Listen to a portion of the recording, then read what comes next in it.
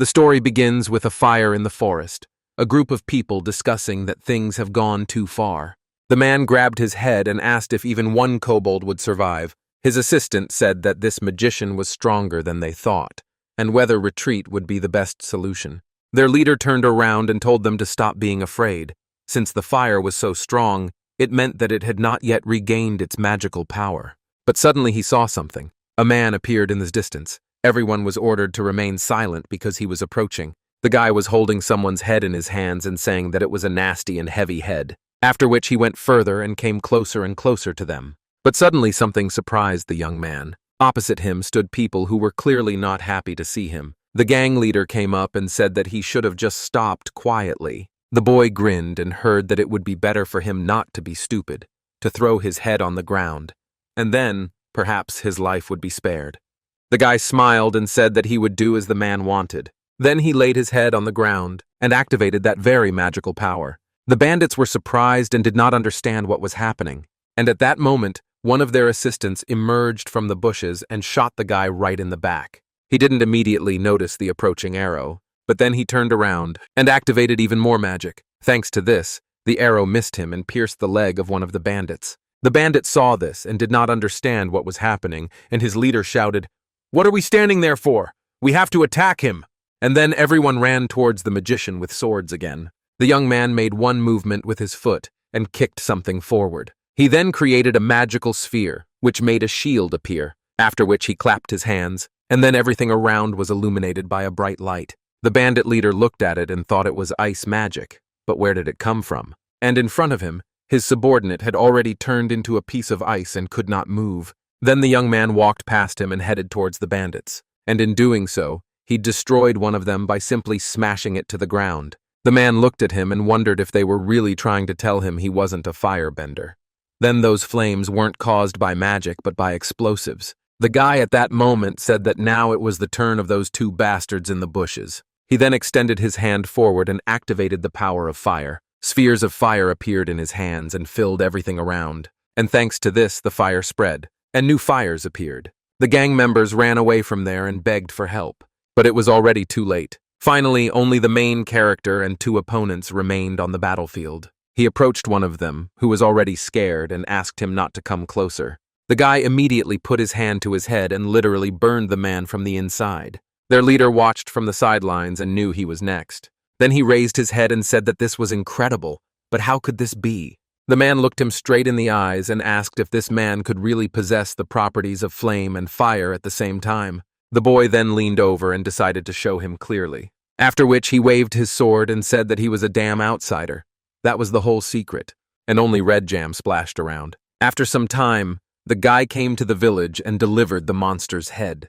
The bartender looked at him with a surprised look. Then he exhaled and attracted the attention of everyone present. He looked at the severed head and noted that he was truly surprised, after which he looked up and added that this man had actually destroyed the monster. He had not expected this, but he thanked him. At that very second, the guy thrust his sword into the wooden bar counter. The man immediately recognized this sword and realized that the mercenary had encountered the vigilance. In response, he heard that it was true. He came after he killed them. There are those here who can also be killed? The old man lowered his head and said that he shouldn't worry. Then he raised his head and shouted to the whole tavern that these bastards do nothing but eat meat and wash it down with alcohol, asked if that was true. One of the men raised his hand and shouted that this was the case, that these people and ordinary robbers were no different. And the guy exhaled when he heard that everyone, as one, began to support him and shout that it was good that those bastards just up and died. At that moment, the main character saw a status window, which said that the additional quest had been successfully completed. The boy looked around and thought that he still hadn't received his compensation, so he asked the bartender if he had forgotten about the request fee. The man looked back and said that he was given free room and board at their tavern for the rest of his life and asked if he needed anything else. In response, he heard that it would be better to prepare hot water for the bath right now. The old man agreed and said that he would do everything now. And when the young man was already leaving, he asked his name, and he replied that his name was John. Then he turned around and said his full name, Ian Hope. This world is a game called Aqualone, which was illegally downloaded from a community, a semi-open-ended dark fantasy game full of intrigue and conspiracy. Now the main character is Ian.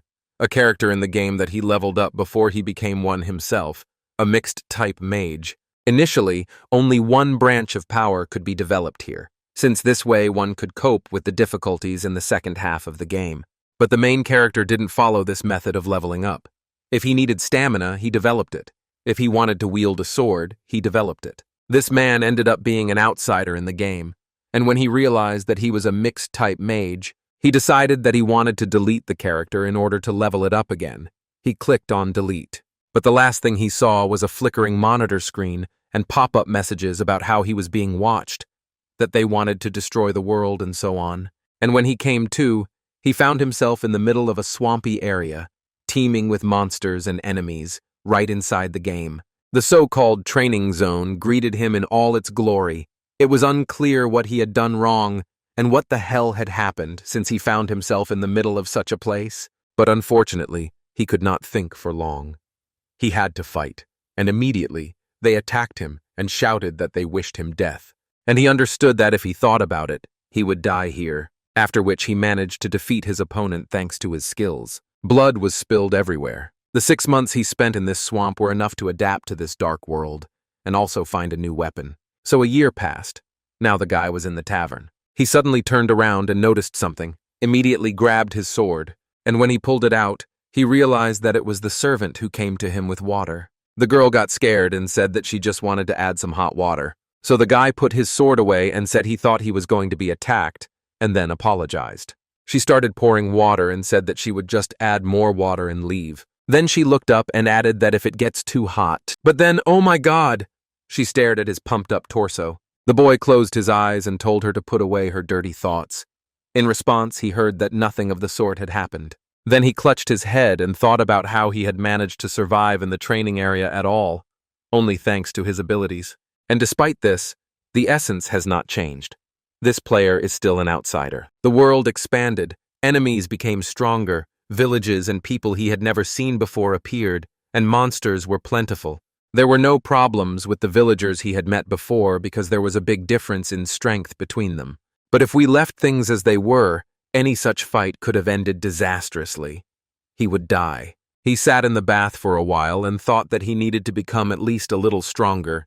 It would be great to find something useful from the monsters, after which he returned to their village and decided that he would have to ask the village idiots for help in searching. Active people studied their things and thought whether they could really take it. The other replied that the master had told him to bring only what seemed valuable and that everything else could be taken away.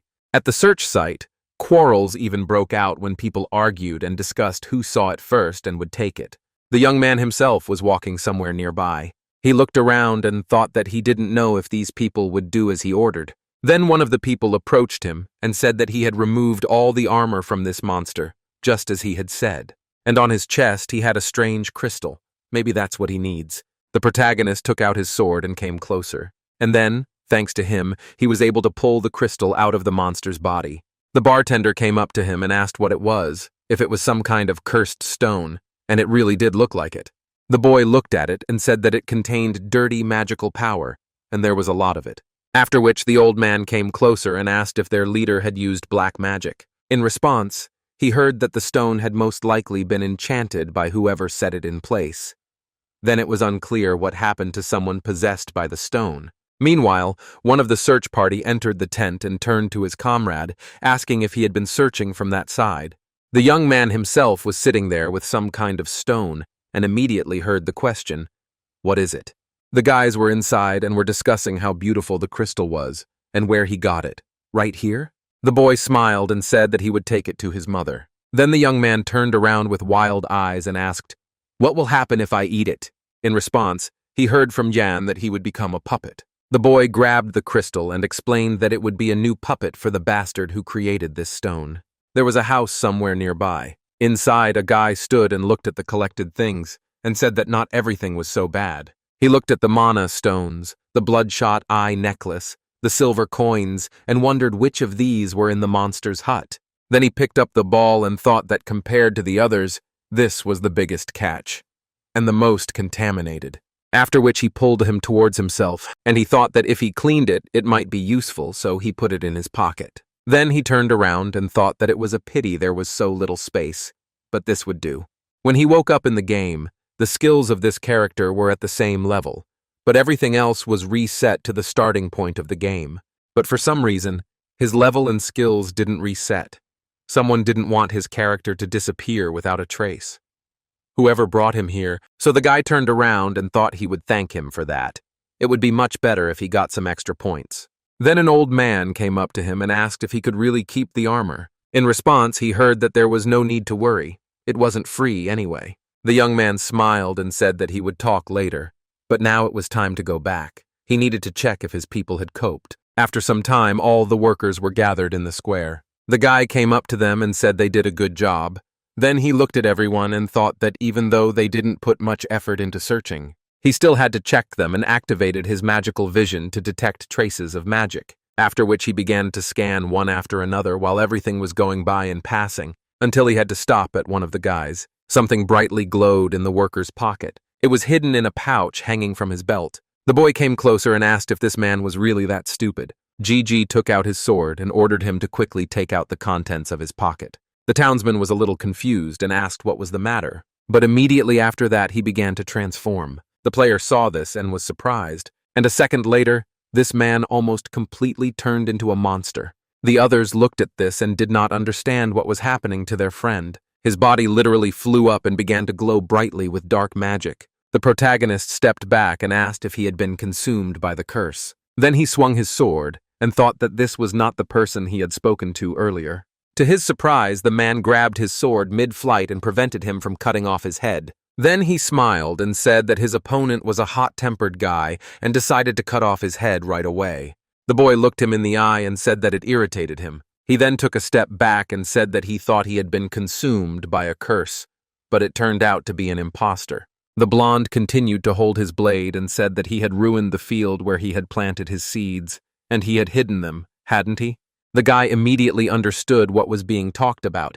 He thought that he was talking about the infected magic that he placed in the subspace. He also imagined the monsters, and thought that if it weren't for his intervention, the tribe would have attacked the village long ago. Then he smiled and said that he could see that he was in a hurry, wasn't he? He frowned and added that the magical power he had created would be put to good use, and called him a black magician.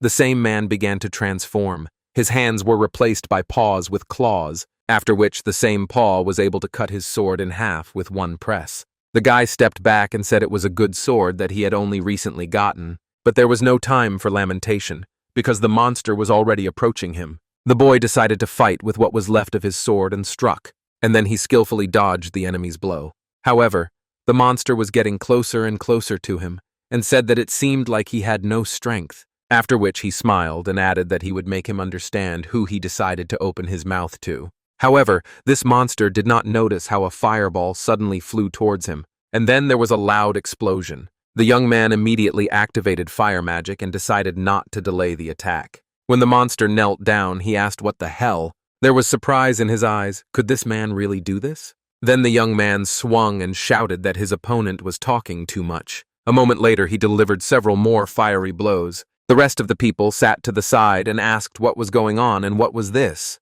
The protagonist was still trying to destroy his opponent, and he continued to launch fiery projectiles at him. The monster's body was almost burned, but it was still alive. He landed on the ground and screamed that this guy was just pretending since he was a mage.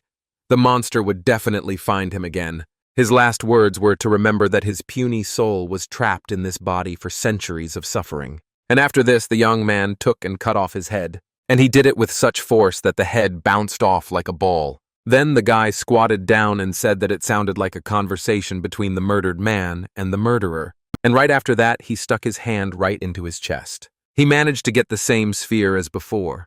He thought that this ball was smaller than the leader's. Then he stood up and said that he now wanted to ask a question. He drew his sword and asked if anyone would like to surrender voluntarily. Some time passed. The bartender continued to go about his business in the tavern. At that moment, the boy came in and looked around. The man brought him a drink and asked if he had really fulfilled this request quickly. He also added that no matter how you look at it, he didn't look like a magician.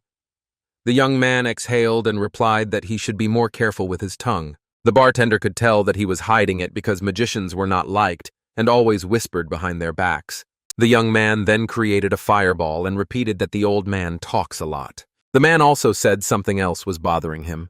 It seemed the dark wizard held a grudge against him. The boy listened attentively at that moment, and when he finished drinking, he said it was better to stop. The black magician would die anyway. By the way, he completed all the additional quests of this city that he received from the bartender. He figured the problem was that he still didn't have enough experience points. It seemed like it was time to leave. Meanwhile, a horse was approaching the city. A knight sat on top, and his assistant sat behind him. The boy approached the knight and told him that, as expected, the predictions had come true. They were discussing that it seemed like the person who destroyed the monsters was in this village, and this was our main character. The scene flashes back to the past and we see legs in armor. The knight held a sword in his hands and actively killed his opponents. There was blood everywhere. Parts of their bodies flew in different directions. On the ground lay only the corpses of the fallen, and the knight fought alone against a whole crowd of opponents. This is the bloody avenger Mave Laurel. The girl is a former knight of Eglin. She has successfully dealt with all enemies and won everywhere, and she is also the boss of the mid-level and the first chapter of the game. One day, a girl broke into the palace with the intention of killing the king of the city, despite the fact that many soldiers stopped her. She managed to break through and deal with all the opponents. The battle was crushing. For a mid-level boss and a first chapter boss, she was very strong and commanded respect just by her appearance. Suddenly, a young man entered the room and greeted everyone around. He looked around and said that he heard that the guy had single-handedly destroyed a bunch of monsters. Everyone turned around and looked at them in surprise. The main character didn't expect to see them. The boy came closer and asked if this was really the same man, and the boy turned around and thought of only one thing, that this hour had come. He just kept silent. Then he raised his hand and pointed to his head, hanging on the wall. The boy saw it and realized that these words were true. Then he came closer and said that this was simply incredible. Even the honorary border soldiers would not dare to do such a thing.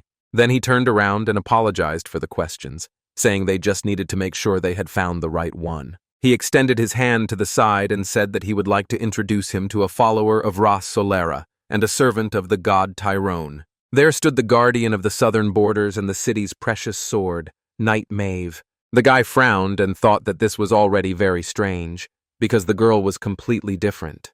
In his eyes, she was a bloody knight, filled with nothing but anger. And now, standing in front of him, was a version of her who had not yet been consumed by the thirst for revenge. The boy then nodded and said his name was Philip, the escort, but greeted him on behalf of the lady and said he was pleased to meet him. The guy responded by throwing up his hands, introducing himself and saying, as expected, that he was a mercenary, and asked how he could help. There was silence in the room. The boy came closer and asked if he had found anything unusual in the monster's lair. The mercenary looked at him and asked again about the unusual thing. In response, he heard that it was about signs of black magic. Meanwhile, the young man was still looking at the knight and thinking that everything had become even stranger. The meeting with the girl, and now this.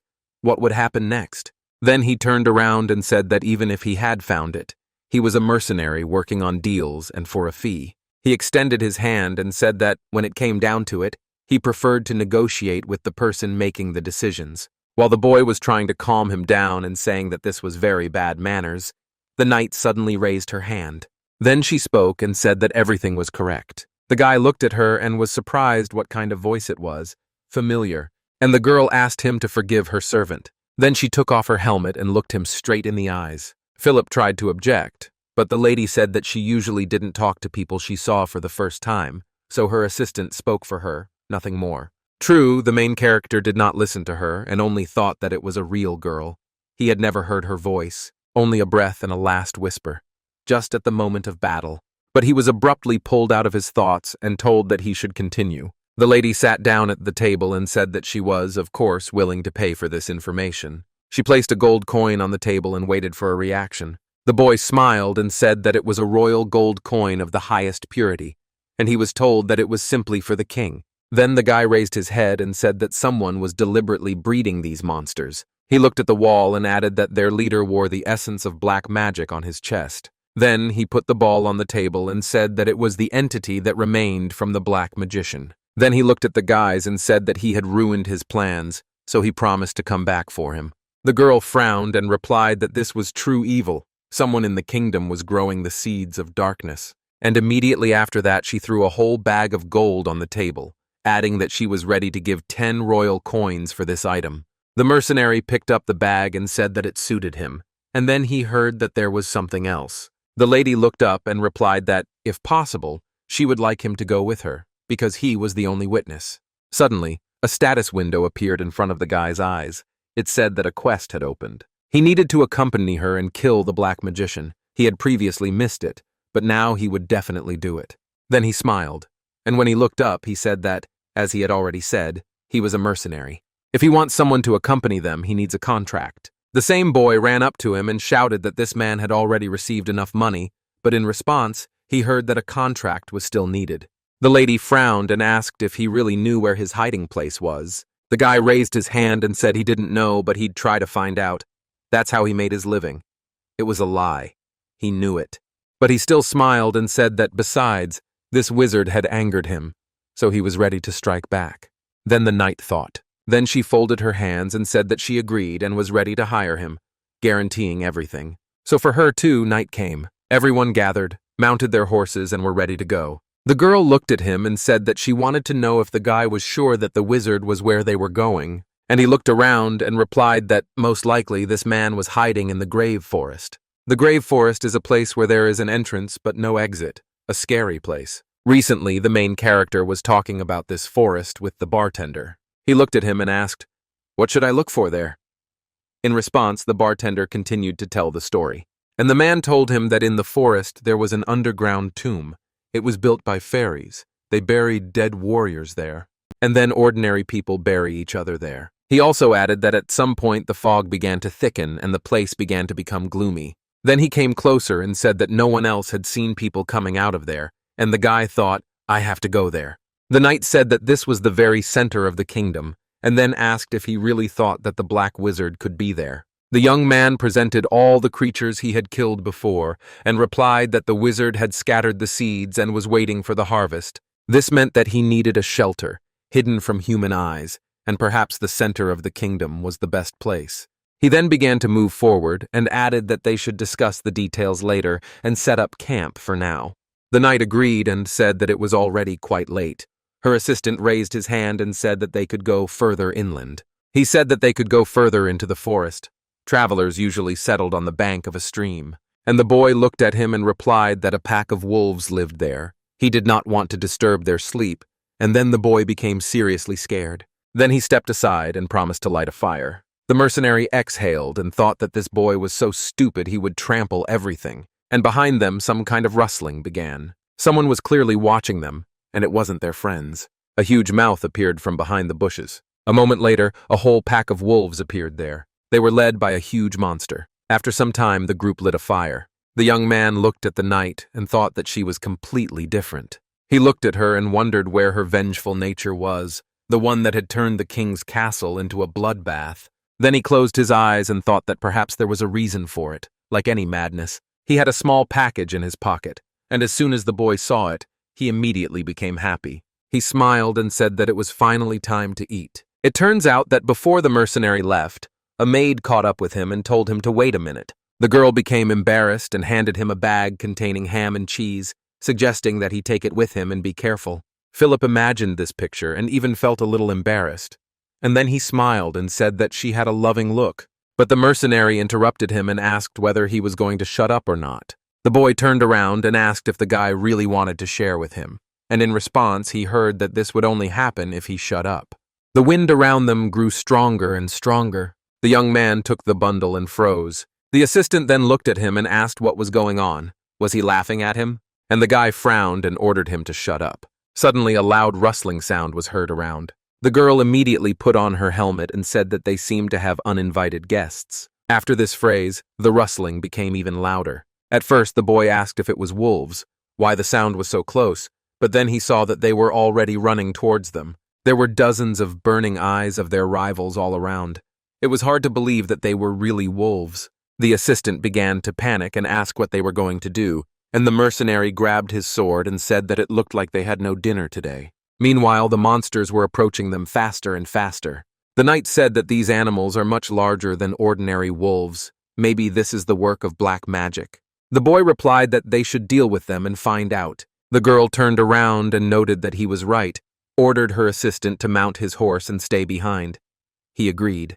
She then turned around and addressed the mercenary, ordering him to do the same. But the guy frowned and said that he would refuse and suggested that she go to security herself. The lady turned around and asked again in surprise when she heard that in such armor she would not be able to defeat the wolves. While the knight was trying to object, her assistant stepped aside and shouted that there were also plenty of wolves there. Then the boy grabbed his sword and said that there was no need to worry and follow him.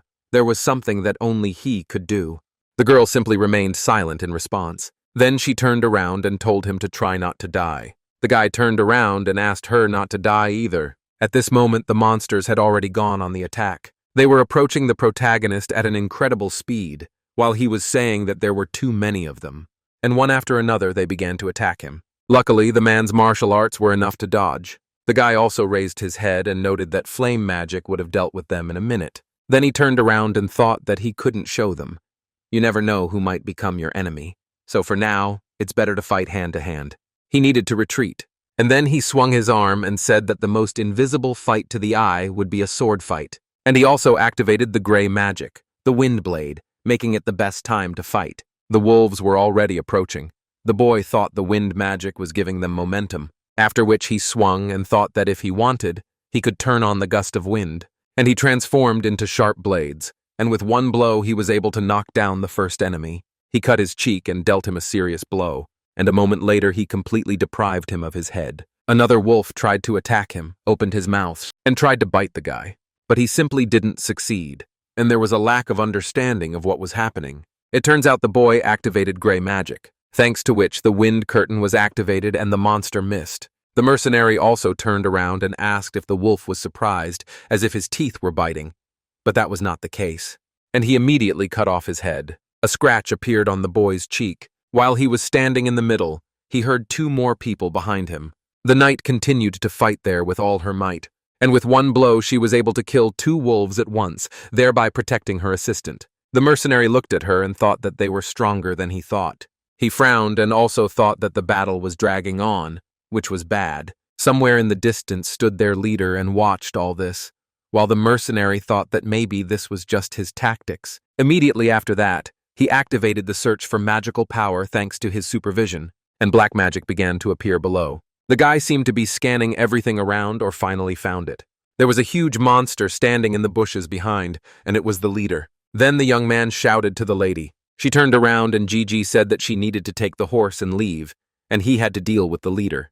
The girl immediately asked him to return, but the boy no longer listened to her. He was able to jump over all the approaching monsters in one leap, and as if pushing off in the air from magical islands, I kept moving forward. It was like flying. The knight watched all this and could not believe her eyes, because her companion literally flew over his rivals. The girl turned around and asked if that was really what she saw, but she was distracted by her assistant. The boy was then lying on the ground, fleeing from the wolves and screaming that he was being killed, while simultaneously asking for help. The knight simultaneously noticed the leader and realized that she had to save her charge. Meanwhile, a chase was going on in the forest. The young man ran as fast as he could, chasing the monster, and finally he was able to land, asked if he understood correctly that the beast is a beast, after which he turned around and said that, thanks to instinct, he was simply pursuing his fleeing target. The monster continued to growl and looked at him closely. Then he spread his arms and was ready to fight. The young man turned around and answered where he got so many friends from, calling him a pathetic mongrel, and then he asked where the other wolves that appeared behind him came from. The guy smiled and said that overall he was glad to meet them. It was time to kill them all and activated the quest.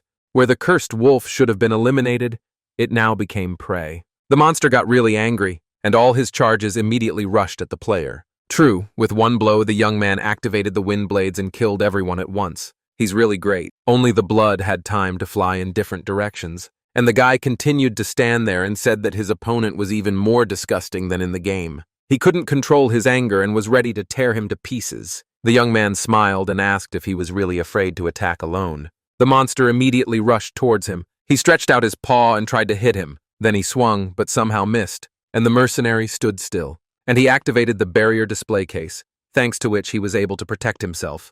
And the monster's blow hit right this barrier. Everything started to fly apart in different directions. The guy raised his head and said that apparently this was not enough for protection. So he decided to add more power and activated magic. after which he began to attack. He put his hand forward and used blue magic, Shield of Frost. This time he managed to completely defend himself from the enemy's attack. Because of this, the wolf jumped back and thought about what to do next, and the young man looked out and looked at him. His shield was shining very brightly, and this greatly surprised the enemy, after which blocks of ice flew straight towards him from there. The wolf stretched out his hand and tried to hide from them, but the ice scratched his paws, and blow after blow the ice blocks knocked him off his feet. This continued until the wolf was too far away. All his hands were wounded and bloody. The guy came closer and asked him if he had refreshed himself and if he wanted more. The monster's eyes then changed color to red, signaling the approach of danger. He immediately jumped up and tried to attack the mercenary. He stretched out his paw and began to accumulate dark energy there, after which he extended his hand and struck back. And he even managed to land several blows at once at that moment. The monster frowned and looked at the surroundings. All the trees were cut down, and the forest was partially destroyed. However, the protagonist was safe and sound. The wolf then tried to attack the mercenary, but did not see what was behind him. The young man was able to cut off his hand with one blow. The pain for the monster was incredible. He looked at him and said that one wind blade would not be enough for such a hand. So he began to accumulate energy again and decided to strike again. It acquired a different hue, and a decision was made to change the magic. And a second later, a bright light appeared there, which frightened the wolf, and his hand immediately flew to the side. Where the elbow used to be was just mush. That's how strong the main character is. The monster screamed in pain even louder. It turns out that this mercenary, thanks to gray magic and a vacuum explosion, deprived him of all energy. The wolf had tried to attack with his paw, and now he was going to deprive him of the other one as well, which is what he did. After this, the main wolf rolled back and screamed, and the guy in blood was slowly moving towards him. He then picked up his broken sword and said that he didn't realize how long it had been since he left the village. Meanwhile, the monster was bleeding and kneeling before him. His black magic was dissipating around, and in the blink of an eye it filled the entire space. The young man saw this and wondered if it had already begun. Then he covered his face with his hand in the ice shield, because a bright light appeared in front of him. And even the shield didn't help him completely. He was thrown back a couple of meters. The boy also saw something. The monster jumped at the last second and tried to escape from the spot. It flew right over his head. Then he turned and looked around. His eyes glowed red, filled with anger and aggression. But then he was stopped by an ice projectile. Ice flew at him from all sides. Thanks to this, the monster was almost defeated and ended up on the ground. Then a wall of ice began to form above him. The wolf looked at this and realized that he was now completely trapped. After all, something like an ice dome had formed around it. Then the main character approached him and asked if he was really planning to escape from there, after which he extended his hand and added that he was surprised. He thought he had missed it. He then used low blue magic, activating the ice prison. But surprise, bloody shells flew towards him, and they began to pierce his hand along with their energy. It was a counterattack that made him let his guard down. At that very second, the monster broke through the ice cave with all its might. He managed to make cracks and put all his strength into getting out of there. And then the ice prison was destroyed. When the monster thought he had managed to escape, he was asked where he was going, after which prayer energy appeared around him again. The young man was flying straight at him from above and screaming. Did he really think he would gather his friends and come back for him? Then he swung and said he wouldn't let that happen. The last thing the monster saw was this man. Then there was a loud explosion. The lightning gradually dissipated. The wolf screamed furiously. The boy landed next to him and looked at him. He then swung and activated the wind blade. And with this blade, he pierced his opponent. And then he activated the vacuum blast and directed it towards him again. It seemed that nothing could help the monster, and the end of the battle was near. He was spitting blood and couldn't even respond to the attack. And then he fell to the ground. The young man grabbed his head and said that it was difficult. His opponent's eyes continued to glow brightly at that moment, but over time they began to fade away. The corpses of other wolves lay around. The mercenary looked and said that it was finally over. True, their leader continued to twitch violently at that moment. The boy looked and wondered what was going on. Was he really still alive? After all, he was almost out of mana. Then he noticed something. The huge wolf turned into something that looked like a human. Then he looked at him and quietly thanked him. The mercenary immediately sat down and said he'd like to hear what curse had been upon him. It wasn't worth dying in vain.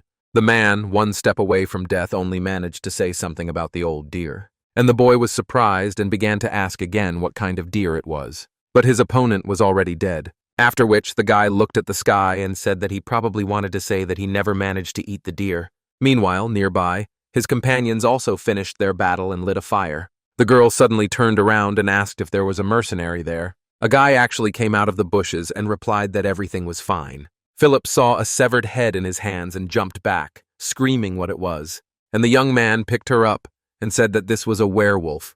He was the leader of the wolves.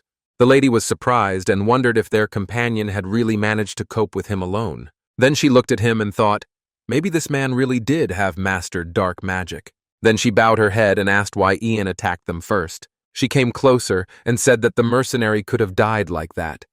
Had he really forgotten his promise to get to the capital with her? The boy turned around and replied that if there had been two of them, he would have simply run away. But the girl immediately asked how he knew, since it was just his guess. The young man closed his eyes and replied that they were easy to see. They were just some small flies that even Philip could handle. And looking at the corpses of the wolves, the main character said that the strong wolves simply waited until they weakened and then attacked. Then he raised his head and said that he simply hid and waited, not at all because he was strong. And he also added that he was alone. That's why he attacked. Otherwise, he would have run away. The guys listened to him attentively. After which the mercenary turned around and added that he understood why she was worried, but he valued his life and would not sacrifice it for someone else. The lady sighed and thought that she couldn't even object. Then she looked at him and said that, however, if he had any plan, he should have communicated it in advance and not acted alone. The young man turned away and said that he agreed. Then he would discuss everything with them. He also looked ahead and said that first, they need to get out of here. There are a lot of corpses here. After which, the boy looked at the assistant and ordered him to bring his horse. He agreed. The mercenary stood for a while and thought that he was finished. Where was his reward? And then a memory appeared of how a status window appeared, where it was written that he was given additional points of physical strength. That was good. The guy stood there and decided to focus everything on his intellect and willpower. Otherwise, the character would be of no use to anyone as just a secondary character. Then they also explained to him that there is also a core for the cursed energy. And then another ball fell out of his opponent's mouth. The mercenary picked it up and said, did he have that too? In his opinion, he had never seen anything like it in a game before. He then lowered his head and added that it could be used as well, although usually after using such abilities they die. And now he closed his eyes and thought that perhaps he would need this later. Meanwhile, a horse was brought to him. The hero watched as the assistant struggled to get it to move further and asked what was wrong.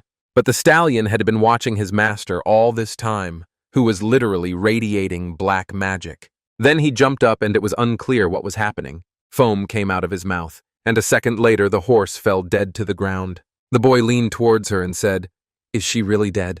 He was offended and did not understand why, and the mercenary thought, could it really be because of the blood? The assistant sat and cried because he treated her well. The lady ordered him to be careful. There were corpses all around. Then she turned around and said she was sorry and was willing to pay for the horse. The guy replied that it wasn't worth it. Then he thought about it and said that he was quite tired. The boy understood all this time that the topic was approaching something connected with him. There was a pond not far from them. Philip walked there already very tired and said that they had finally arrived. The bank of the stream in the center of the forest was right in front of them. It turned out that his horse had become a mercenary's horse, so the boy had been walking the whole time.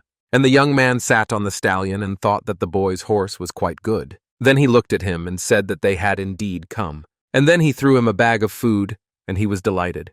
The main character came down and told the boy to prepare the food, but first to wash his hands and clean his armor. And while the boy was running away, the guy thought that it was very easy to command him.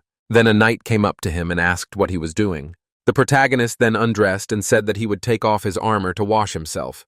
He thought that all his clothes were already stuck to his body. The girl thought. Then she also began to undress, and was immediately asked what she was doing. When she took off her helmet, she replied that she had also decided to wash herself. Then she looked at him and replied that it was better to do it together. The young man froze for a while, because he was shocked by such a proposal. The boys went their separate ways along the river and started washing themselves. The mercenary then thought, is this really normal for this world? He even turned away and thought that the girl was too close. Suddenly she turned to him. He asked what was the matter. The lady continued to wash herself and asked if the mercenary was wounded. Then he thought, really, decided to ask only now and said that everything was fine. But the girl did not turn around and said that it was good. And it was surprising that the young man fought with the werewolf and did not receive a single wound. She immediately remembered how he fought and said that his fighting style was, so to speak, unique, and the guy was clearly a better knight than her. Considering how he manipulates his assistant and his wisdom, one can say that he is not just a mercenary, but maybe from a noble family. The boy turned around and asked that if he was from a simple area. He wondered if the lady was making any guesses. The girl then raised her hand and replied that she understood everything. Apparently the guy can't talk about it. In general, she is the same, since she decided to live not as a member of the Laurel family, but as an apostle and sword of the kingdom.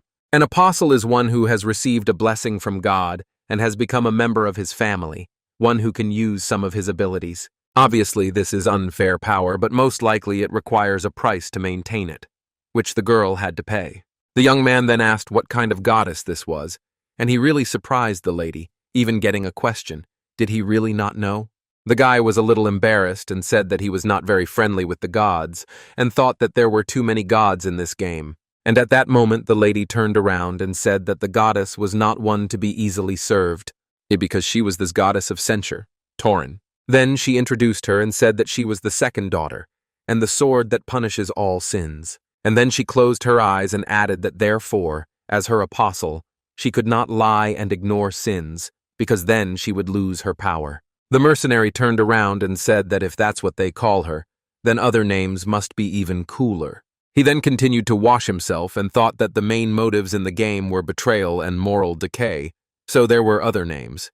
Then he imagined the cross and thought that, for example, another name for the god of light is blind faith. Then the girl closed her eyes and said that if the guy was talking about other names, then they certainly exist. For example, retribution. And then it dawned on the main character. The guys were there for a while and discussed that, in the end, the intersection of sin can replace someone's revenge, and sometimes, after that, he himself becomes an object together. It turns out, another name for censure is retribution. The lady said that this righteous revenge is under the protection of the goddess. Now the mercenary understood everything. He frowned and thought that perhaps this was the secret of the blood-spilling avenger. He imagined the knights and thought that she had not simply fallen, but had gone from being an apostle of rebuke to an apostle of retribution. And he immediately remembered how the lady had said that therefore, as her apostle, she could not lie and ignore sins. If he lost her favor, then her blessing would also disappear. The young man imagined her along with the blessing, and thought that if the future apostle violated the will of God, his blessing would disappear. Knowing this, he can give a rough answer, but the question is, why did this happen? How did she turn into a demon instead? He also imagined this night during the battle in the game, and wondered if this was revenge for the death of his family or if it was hatred towards someone. The main question was, what if it prevents her from becoming an avenger who sheds blood? And then the main character thought seriously and frowned. And I thought, no, she needs to become a bloody avenger. Only after this will the boss of the first chapter appear. And in general, he does not have enough information. So he lowered his head and said he needed to watch a little longer. Then the lady turned around and said that it seemed that her companion did not serve any god. In response, she heard that this was so, and she was not going to start, and said that apparently he had a reason for this. She also looked at the moon and added that definitely, even at this moment, God was watching him. And who knew? Maybe he was already eager to get him. In response, she heard that perhaps so, and immediately afterward, the protagonist raised his middle finger toward the sky. For some time, the boys continued to wash themselves and said that they were already hungry and needed to go have dinner. The next day, they set out on their journey, and on the way, their assistant discussed how the mercenary was able to single-handedly defeat the werewolves. The guy himself then remembered their dinner and thought that since yesterday's dinner, the boys couldn't shut up, and this is a common situation. The assistant then thought for a moment and said, "Indeed, it's enough. It seems like they didn't meet that many along the way." The boy turned around abruptly and asked if it was true that they hadn't met any. He thought that when he was in the kingdom, he had met hundreds of these monsters on the way here. The knight immediately turned around and said that it was true. Usually only goblins and kobolds were encountered on the state road. The guy was very surprised and asked again about the state road. Then he presented the map and thought that after he got out of the border swamps, He arrived in a city that was located in this kingdom, and it was there that he began his activities as a mercenary. He imagined his first battle, working as a mercenary, solving the city's problems and killing monsters, after which he covered his face with his hand and said that he was simply clearing the way for them. He also turned around and said that Philip's good days were over because there would be a lot more trouble in the kingdom than he thought. And finally, after some time, their team approached the first city. True, the young man was surprised when he saw that it had burned down, and said that he did not think that they would be found so soon. The boy exhaled and sadly asked if this could really be the work of robbers. Then he looked at the knight and said that this happens not only on the outskirts, but also on its own. But the girl couldn't control her anger and said that she wasn't going to forgive it. How could someone destroy someone else's home so easily? The main character watched her from the side and thought that the girl was being dramatic, but surprisingly she was quite fair. Then he turned around and saw some people in the distance. He smiled and said he thought they would be able to find out about it soon, and the question immediately arose as to what. Then the guy pointed at these people and said that they could find out about what happened here. The knight saw them and became very tense. Meanwhile, the men were digging a mass grave. One of them took a pickaxe and said that we needed to dig properly. Then he turned around and added that it really took so long to dig just 6 graves. It was better to finish quickly, but everything had to be done correctly. Then he turned around and saw something in the distance. A horse with a knight on its back was flying towards him at full speed. The man was very scared and asked what it was. Was it really a knight? Why would he suddenly fly towards them? Then people started running and shouting that they needed to grab their weapons and aim at the horse and shoot without missing. And the girl came closer and closer and shouted that they needed to drop their weapons and fall to their knees. The boy looked at her in surprise and shouted why they needed to do this, when suddenly one of them fired behind his back. The man turned around and shouted in surprise at this fool. He hadn't been told to shoot. However, the arrow was already approaching the rider's horse. With just one blow, the girl was able to cut her in half and dodge the blow. The peasants saw this and were very surprised. They did not understand what kind of monster it was. Then the knight swung her sword and was about to attack them. And then with one blow she knocked down the man who shot at her. The poor guy's body literally shattered into 2 pieces, and the man remained standing and thought that it was the bastard who had caused them problems. And unfortunately he didn't even notice how the knight suddenly appeared above his head. All 3 immediately fell to their knees and began to say that they had been misunderstood, and that they had done nothing wrong. The lady then came closer and said that she would listen to their excuses later, but for now Ian would look after them. And then the man looked at the mercenary. Then he was surprised and realized that he knew him. He looked at the guy and was even able to call him by name, which greatly surprised Jan. For a while the man stood on his knees and thought that things were bad. Then he looked down and thought it was no wonder he had a bad dream last night. Then he heard that he would be heard later, but now he would be interrogated by another person. And the thought arose, wouldn't there really be some kind of interrogation about what was going on here? After which the man saw something that surprised him greatly. There sat Jan on a horse. The guy looked at him and didn't understand where this man knew him from. The man came closer and said that his name was Miguel, a hunter and mercenary. They often saw each other in the city. The main character immediately began to scroll through his memories in his head and wondered who it was. He probably saw this guy at the bar. At that moment, the girl turned around and asked if the young man really knew them. He replied that he only remembered their faces. Then he heard that the man was glad that he recognized him, and said that it was better that way, and promised to answer all the questions. The guy looked at him and thought that he was ready to tear out his limbs one by one, but he didn't pretend to be familiar any longer. That means he's smart. So he turned around and said that in that case we need to answer, what happened here? Then the man began his story, introduced the soldiers and said that this happened even before they arrived here. The whole city was burned down and the soldiers began to kill. The old men begged them to let them go and asked why the great king was allowing this to happen. But the guard turned around and said that this was the king's order. He raised the torch and added that the order to resettle all residents into the city had already been issued, so they needed to move quickly. And then it dawned on the girl that the king was not a good guy. Marquis Burchard? An assistant ran up to her and shouted that this couldn't be. Why burn the village? And she lowered her head and said that most likely because of the war, preparations for war were underway throughout the city. The mercenary understood what was being said and thought that labor forces were being collected from all over the kingdom and sent to the main base. Then he came closer and added that if a war began, it would not be possible to defend all the territories of the kingdom.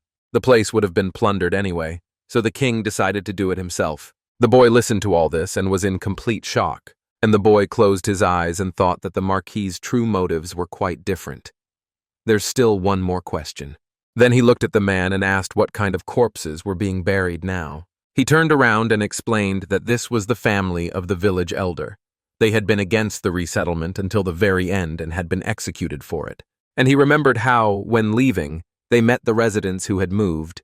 They gave him some coins and asked him to bury them. The guy came closer and asked what else. In response, he said that that was all, and there was a slight pause in the air. The man could not stand it and began to shout that it was all true, and that he was ready to swear to God that he had told him the truth. The mercenary clutched his head and thought it was all in vain. Apparently it was true, since the quest window didn't even appear. At that moment, the lady asked the guy about this man, and Ian replied that he believed him. Then she looked at him and said that now she understood everything. Then she would go and see if there was anyone left in the village. The boy turned around and said, "What a meticulous girl." And the man sat on the ground, and all this time continued to look at him. Then the mercenary turned around and with burning eyes asked what he wanted. Did he really want to die? He started saying that everything was fine. Then he said that since he was not guilty of anything, maybe they should continue doing their job? The young man turned away and said that, of course, they could. And in response, he heard a thank you. They still had their main mission to fulfill. After which he turned around and shouted to his assistants that they were looking at him and needed to move. The boy looked at them all this time and said that they probably had some important task, since there were 6 of them. The mercenary grabbed his head and said that it was a bit inappropriate to talk about it here. Then the boy asked why he was looking at the mercenary like that, and the main character said that among the mercenaries there are a lot of freaks who steal other people's assignments. Then he looked him straight in the eye and asked, "Does he look like such a bastard?" The man apologized, after which he closed his eyes and said that it was just a rumor. They said that a large pack of wolves had gathered in that direction and that they only fed on people, after which he closed one eye and said that they had caught several people, and one of these people was the customer's son, and he is a former hunter. That's why they gave him this task. Then the man saw the boys exchange glances and asked what was wrong. The protagonist at that moment dropped his hand and said that he really didn't want to steal this task from him, after which he raised the leader's head and said that apparently he had already figured it out. The hunter saw this and was very surprised. The boy approached him and said it was good that he took the head with him. The main character said he would give him money. The man continued to say in surprise that it was the first time he had heard of a werewolf among the wolves, and he was doubly surprised when he heard that this coward was simply hiding behind the backs of his henchmen, just like he himself. The young man looked at him and added that it was time to get down to business. He smiled and asked in which city he took this assignment. Night fell. The girl returned and asked, "Do they really need to go to the village on the way to the Red Valley?" She also looked at the mercenaries and asked if they wanted to take anyone with them. The assistant then approached the horse and said that it would take about 2 days. The relatives of the deceased needed to know the truth about the wolves, and the player came closer and said that they should stock up on supplies before heading into the forest of graves. The girl agreed and said that all the mercenaries except Jan irritated her. They did not have faith in God. The man then turned around and said with a smile that it was an honor to walk with her. So the guys stood there for a while until the mercenaries finished. The young man was meditating at that moment and thought that the time of monsters had come. He needed to be vigilant. Then he opened his eyes and activated his magical vision. When he looked at the night, the girl was emitting strong energy, so it didn't seem like it to him. After this, the lady turned around and asked what was the matter, and in response she heard that, apparently, the black magician had not yet taken possession of her. She immediately grabbed her bag and carried it to the bag and asked what was meant. Then she pulled the sphere out and saw that it had released all its energy outward. They looked at her for a while and discussed that there seemed to be no changes. She didn't feel them. The guy looked down and said that it was a weak magical wave, most likely a signal that attracts monsters. A second later, someone appeared nearby. The mercenary frowned and said that they had just remembered him, and he had come immediately. The knight also put on her helmet and said that this was a very, very interesting proverb. Meanwhile, someone was watching them on the top of the hill. The boy also turned around and saw someone there. It was a headless horseman. What nonsense. Then he ran closer and asked in surprise who it was. The boy replied that it was probably the black magician's henchman they were looking for. Then he looked at him and said that there were many rumors about him, a headless horseman who was wreaking havoc in the kingdom. The boy was very scared and said that they had only recently encountered werewolves.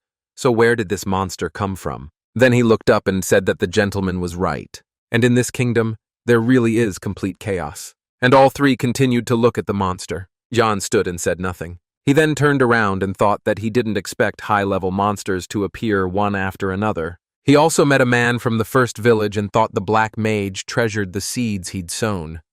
Well, at least he didn't have to search. Then he extended his hand and ordered the young man to hand over his sword. He immediately handed it over. A girl approached them and said that she would be in front. But the boy raised his head and said that perhaps it would be better to just watch first. And Jan looked at the rider again and asked if they thought he was just waiting for them to attack. Then he frowned and added that he thought they should think about strategy. The enemy was clearly capable of changing their course of action. He looked at it again and thought that if it had two types of attacks, defensive and offensive, the smartest thing to do would be to wait for an offensive attack. That's when it will be easy to hit him. At that moment, the boy turned around and said that he agreed with the master's opinion. But the other mercenaries ruined everything. They jumped up and shouted that they were finally finished. And finally, the man said that they could now leave, and only then noticed that something was wrong. Everyone looked at him with surprised eyes, and it was not clear that he was an idiot. The rider, meanwhile, regarded this as an attack, and captured the minds of some of those present. The boy looked at him and said that everything was under control, but now it was definitely not. This went on for some time. The guys couldn't do anything. The monster's magic was too strong and spread everywhere. At this point, the knight asked what their enemy was doing. John replied that it was an ancient language, and he continued to watch his attack, saying that the enemy would not forgive those people who invaded the fairylands. The boy covered his ears with his hands and asked if his mercenary really understood the rider. The guy turned away and said that he understood somehow, but he himself was thinking that he had a secret skill, an ancient language of the second level. He thought that the once useless skill had now played into his hands. And by the way, he is not interested in hearing stories about the monster being an ancient spirit of the swamp fairylands. Here the young man was very surprised. Then he turned around and told everyone to quickly cover their ears. The boy agreed and did so immediately. Then the mercenary frowned and added that this was not just ancient speech, it was a spell. It could not be heard, but it was too late. 2 mercenaries were already under the spell. The bandit looked at them and shouted that these idiots should have covered their ears. Didn't they hear? But at that moment, reason had already left both of them, and corpses began to crawl out of the graves. They were literally zombies. The boys saw them and were very surprised. Now their opponents were also the walking dead. These monsters approached the 2 enchanted ones and began to grab their heads. The last thing the men saw was their huge teeth, and then their blood splattered everywhere, and the bandit screamed. He had been digging graves for too long, the ungrateful bastards. And then the boy turned around and asked the master what they should do. At that moment, the knight raised her sword and said that, as she had said, she would be in front, and the boy should help the others, after which her horse rushed forward. The mercenary didn't even know what to add here, and the boy asked the master to kill him before the monsters ate him. He smiled and said that the assistant was so worried about some zombies, and he needed to check something. The mercenary noticed the girl and said that he would finally be able to see her true skills. Meanwhile, she was approaching the enemy. His magical power was simply incredible and began to spread everywhere. Suddenly, huge spikes began to fly out from under the ground. This created a barrier that prevented her from running further. But the girl didn't lose her composure and took out her sword. And then, one by one, she started cutting them off, and clear the way for further raid. The monster saw this and was even a little confused. After all, the knight was getting closer and closer to him, finally attacking him with her signature attack. The protagonist was the one who was still watching from the sidelines and was very pleased. He looked at her and said that, as he thought, she was destined to become a knight. After all, now the girl quickly cut down her opponent. He stood and said that even if he did nothing, the lady would manage on her own, while the boy was fighting for his life. Then he turned around and added that he knew about this boy's abilities. He needed to warm up a little and help him kill the ghouls. At this moment, the headless knight continued to fight with the lady and began to regenerate. And she continued to strike and thought that it was already getting hard for her. Then she remembered the first blow and the strange glow that came out of her body, as if there was something there. Then she looked at the magical ash and thought that this rider was definitely hiding something. Suddenly, An enemy who had already fully recovered appeared next to her. The girl looked there and thought that he had returned to his original appearance. It was quite interesting. And the rider then raised his hand and began to say something again. A moment later, a stone wall appeared in front of the lady's face. The girl had to cut it all down and fight again. She managed to do it with one blow, but it was already very difficult. Even though the barrier had scattered in different directions, it kept getting bigger and bigger. At that very second, the monster decided to strike again, and he threw a huge, sharp stone spear straight towards the girl. The lady managed to raise her sword in time and parry the blow. And when she opened her eyes, she thought it was a whip made of bones, quite interesting, and then she threw it aside. However, the rider was not going to give up and continued to strike. This time his whip flew towards her from the other side, and in a moment he was already right behind the back of her head. Then he grabbed her hand. The lady noticed this and thought that things were bad. Her hand was completely immobilized, and she thought it was some dirty magical power that was breaking through the divine mana. The girl tried to raise her hand and said that she couldn't feel it at all. But then someone came to the rescue and was able to cut this whip. The lady looked to the side and noticed her savior. Next to her stood Jan, who helped her in difficult times. Surprised, she couldn't say anything to him. The young man himself turned around and said that he had been delayed a little in the rear. Then he looked at the rider and added that now he understood his skills. It's time to start a real battle with the enemy. Jan drew his sword and said that he must strike again with all his might. He frowned and added that this had to be done in such a way that the rider would fly out of the saddle. The monster immediately tried to attack them again. He hit them. Then the mercenary started running away from him, and he tried to catch up with them in the garden. The girl watched all this, and she thought that she didn't know exactly what the mercenary was planning, but she could trust him. Then she moved forward and said that she would gladly kill this abomination. The horse was confident in its owner, and then her sword began to glow, and complete confidence appeared in his eyes. Meanwhile, the monster continued to pursue the mercenary. He tried from different angles, but still couldn't hit him. The guy turned around and realized that things were bad. He was already very close, and the rider was indeed right behind him, saying something again. The young man smiled and asked again if he really thought he had caught him, after which he apologized and said that he was actually the one who caught it. Suddenly, a horse started approaching. The rider turned around and realized that things were bad. Literally a second later, he was pierced from behind by a sword. The rider's body began to fly apart into different pieces, but after it began to regenerate, the girl thought that she had not killed it again, and suddenly her companion began to approach her. The lady looked at him and did not understand what was happening, saying that the rider would now return to his former body. And the young man then took a swing and replied that he already knew this, after which he cut another fragment in half. The lady was surprised, not understanding why he was cutting the air, but then it dawned on her. It was something she had never seen before, some strange piece, around which the rider's matter began to dissolve. A second later, another blow came from the same piece. The mercenary's horse lost one leg from the blow and began to fall. The young man himself turned around and said that she had done a great job. He pushed off from her and flew towards the small piece again. John hit him again, and it was clear it was not in vain. The knight was still watching from the sidelines all this time and did not understand what was happening. But someone's skull began to appear in her eyes, and then he fell to the ground. The girl was surprised, and realized that it was the skull of that very monster.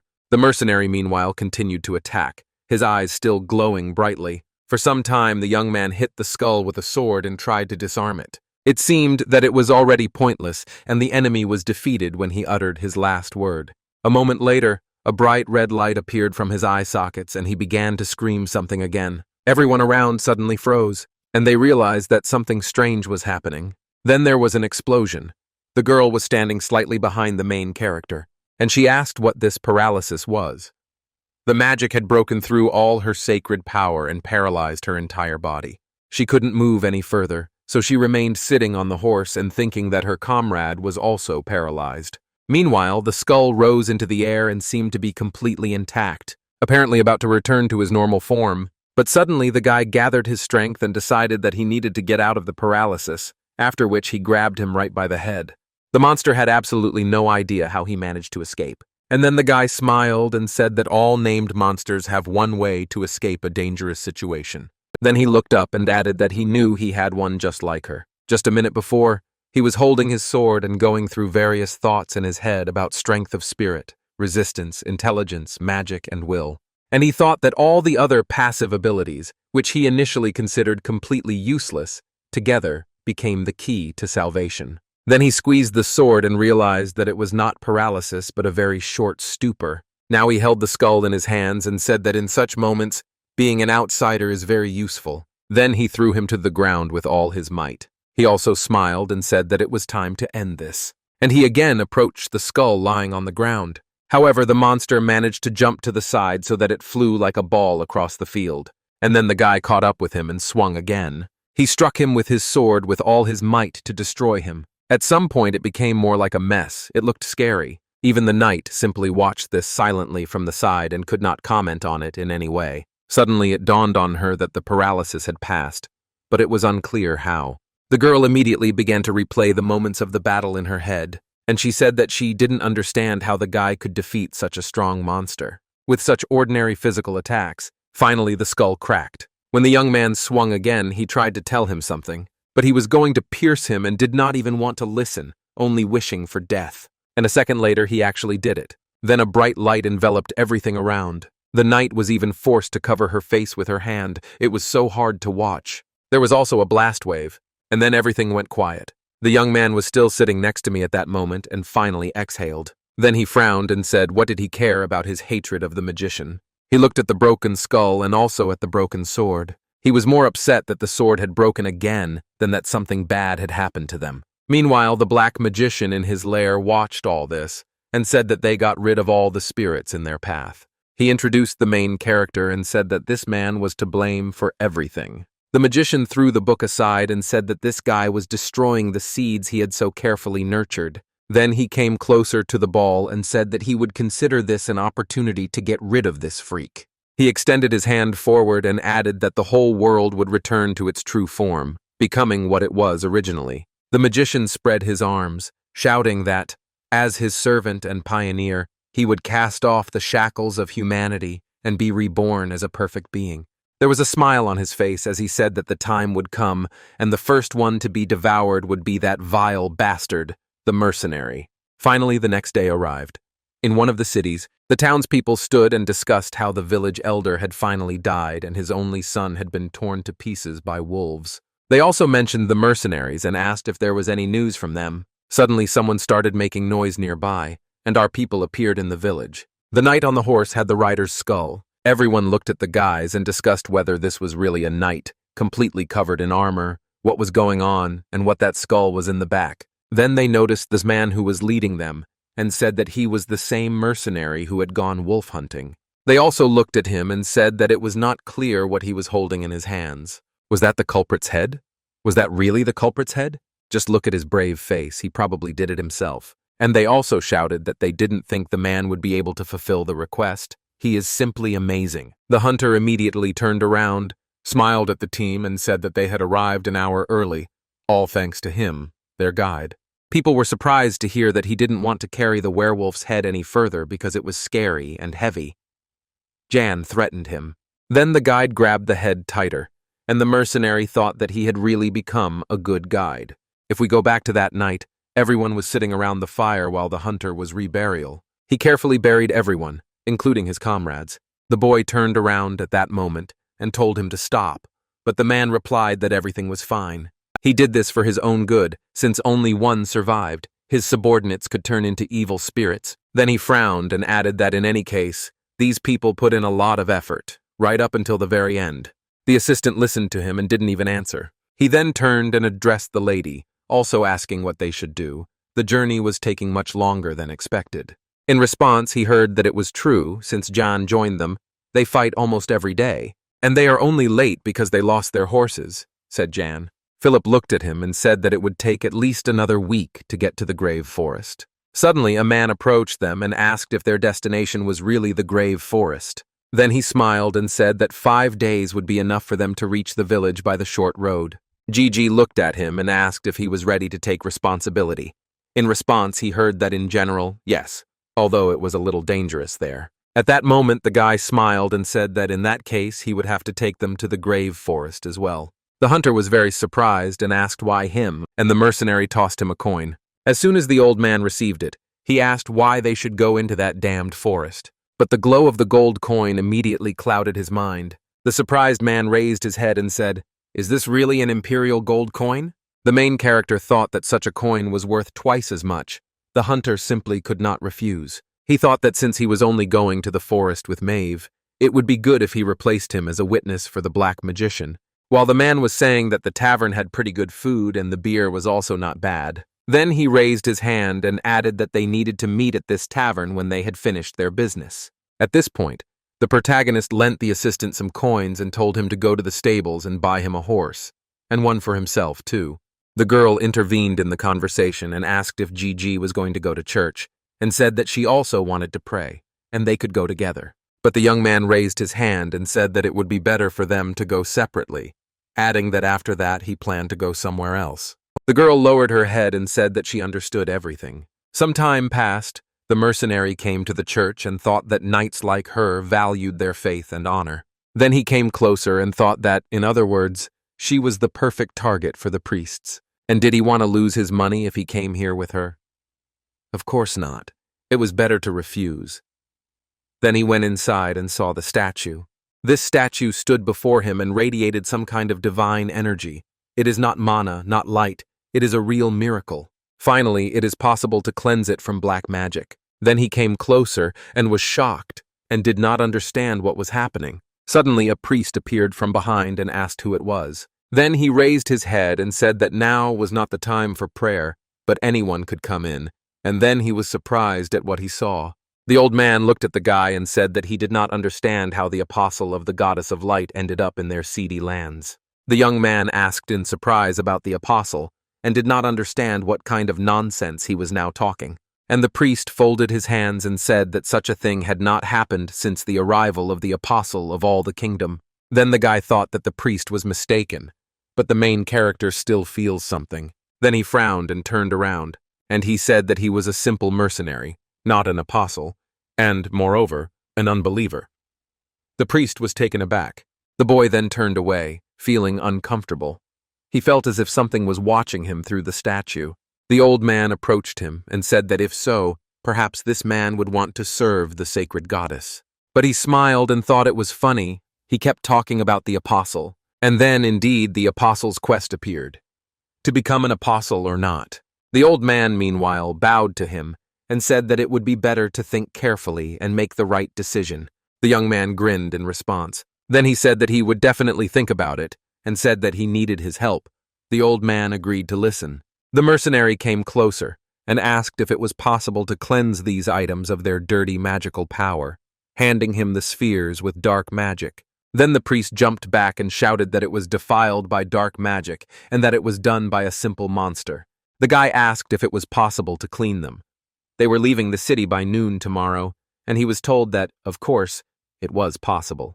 The old man tensed up and said that perhaps he did not have enough strength for all areas. He then took them and said that if the young man donated the coins, even if his body was sick, he would be able to purify more. At first the mercenary froze a little. Then he turned around abruptly and saw something. He pressed the reject button on the screen and decided that he was not going to serve this goddess. And at that very moment the divine outpouring ceased. The old man saw this and was very surprised. He did not understand where the goddess's grace had gone. After which he said that he refused. The boy turned around and asked him again. And the priest bowed and said that he was mistaken.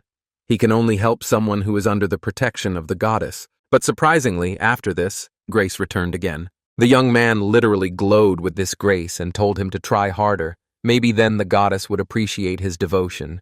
Finally, the old man agreed. After some time, the guy came to the tavern and his friends met him there, saying that he had finally returned. And the boy asked if the young man had really hunted the swamp dragons, how he had killed him with one swing. The guy came up there and said that the guys had already gathered. Then, he sat down at the table and asked about the payment for the request about the wolves.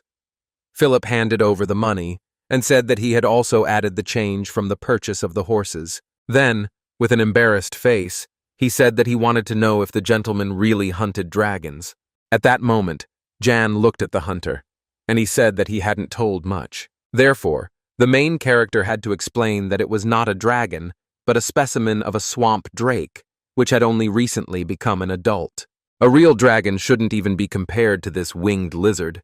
He thought they made him remember those disgusting times. Philip cried out in surprise. Did the gentleman really see real dragons? Even the hunter was shocked, and the boy closed his eyes and said that these two were annoying him. But the questions about the swamp did not stop. The guys said that there were rumors that only the descendants of ancient people could survive in the swamps. GG was just one of them. Then he looked down and thought again about the dark barrier he was able to escape because of that. If we go back to that time, the unknown black wall dividing the continent in half was the dark barrier. Most of the game's problems are usually related to the madness called the dark barrier. People and monsters alike were literally going crazy there, and the same could be said about their current target, the dark mage. Suddenly, the girl intervened in the conversation and shouted for them to stop. She said that someone had been too talkative and both were too drunk, so they should go to bed. They apologized. After which they both jumped up and went into the room, arguing and saying that it happened because of them. While the main character was thinking that they had gotten to him, and the girl once again turned to him. She asked him if he wanted to go for a short walk, adding that she needed to tell him something. The guys went outside and started discussing something. The knight walked beside him and asked if he was okay after he received the item after defeating the rider. The guy looked up and asked if she meant the trophy.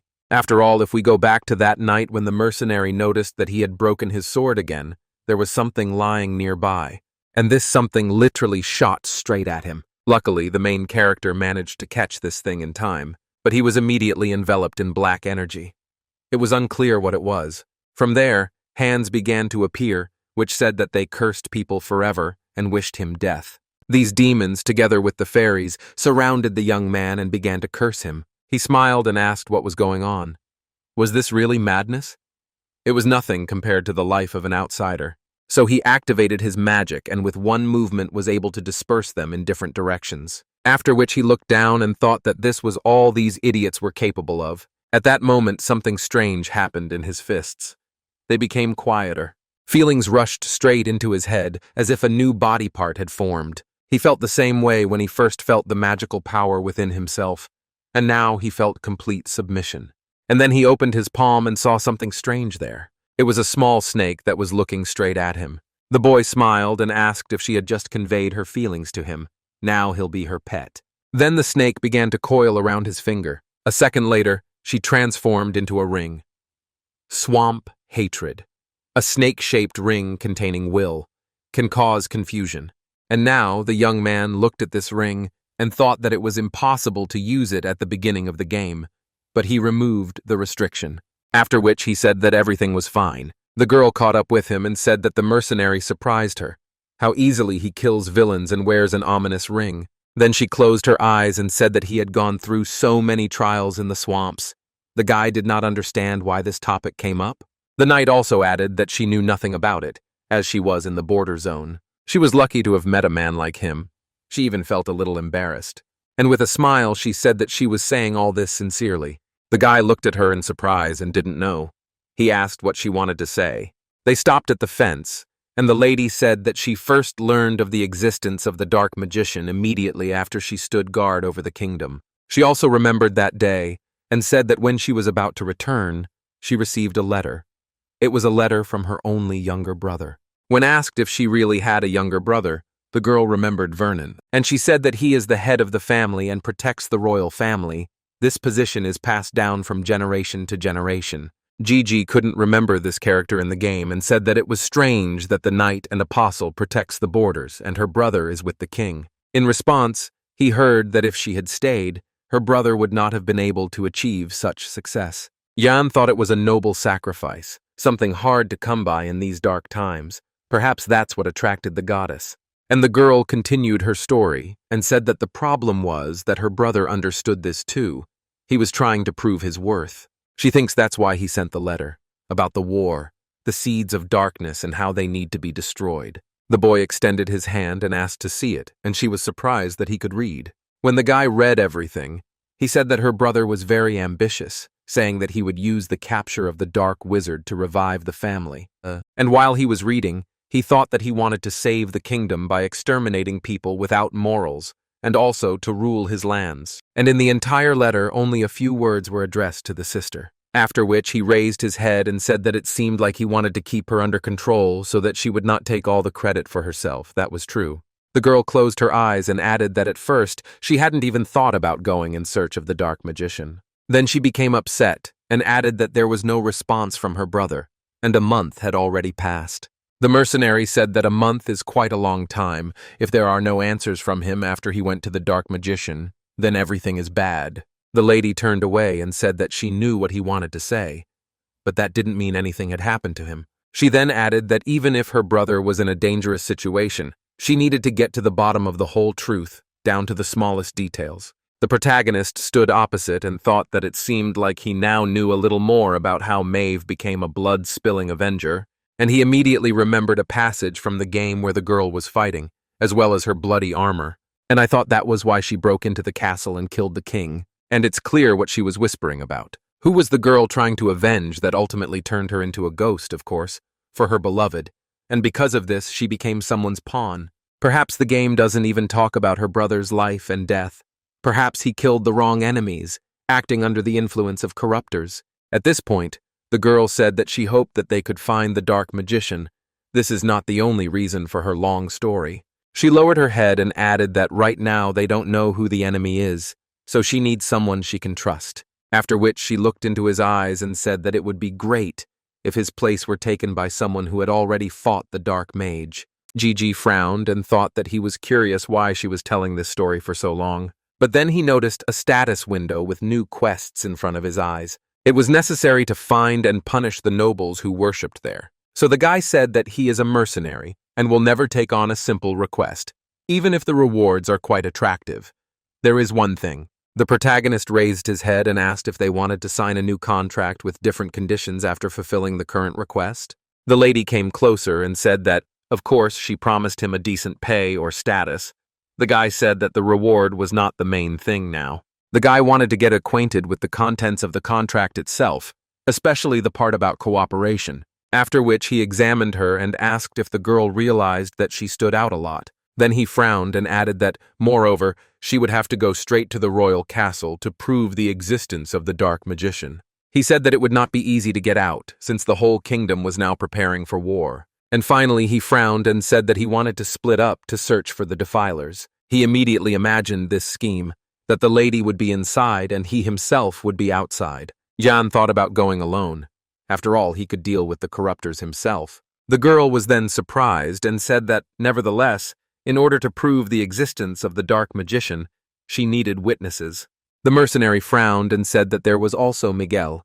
He was also a mercenary. It was deep into the night while the guys were discussing the case. The lady also said that she was only thinking about payment, which is why the guy understood her talk about noble status. The girl said she thought he could play a big role for the kingdom, and the boy said he would choose the money. The only thing on his mind was that he wanted to see the end of this world. The guy thought that helping a knight who could become the king of the kingdom would be a crazy demon, and the rest, for him, it was just a process. The main thing is to find those who called him into this world and get an answer as to why they did it. If they never get an answer, then at least teach them a lesson. Then he even got a little angry and thought that before that he needed to somehow survive. The next day came. Everyone gathered together and discussed that they needed to leave from here to the fortress in the valley, and following the guide's directions, follow the path straight to the grave forest. The girl also added that the man could start leading them, but he only looked at the guy, and I remembered the previous evening. True, the young man did not listen to him, and thought that he had finally received artifacts cleansed of black magic. He looked at these balls and thought that he hoped that he would soon be able to try them out in action, and so began their journey, from the outskirts of the Red Valley. There the boy got off his horse and asked what was happening. The road was so terrible that the horse could not pass, and the man grabbed his head and said that he was sure that it had been different here before. The assistant asked when it was before, and he said maybe 3, 4, or 5 years ago, or maybe 6. The hunter turned around and said that at least it wasn't as dangerous here as it used to be when there were a bunch of goblins and gremlins living here. At that moment, a mercenary stopped behind him and asked again about the goblins and gremlins. In response, he heard that this was their lair. The hunter also added that they even ate grass, so that the trees in those places were left without leaves. Just at that second, the boy caught a leaf. True, this petal was the only one that remained, but it was saturated with black energy. They could no longer eat them. The boy asked in surprise, "What do you mean, didn't eat?" And the guy reminded him of the living dead. The assistant immediately remembered zombies and asked if they were the ones he was talking about, and said that monsters could also become ghouls. The mercenary said that if the entire forest was destroyed by the influence of black magic, anything could happen. And I thought that, as I had previously assumed, in the game you can get a quest in the infected forest. If so, the dark barriers could also be the cause of this place's madness. The infestation began recently. The boy came closer and said that besides the grave forest, there was also an infected forest, and they had to be careful. There were strange plants there. The hunter interrupted them and asked in surprise if these were the plants they were talking about. A strange large tree appeared in front of them. The boy looked at it and thought that its fruits were less ripe than those he had seen before, and said that it was better not to approach them. The hunter turned around and asked what would happen, and in response, he heard that he would be eaten like fried chicken. The mercenary explained that they just needed to stay away from the fruits and quickly pass by, so the man went ahead, and so their quest began. The boys walked carefully under the tree and watched the fruits closely, and the young man walked behind and pulled the horse, saying that everything would work out. Then one of the fruits moved. The guy looked at him and was very surprised. And a second later, this fruit latched onto his horse. A second later, he bit it off completely. Everyone turned around and looked there in surprise. The guy was also surprised and clearly did not expect this. Not even a day had passed since he bought this horse. Then he looked up and realized he had to act quickly.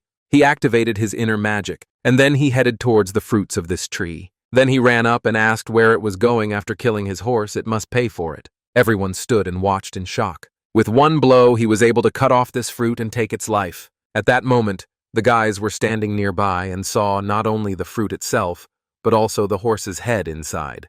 Not the most pleasant sight. After which the hunter came closer and said that it seemed like the mercenary said that if they were left alone, everything would be fine. And he thought so too. But it seems the tree reacts to external stimuli, such as sound, which is even better, as it no longer has to listen to their chatter. That's why the boy and the hunter immediately fell silent, and the main character told the knight that he would defend the front and the rear with her, and also whether it would be possible to hang the luggage on her horse. The girl agreed. Then she extended her hand forward, and suddenly I felt some strange tingling in my wrist area.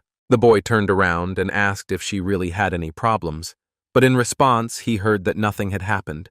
And the knight turned around and asked if the mercenary could find the source that polluted this forest. He stopped and asked if she was serious about asking this question while her own brother was in a dangerous situation. Then he looked back and thought that he wanted to do it anyway.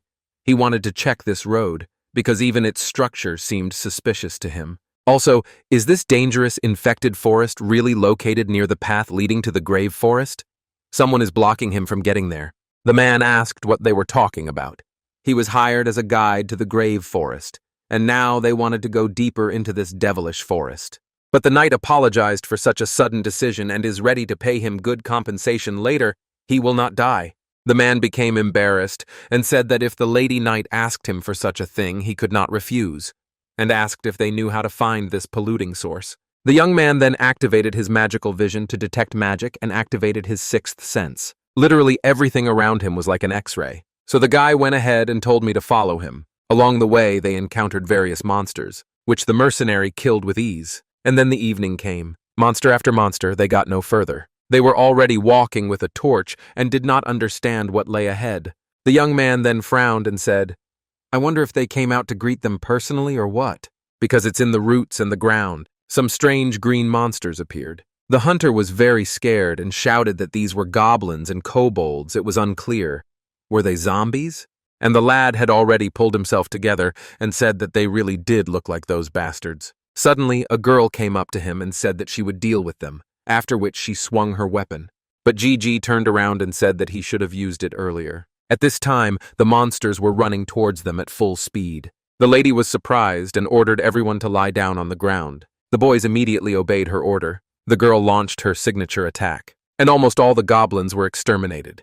The boy realized that divine magic works against the forces of darkness.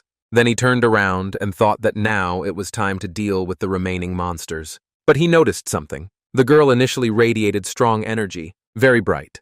and then gradually began to fade away. A second later, she started spitting blood. Then she fell to her knees, and a boy immediately ran up to her with questions. The boy immediately understood everything, grabbed his head and said that everything couldn't be that simple. Then he stood up and told Miguel to bring him all the oil and hold the horses. He agreed. Finally, he brought 4 bags. And then he looked up and said that he just shouldn't have said what he was about to do. Gigi interrupted him and said that he should leave him the torch and go to the others. He was surprised and asked what about him. The mercenary picked up one of the bags. Then he turned around and said that he was going into the very heart of the forest. Miguel followed him and asked if he was really going to go into the heart alone. In response, he heard that it was enough to ask the same thing. The man tried to object, but behind him he heard the cry of a boy trying to bring the lady to her senses. He turned around and said that he understood everything and asked him to be sure to return alive. And the young man continued to walk away and almost disappeared. Miguel was already running to help, but in the end he looked at them and said that they better take care of themselves.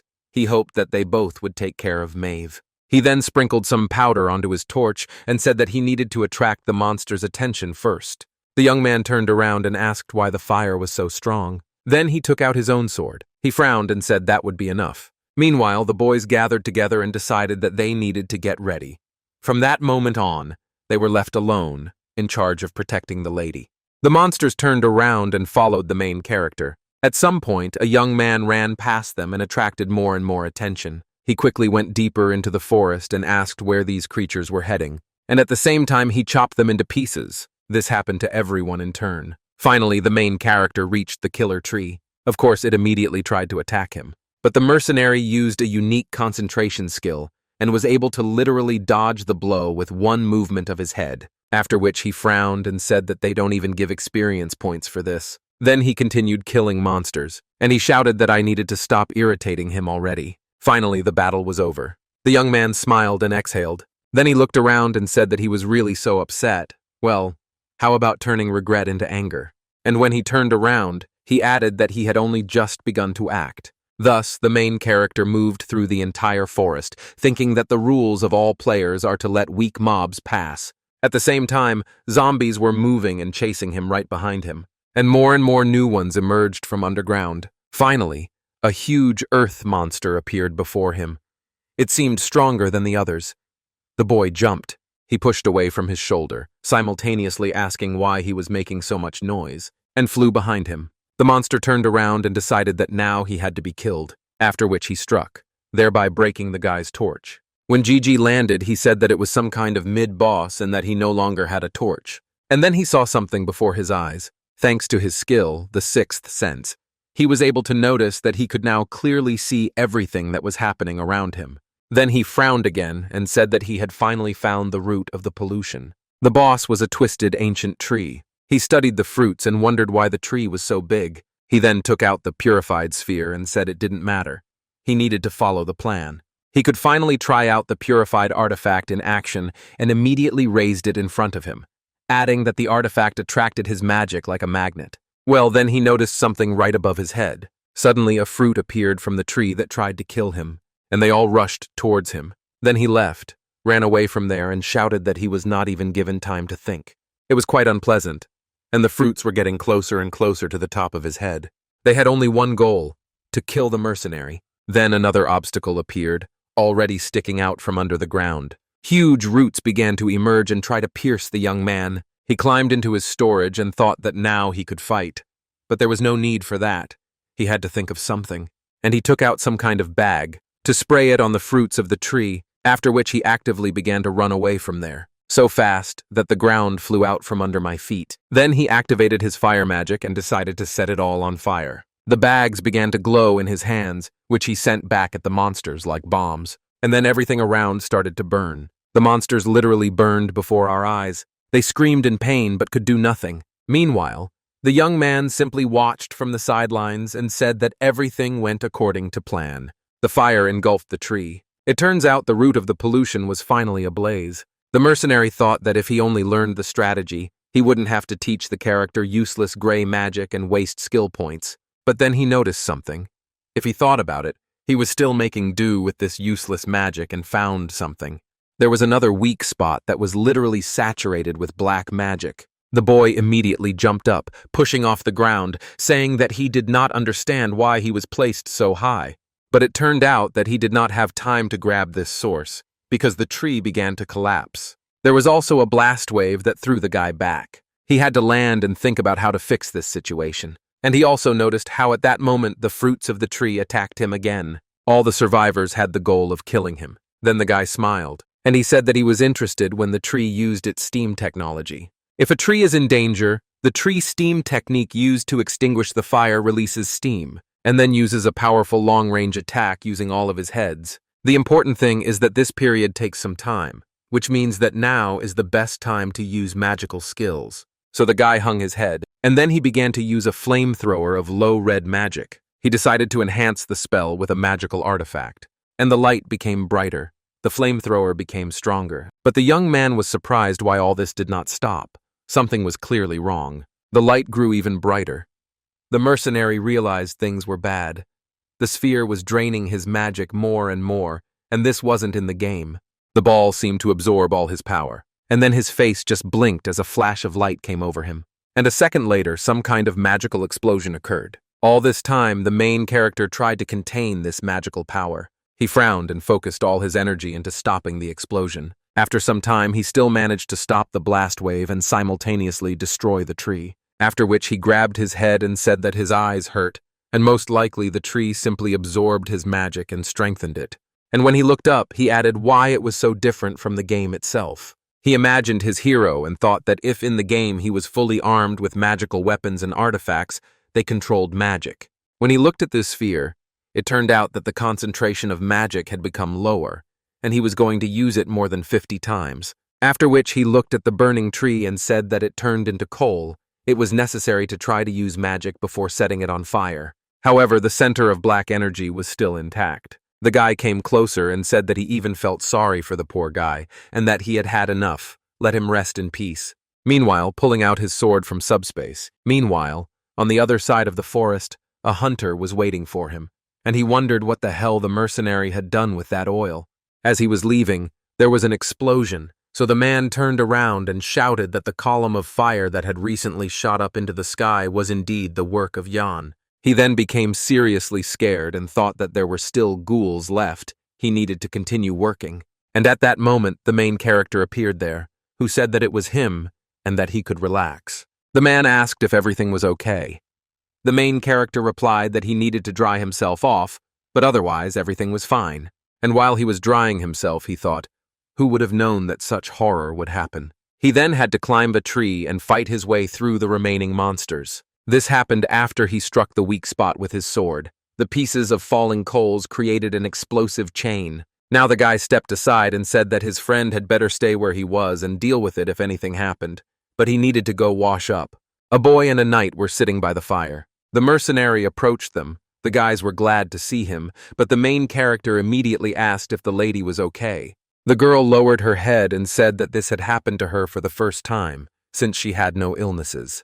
The boy came closer and added that it looked like she was poisoned, and the mercenary said that since she was an apostle, it wasn't just a spell. Philip heard this and said that he could help her, and began to take out his sword. The main character asked what he was going to do. The young man replied that they needed to cut the wound open and remove the infected blood. They had already done this several times. Then he covered his face with his hand and thought that their level of medical knowledge in these dark ages was just terrible, asked him to stop. Then he looked at the girl and thought that he felt something in her left hand that was causing discomfort. Could it be contaminated magic? Then he turned around and said that the armor needed to be removed from the lady's left hand. The boy agreed. And when he took off his armor, he saw a swollen, damaged hand. The assistant was very surprised and screamed. The boy said that, as he thought, it was because of the injury he received from the rider during that battle that he immediately remembered it. Then he looked at the girl and thought that it was quite strange. No matter how strong the curse was, it could not overcome the divine power. He had thoughts about divine power. He remembered the situation in the church and wondered if he could just pray then to help his friend. He'll have to send her a love message. He doesn't want to, but the situation demands it. So he folds his hands and begins to pray. Suddenly, some kind of inscription appeared next to him. It was unclear what it was, and they asked if he could absorb this feeling. Then he looked at his hand and thought that the swamp hatred had stirred up. He needed to absorb the curse. There had been no information about the ring like this before. He smiled and thought that a similar ring did not want him to turn to God. It was the rider. He wasn't the only one who hated all this. Then he folded his hands and told the boy to hold the lady's hand tightly, and he would begin to heal. He then removed his glove and released his ring. When the snake began to move, the assistant became very scared and asked what was happening. In response, he heard that it was the mercenary's pet. Then the boy screamed even louder. "Is it really possible to call this monster that? A lady should stay away from such a thing?" But Gigi turned to him and rudely told him to follow the order if he respected and believed in it. After which, the guy came closer and said that then he should shut up and hold her hand. If he says one more word, he will do to him whatever bad thing comes into his head. So, the assistant simply took the lady by the hand and started helping him. As soon as the boy brought his hand to her hand, the snake slid off his finger and bit her, and then she began to suck out the black energy from there. The assistant was very surprised when he saw that everything worked out, and the hand returned to normal. The black mark disappeared, and the snake was clearly pleased with itself. The boy was happy, and said that this monster was really able to heal her, and the mercenary said that now she was in no danger. But then something happened to the snake. She turned around and tried to attack her owner. The guys retreated and did not understand what was wrong with her. It was difficult to draw any conclusions. But the guy smiled and told her to climb back, his eyes sparkling so much that even the snake itself was a little scared. Then she simply obediently lowered her head, after which she climbed onto his finger and curled back up. And when the protagonist put on the glove, the boy asked, "What kind of glove should I wear?" It turned out that even domestication hadn't changed the snake's nature.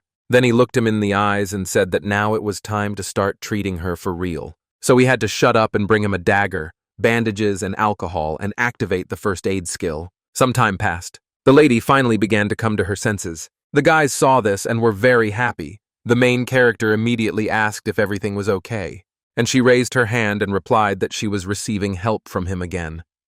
She had decided to find the root of the contamination herself, and in the end, that's how it all ended. The mercenary then jumped up and said that he had already solved the problem with the root of the pollution, and everyone else there was surprised. The knight turned away and said that everything had happened like this again, and added that the defiled magical fact had taken possession of her. He was very surprised by this phrase, and the assistant was also surprised. He immediately asked how it was. The boy also added a question. Is he really saying that a dark wizard tried to defile her? The lady introduced a certain entity and said that, strangely enough, he only sent a warning. He said that it was brazen to use red magic, and that this man would soon pay for everything, and then disappeared. She then frowned and added that he probably meant a specific mage. It might help if they knew who they were talking about. When asked if he had a guess, Jan smiled and said he wasn't sure. Then he looked away and thought that this meant he had been noticed. The next day came. All the guys came to the ominous tree and said that this monster was finally eliminated. The man was busy digging something nearby, and he said that the dark wizard needed to be found first and foremost, and as quickly as possible, while they were wasting time searching for the cause of the forest's infection. The mercenary looked down on him and said that digging was his unique ability. He could also use the power of a whiner, and the others stood below and said it was good that the fire had not burned it completely, because it had previously been a fairy forest. And as is well known, a fairy forest practically does not burn. People even lived there before. So many of the kingdom's fortresses were built in the forests where the fairies themselves lived. The girl also added that the mercenary probably knew about this when he started the fires, although this was not true, and the guy thought that he was hearing about it for the first time. Then he smiled and found something.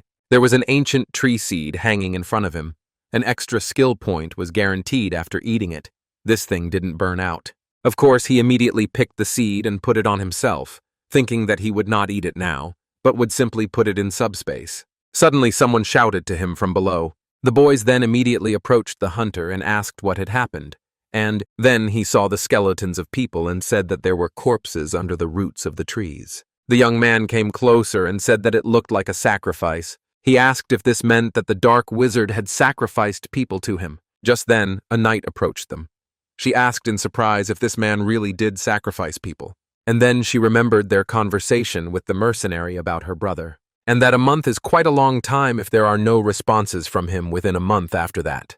When he went to the dark mage and how she said that this child always tried to prove his worth, even if he got into trouble. Now she was overcome by very scary thoughts, which the girl tried to push away, and thought that this was impossible and simply could not happen. Of course, the mercenary noticed her strange state, and he gritted his teeth. Meanwhile, the hunter continued digging. Everyone came up to the pit and discussed that this simply couldn't happen. There were many dead people in front of them, and under the roots of the tree there were so many corpses that they couldn't even be counted.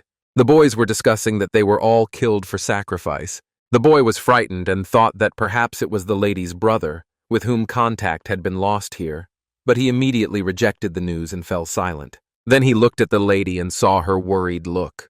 At that moment, the girl did not hear or see anyone around her. She looked at one of the dead men, who looked so much like her brother, and then I immediately remembered him in that garden. She was overcome by terrible thoughts that this was the body of her brother, so she thought that this simply could not be. It would have been better if he had died when he bravely fought the darkness. He died in vain, being sacrificed to the monster tree. Then she looked at him again and thought, what if it really was so?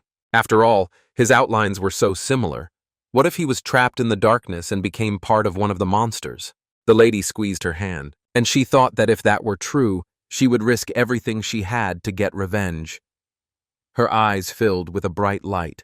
Suddenly, a mercenary approached her and said that the more he looked at it, the more he was convinced that this did not look like the methods of a dark magician. A boy approached him and asked in surprise if it was really a dark magician who had arranged the sacrifice. In response, he heard that the method was completely different. Then he imagined the monster's magic ball and thought that this man was using contaminated magic.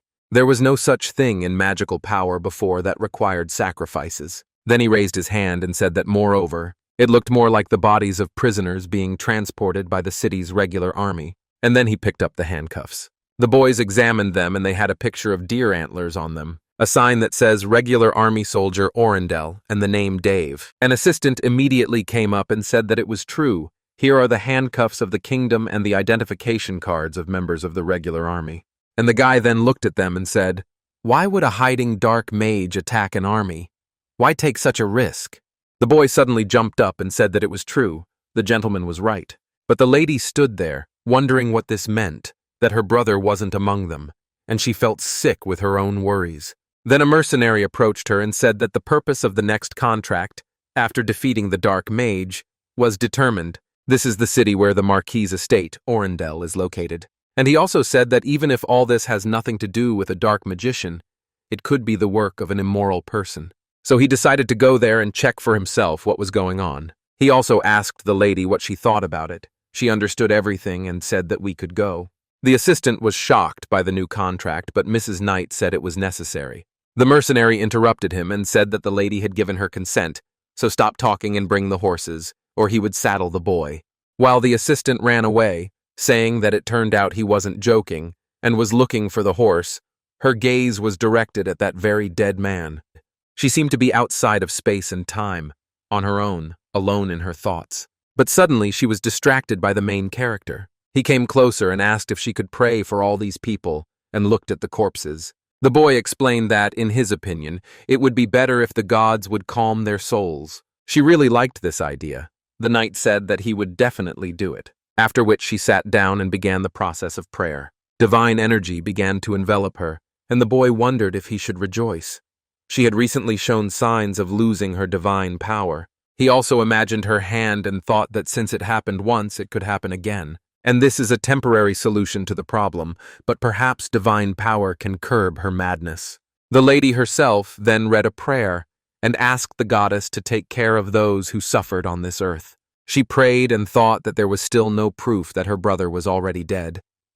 But why was she so worried? She thought back to his training and wondered what her brother was doing now. In her mind, he seemed to turn around and say he had something to prove. Then he turned away again and said that he would prove that he could surpass her and lead the entire family. The knight jumped up and asked why her brother was talking like that, since he had already done enough. But the young man did not turn around and asked if this was so. In response, he heard that yes, he did not need to try so hard. Her brother said his sister knew nothing at all. This surprised the girl, after which he turned around and, with blood coming from his eyes and mouth, said that his sister did not know that he was already dead. At that very moment, the lady came to her senses and became very scared. Then she grabbed her head and thought, what was that? Was it really a dream? What kind of crazy dream is this? Everything around her looked strange. The cart, the guys in front. She looked and realized she was now lying in the cart. Then the young man turned around and said that the girl had finally woken up. And the lady herself got up and asked how long she had been sleeping and where she was. In response, she heard that apparently she did not remember anything. Some time ago, the whole company was walking through the forest and found an abandoned cart along the way, so it was decided to use it. The lady thought she couldn't remember anything because she was so absorbed in her emotions, and then she heard that she had woken up just in time. She was surprised that the boys would soon arrive in the grave forest, so she jumped up and asked if it was really that soon. Then she turned around and asked why they couldn't wake her up, why they didn't warn her in advance. But no one could answer this question. Here the mercenary interrupted her and said that it was he who asked them not to tell, because if she had found out earlier, she would not have been able to rest. And he added that if she had nothing to say in response, then she could rest a little longer. So she just nodded her head. And then she looked and said that she agreed.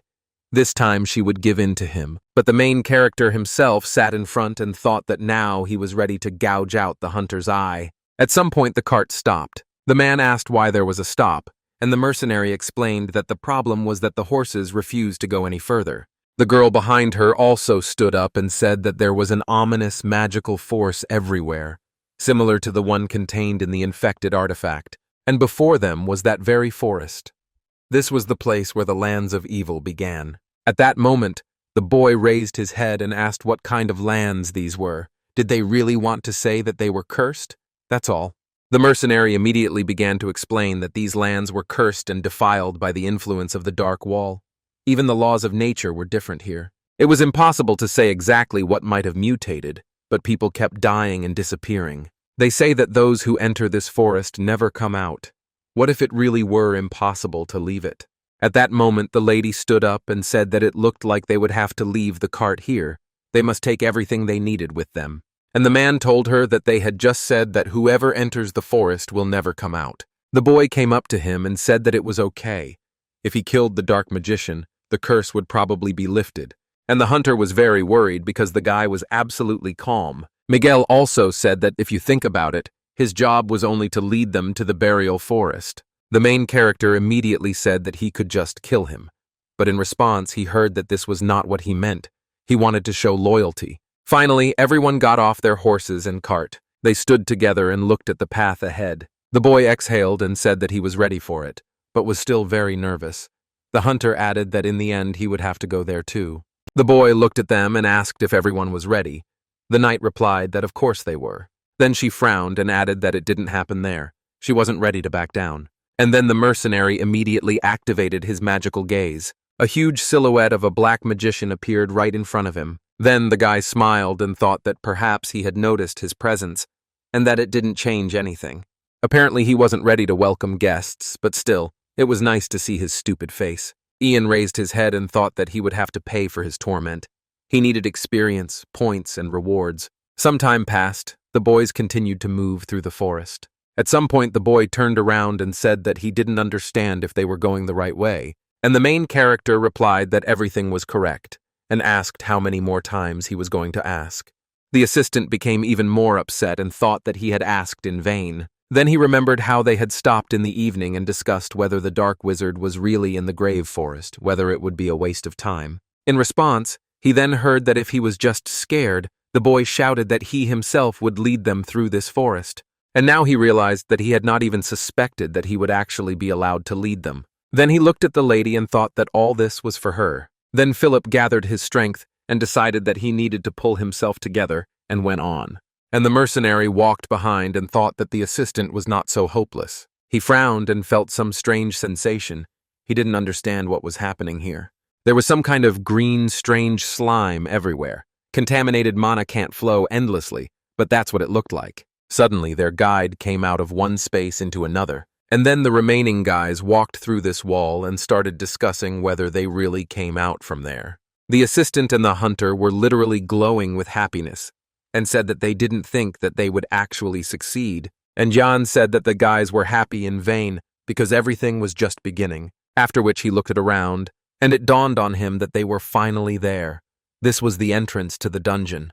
Everything around was destroyed and quite gloomy, and at the very far end was that very crypt. As they got closer to it, they began to discuss that it was now clear where this place was, and that their journey would not end. Then Jan lowered his head and said that from now on, he would lead himself. The man looked at him and asked if he was really going to go there right now without even giving him time to think.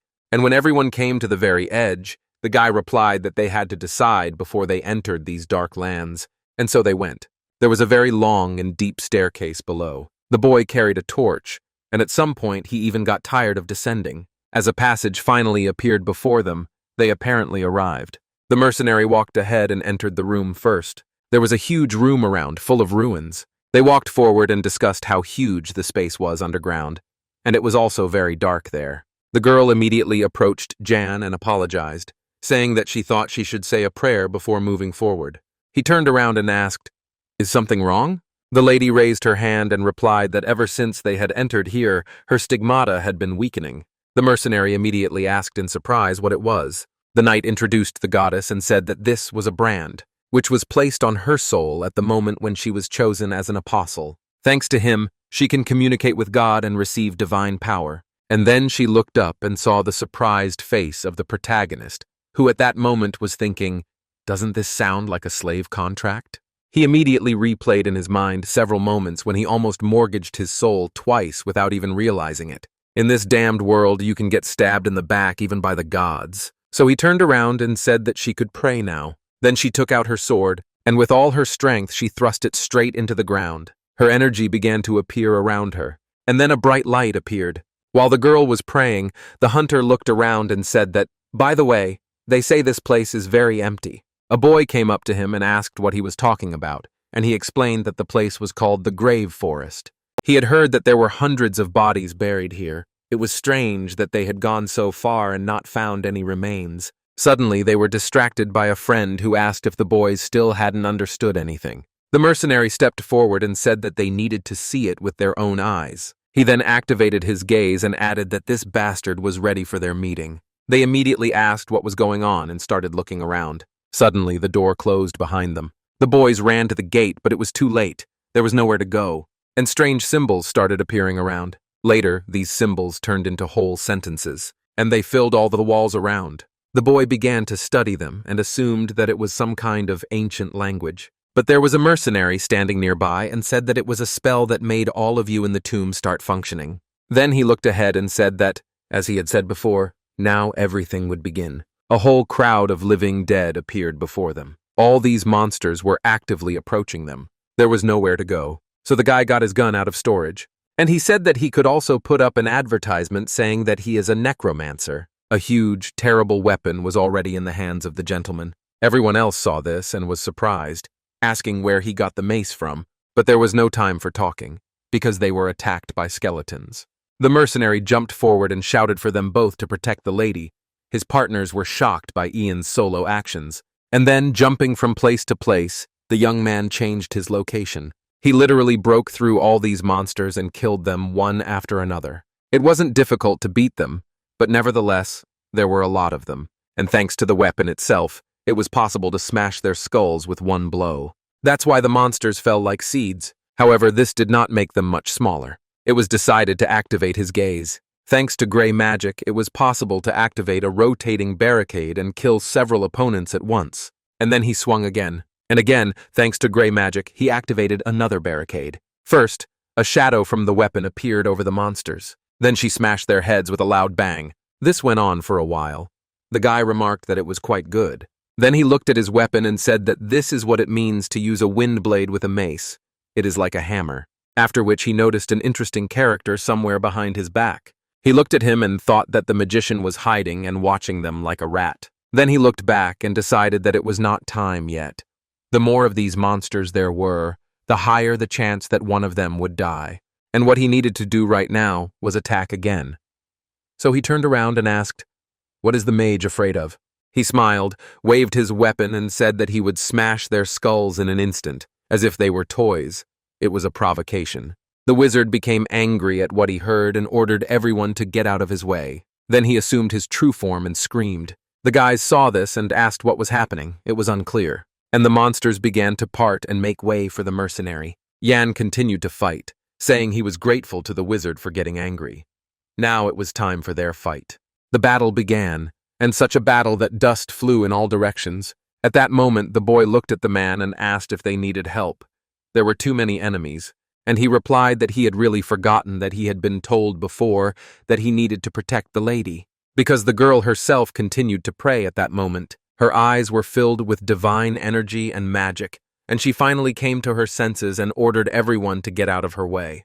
The skulls flew in all directions. The boy destroyed one after another and continued moving towards the magician. Suddenly, someone started approaching him, and it was a lady. She ran closer and was very determined, and the young man noticed her and said that she was a little late, but he couldn't say anything more because she simply flew past him. For some reason, the girl grabbed the sword by the blade. Then she threw it forward, and like a boomerang, he killed everyone who was present there.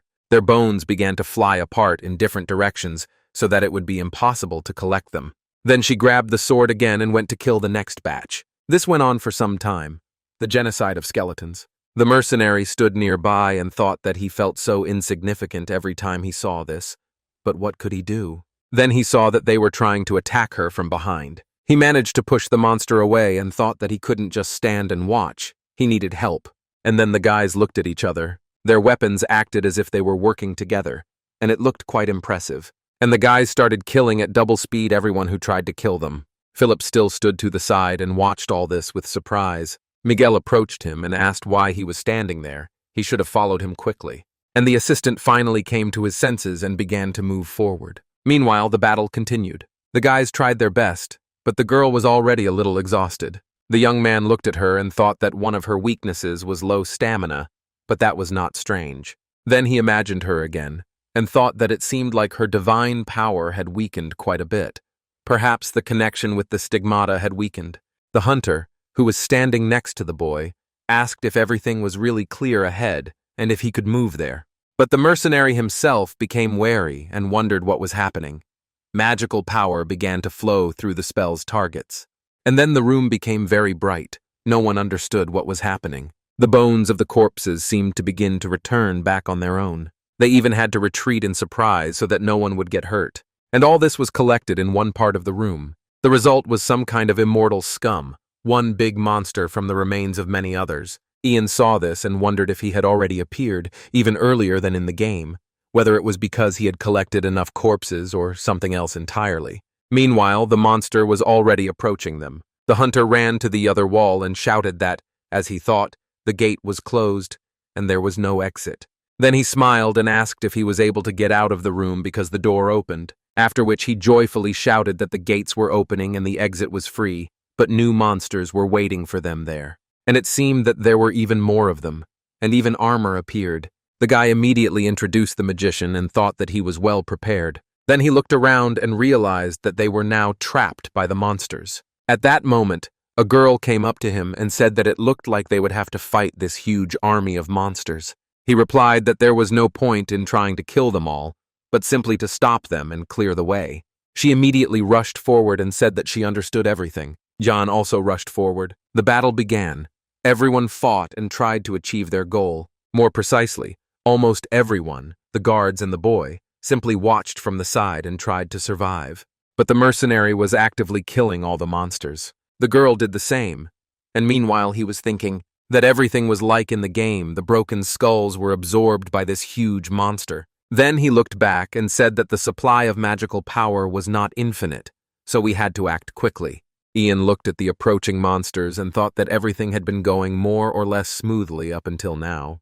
And when he raised his head, he thought that although there had been some changes, if everything continued according to his plan, there would be success. Although something did surprise him, some kind of spirit appeared above. It is unclear what it was doing here. It was a lake ghost that lives near lakes and possesses men, absorbing their energy, and also lures women. The question immediately arose, weren't they supposed to meet him later? Was he also enslaved by that dark magician? The ghost seemed to stand at the head of the advancing monsters, and he pointed them straight at the mercenary, but he was fast enough and fought off all the monsters. The guy continued to fight him quite effectively, and the ghost itself was still flying above and watching him. Then he tried to reach him, but the ghost dodged in time and flew away from there. The guy turned around and saw something behind him. It turns out that this monster switched to those who did not fight at all.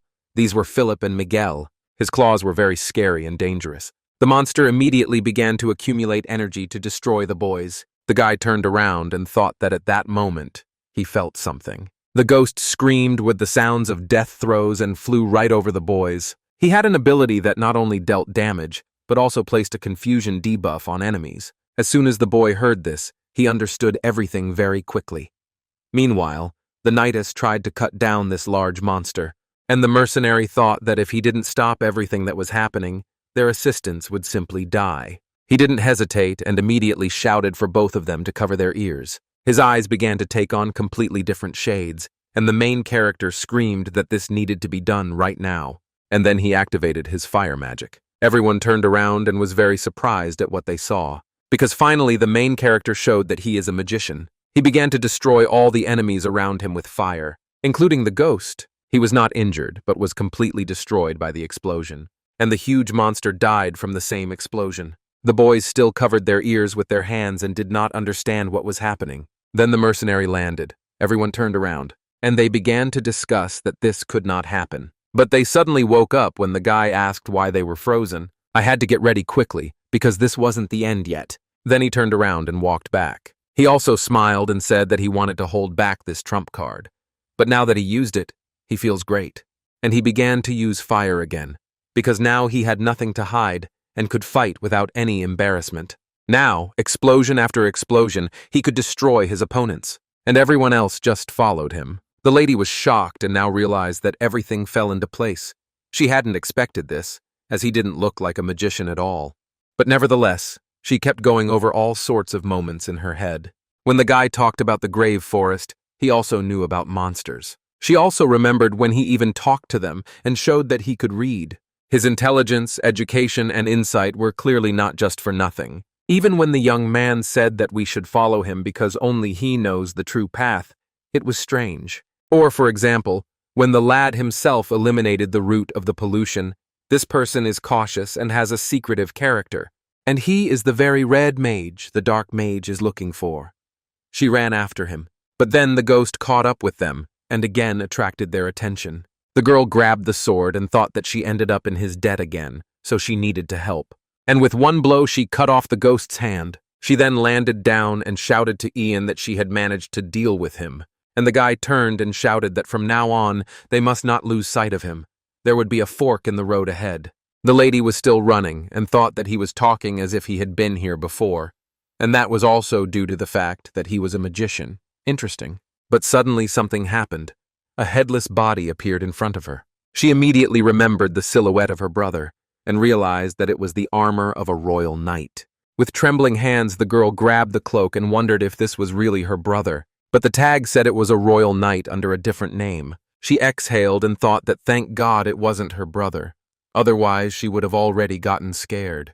At that moment, the black magic in her chest began to intensify. The lady thought that the artifact's contaminated magical power had suddenly increased. She didn't know why, but it felt like it was the magic of another person. And then some strange rift appeared, and then everything around began to change. Thoughts arose that the artifact resonated with the magical power flowing along the fork in the path. Apparently, someone was calling it. But then a mercenary shouted at her and told her to be careful. After all, a huge monster appeared behind her. As if he had become even stronger, he attacked her and threw her aside. The boy immediately ran closer and asked the lady if everything was okay. The hunter was also in shock. The boy stood to the side and shouted why they were stuck there. Everyone should run to him and quickly. He frowned and shouted that they had to come here quickly. Well, and then something terrible happened. Only the guys raised their heads and looked at him. The gates closed right in front of them. It turned out the team was cut off from each other. The main character was left alone and said that he did not understand what the knight saw to make her behave the way he thought. They separated at the fork. Then he turned around and said that nothing could be done about it.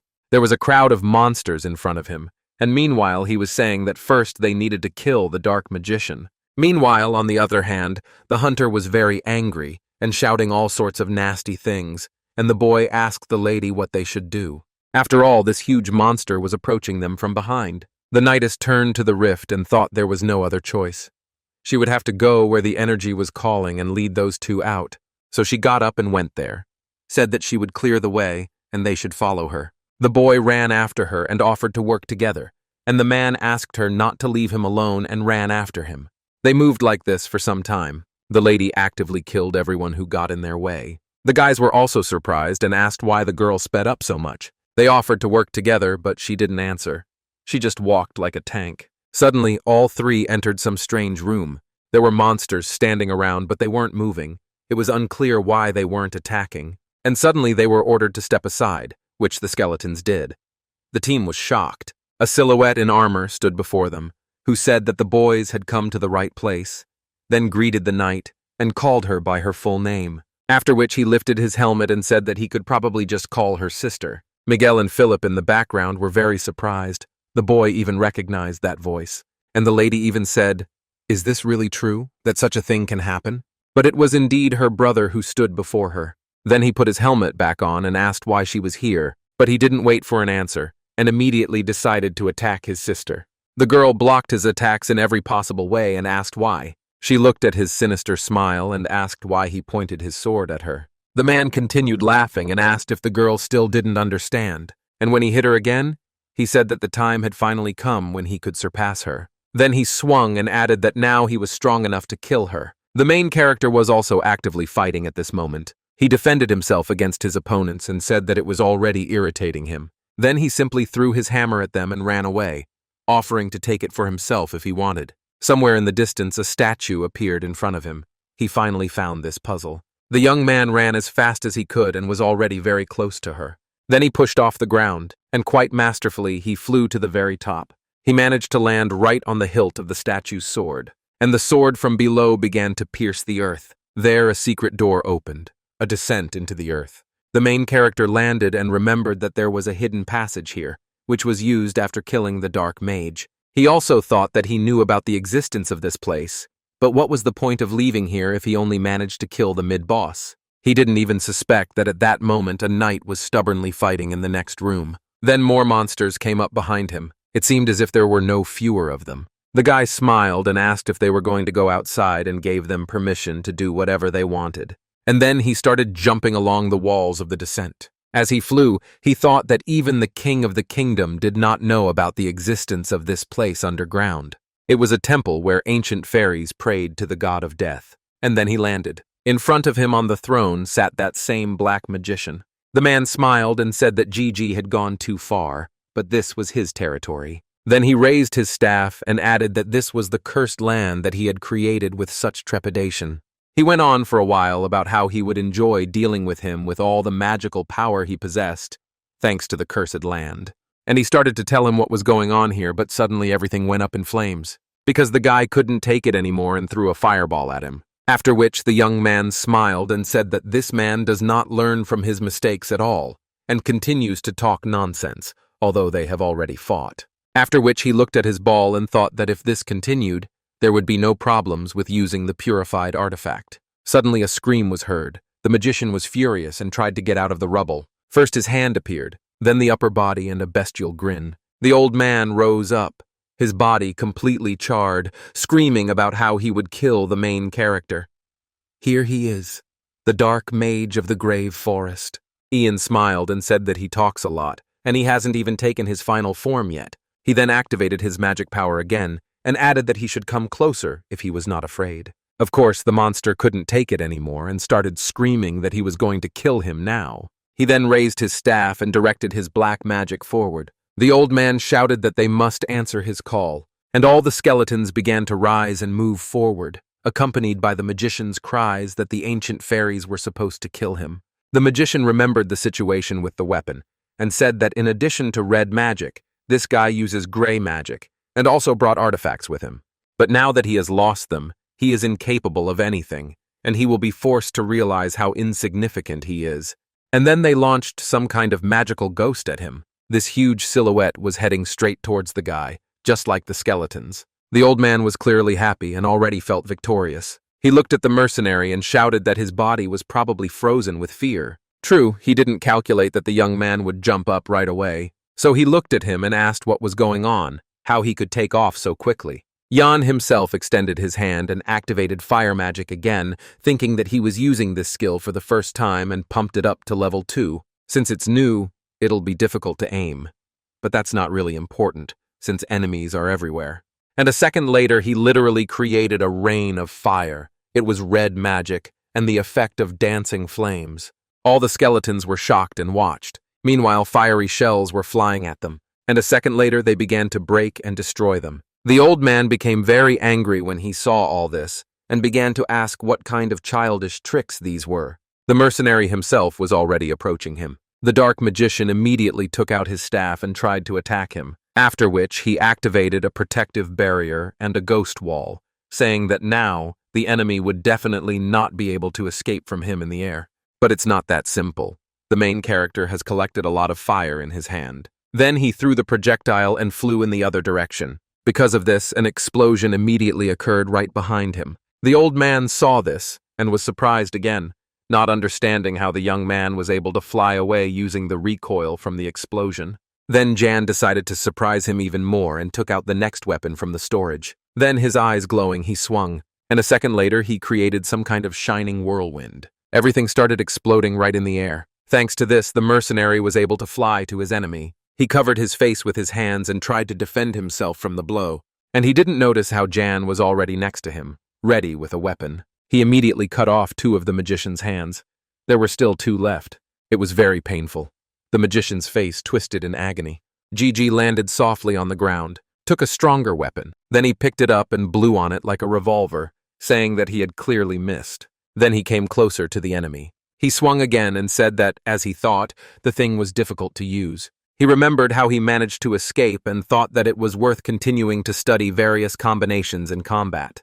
He then looked at his opponent and said that if he had not been an outsider, he would not have had to study. Then the old man said that he was surprised that he had more than one artifact of gray magic. Jan had deceived him and let his guard down.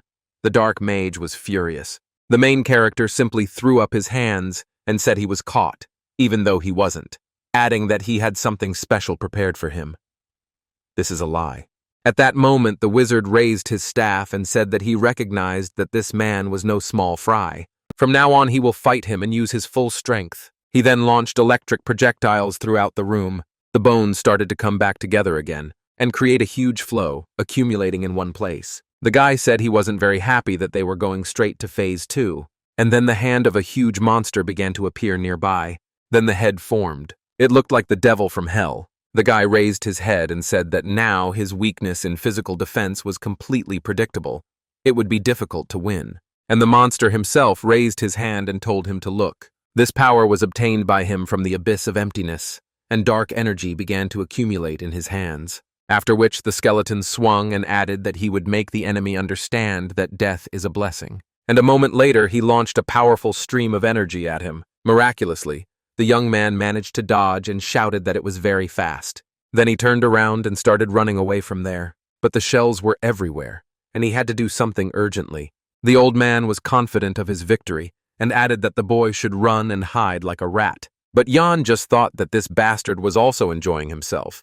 As he thought, the game strategy works here too. Then he looked around and thought that he needed to go around it like this and close the gap.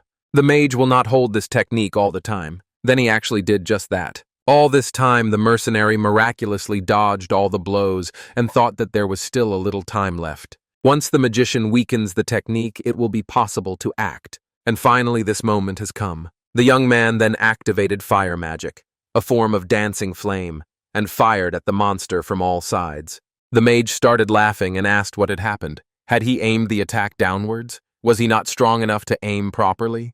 Then he became even bigger, and added that he would finish with him quickly, and he began to attack him again, without even noticing that the mercenary was already at his feet, and it was unclear at what moment he managed to do this. Ian destroyed the magic ball and said that he had used it all up, so he threw it away and the pieces fell on the floor, and he himself decided to slide along the floor right under his opponent. The monster turned around and did not understand how it happened. He looked down and said he couldn't move his legs, but why? What happened? All this time his legs were engulfed in flames. Because of this, the wizard became frightened and thought that this simply could not be. Then he started exploding again and screamed that he now understood why they were aiming at his legs, to tie them up. And a moment later, the energy of the protagonist appeared above his head. Gigi extended his hand and said that the old man guessed quickly, but he had enough time to prepare mid-level magic. Then he struck and added that it was too late to rush about now. The skeleton turned around and asked what this gray magic was. How could he use magic and an artifact? The young man asked if it mattered now and continued to build up energy for the strike. The light around the monster became brighter and brighter, and the eyes of the main character acquired more and more new shades. This was already mid-level gray magic. Thanks to it, it was possible to activate a chain of lightning and strike the enemy from all sides. Lightning and debris flew through space. Gray smoke emanated from the decrepit skeleton, and the teeth and bones began to crumble. Ian stood next to the crumbling monster. Covering himself from the shreds, the guy cursed. When everything fell apart, a one-armed figure was left lying on the floor. Debris flew past the wall with inscriptions. Jan shook his clothes and cursed at how disgusting it was. The monster lying on the ground asked how he could use magic of different colors. Taking out his sword, the hero asked, "He is almost dead, and now he is interested in this." The armless monster stood up, regretfully saying that if he had more time, he would have been able to use the magic given to him. The guy stepped on his body, saying that it would not console him in any way, but, swinging his sword, Yang continued that even if he had more time, he would not have learned the whole truth and would not have been able to achieve immortality. Looking with contempt, he called his name Cunard. The monster opened his mouth in shock, screaming that this couldn't be happening. He turned his head questioningly and asked how he knew. A bright flash drowned out the words, his name. The bald head flew off to the side. After hiding the sword, Yang wondered why there were so many questions. He wouldn't have understood even if he had been told. Suddenly the boy touched his eye. He felt unwell, and the hero said that he had overdone it again with his magical powers. He was almost exhausted. There was a staff lying on the floor near the head. The hero thought that he should take it and use the head as evidence of the murder. A purple haze began to emerge from the monster's eye. A dark spirit came out of the mouth of the severed head. Looking at this, the guy thought that this was the spirit of a dark magician, which means he has 3 phases.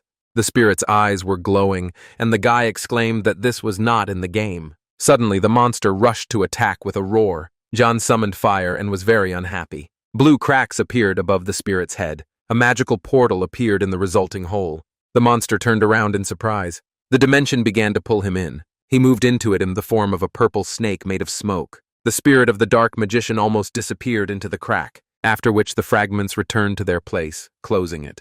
Jan looked at the bright cracks. He watched carefully, wondering if this was really that emptiness. Imagining sectarians in cloaks who prayed and said, "Emptiness, the chaos of the beginning of time, the abyss." The guy threw up his hands and said that he wanted to go into the abyss, so he went there. Looking at the purple writing, the guy asked why the spell continued to work. Ian stood in the ruins next to the body and wondered if it really hadn't stopped working even after the dark mage's death. The scene changed to the walls of another room. There was a passage inside. Ian stood by the pedestal with the sphere hovering above it and said it was hidden behind the altar. All the spell's chains were gathered here. Looking at the book, this magician kept his diary notes like some kind of madman. I should really read it. A glow emanated from the purple sphere. The hero asked if this was the source of the energy. Looking at it, he said it was a dark entity. He had never seen one so large before. Observing the surrounding glow, the hero thought his power was different from the contaminated artifacts. It was too pure. Jan scratched his chin and said it was a shame to simply destroy it. Should he trust his inner resistance? Looking at his palm, which was enveloped in blue light, the boy said he would try to gather some magical power. He reached out his hand to the sphere, and she pulled his hand inside. The hero was amazed. A bright flash appeared beneath his curses. She became brighter and brighter, and finally it shrank to a spark. Ian seemed to float among the planets, mentally asking what was happening and where he was. He floated upside down, amazed, thinking that he didn't know what it was, but it looked amazing. There were different planets in front of him. The darkness was surrounded by a bright light. The hero wondered if it was a black hole. Everything was moving towards darkness, and the guy realized with amazement that he was being sucked in. He froze in surprise, holding out his hand. Looking down, he wondered what it was. The guy seemed to be in the center of a huge pupil. The sphere was reflected in his shocked eyes. Suddenly he fell on his back. Turning around, he covered his mouth with his hand. He felt sick involuntarily. Wiping his mouth, he loudly called up the status window. With a trembling finger, he touched the mental power icon. The guy was kneeling next to the information window. Wiping his mouth, he said it was dangerous. He almost went crazy. Looking at the screen in surprise, he asked what was going on. He used 9 points. But in any case, he had developed other necessary skills. The screen showed that the additional quest had been completed. He had managed to return the fragments torn from the chaos of the beginning of time to the abyss. The reward was a fragment of chaos. Looking at this, the hero thought, how could he complete it if he didn't even take the quest? He looked at the inscriptions and asked, emptiness and fragments of chaos. Remembering the black hole, he wondered if that meant it was empty space. Remembering how he hovered there, he thought that this creature meant the most ancient deity. He imagined the silhouette of a creature with bright eyes, deciding that he could only think in that direction. Kennard may have seen it too, but if he had, he wouldn't have survived. Holding a shining purple shard in his hands, Yang said that this was also a reward, a chaos shard. Looking at the purple flashes, he remembered that he felt something inside himself, the same magical power emanating from him as from a large energy source. Suddenly, the guy's eyes widened in realization. He said, chaos. Could it be that it was the power of chaos? A bright lightning appeared behind him. Fawn said it couldn't be the force of chaos. Jan turned around abruptly. Yan said that this was a familiar wave, a wave of confrontation between divine power and polluted magical power. Somewhere the blade suddenly pierced the body through and through. The girl looked at the blood splashes, and the hero wondered if Mave was really wounded. The scene changed to the past. The residents were discussing that this time Lady Mave was chosen as an apostle. She is amazing. Her brother was standing on the training ground, and the girls were saying that the girl was better than her brother. Suddenly, Mave looked out from around the corner and called Vernon. Looking at him, she said she was glad to see how hard he was training. Coming closer, she said that she needed a sparring partner. They hadn't fought for a long time. What did he think? The guy remained silent, and then, smiling slightly, he said that he was not ready now, maybe another time. This is a story about the events of their youth. The scene changed again. There were purple writings on the wall. Bright flashes of attack collided together. The eye in the slit of his brother's mask was wide open with hatred. The girl closed her eyes from the blow that knocked her helmet off. Philip exclaimed. And Miguel asked if she had used up all her divine power. She was barely able to parry the blow. Vernon laughed darkly and asked his sister what was wrong.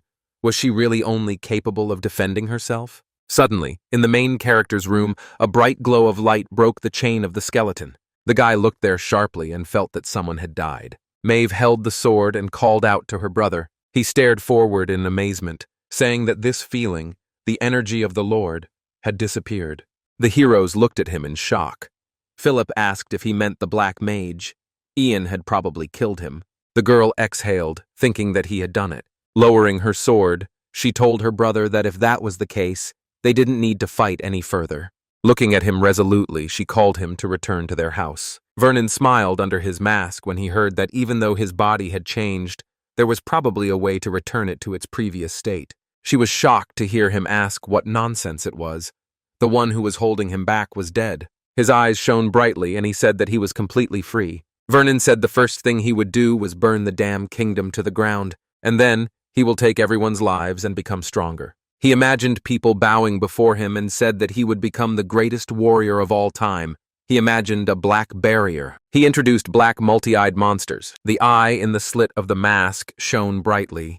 He said that all this would begin after he killed his sister. Mave stood there, confused, her sword lowered. A bright lightning appeared. The man with the sword froze. The comrades looked at this in surprise. Exclaiming about the chains of spells, Miguel exclaimed to look there. There was a dazzling glow around the lady. He said that it was the lady's divine power. The girl's look was very surprised. She said that divine power was overflowing her. Her brother laughed and said that the goddess was probably angry that her beloved apostle had first broken off contact with her and then restored it. Vernon clutched the sword, saying it was excellent, and he quickly rushed into the attack, shouting that then they would fight each other with full force. Mave cried out in fear, trying to stop him.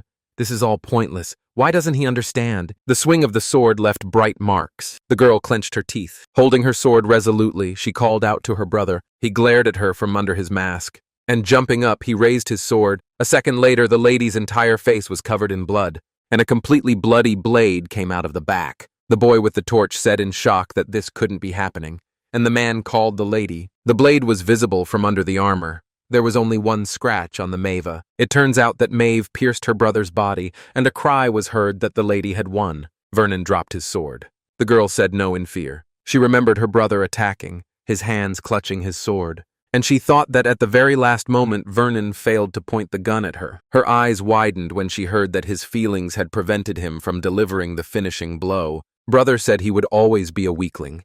He said he hated her, that she smiled at him without even realizing that she had everything and he had nothing. He remembered her watching him train. He said, "No, really." The leg turned. We are again in memories. Then the boy wiped his face and noticed his sister with surprise. He tried to reach the girl, surrounded by a bright glow, and said that he wanted her to acknowledge him. Vernon, in bloody armor, said that in the end he was never able to surpass her. His sister screamed his name. Looking at her from under the mask, the boy said that he was still happy. He recalled a dialogue from the past, saying that he wanted to fight her. Mave caught her brother as he fell into her arms. Her eyes were wide open and she kept repeating his name. A frightened Miguel extended his hand, telling her to calm down. But instead, the crying girl screamed. She hugged her brother, spreading a bright glow around him. It became simply blinding. The energy spread throughout the room. Meanwhile, Jan quickly ran forward, thinking that he was so distracted by the power of chaos that he didn't notice how the spell was lifted. He imagined her in armor and thought that she could be the cause of all this.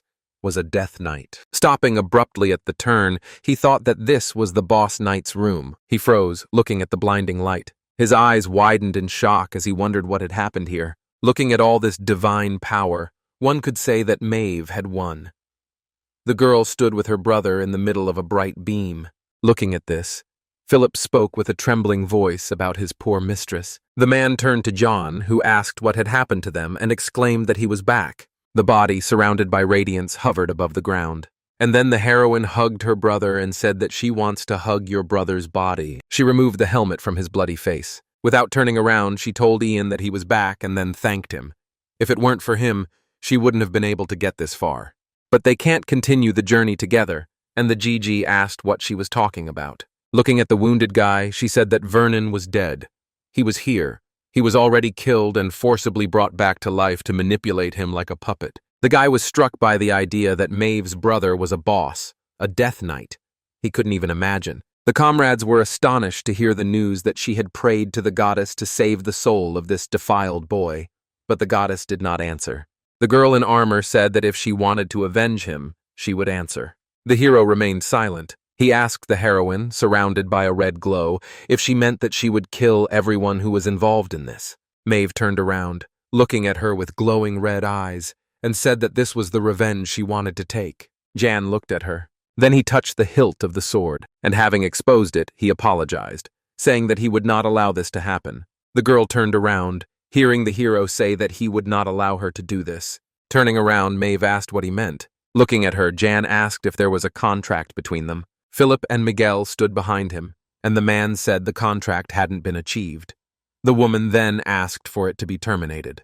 The young man shook his head, saying that until now he had never terminated a contract at the request of a customer, not even once. Moreover, the customer who unilaterally terminated the contract or failed to pay compensation. He never left anyone alive, so she would have to fight him. Surrounded by a red glow, Mave considered his offer. The hero said it wouldn't be difficult for her. She'd soon kill a lot of people anyway, so she could add him to that list. Or else. Mave's hands shook when she heard that either she would die or she would die. Miguel shut Philip's mouth when he tried to calm them down and said that he didn't understand the situation and therefore shouldn't interfere. The girl turned to him, and looking wildly, she asked, "Is he going to kill her?" Jan stood silently behind. Mave's eye glowed red. The boy's blue eyes had a determined look. The girl lowered her head and exhaled. Touching her brother's body, she said that today she had already lost someone dear to her. Her eyes returned to normal, and she said she didn't want to lose another one. The boy standing behind her clarified that she meant she wouldn't be terminating the contract. The priestess replied that, yes, the contract was still in effect. However, she will exact her revenge. Jan said he would hinder her, but the chances of success were slim. Mave turned her head and asked if that meant her path was unjust, or that she couldn't take revenge alone. The main character replied that it was both. He sheathed his sword when he heard the question, what if he helped her take revenge? Looking at the girl, Jan said that in that case the story would be different. The writing on the walls stopped glowing. The hero said they would talk about this later. After some time, the heroes stood near the cart. Nigel, sitting by the fire, told Ian that he was amazing. Ian asked what he meant. The man held the food, telling him not to pretend, because he knew that the lady would not kill him, despite the fact that she was not herself. The boy looked at him in confusion and asked, what if not? The man was surprised. And Jan said that regarding exceptions, once you start making them, there will be no end. The contract rules are immutable. He looked down, thinking that even though he didn't want to kill her, as he imagined Vernon's headless body, he thought he planned to force her to submit even if he came to rip her arm off. But obviously in that state she would go crazy and eventually die. He didn't want that to happen. The hero recalled the enraged girl, thinking it was surprising she'd even grabbed a sword. Madness raged within her. Sitting by the fire, the boy thought that in the end, he could not stop her from becoming an apostle who brings vengeance. Philip came up to him and asked if he had any boundaries at all. Nigel shoved a skewer of meat into his mouth, telling him that he didn't understand anything and that he should eat it instead. Looking sideways at the girl, Jan asked if she had mourned her brother. In the darkness stood a cart covered with a cloth. She replied that yes, thanks to him. 4 heroes were sitting by the fire. Mave was surprised to hear the question. Is she okay? Looking at Jan, she asked him what he meant when he said that she had become an apostle who brings retribution. It seemed that a lot had changed in her. He imagined red flashes around the red-haired woman and thought that the red divine power was different from what it was before. He remembered how her eyes glowed under her mask and thought that now she had definitely become an avenging apostle. Just like in the game, Mave looked at her palm and said that now the goddess grants her the power only to carry out revenge. Ian imagined the figure reaching out to her and thought, extreme limitations. However, when it came to exacting revenge, she could gain even greater power. Tolerating injustice, the constraint that the apostle of vengeance had to observe, disappeared. Now, for the sake of revenge, anything was possible.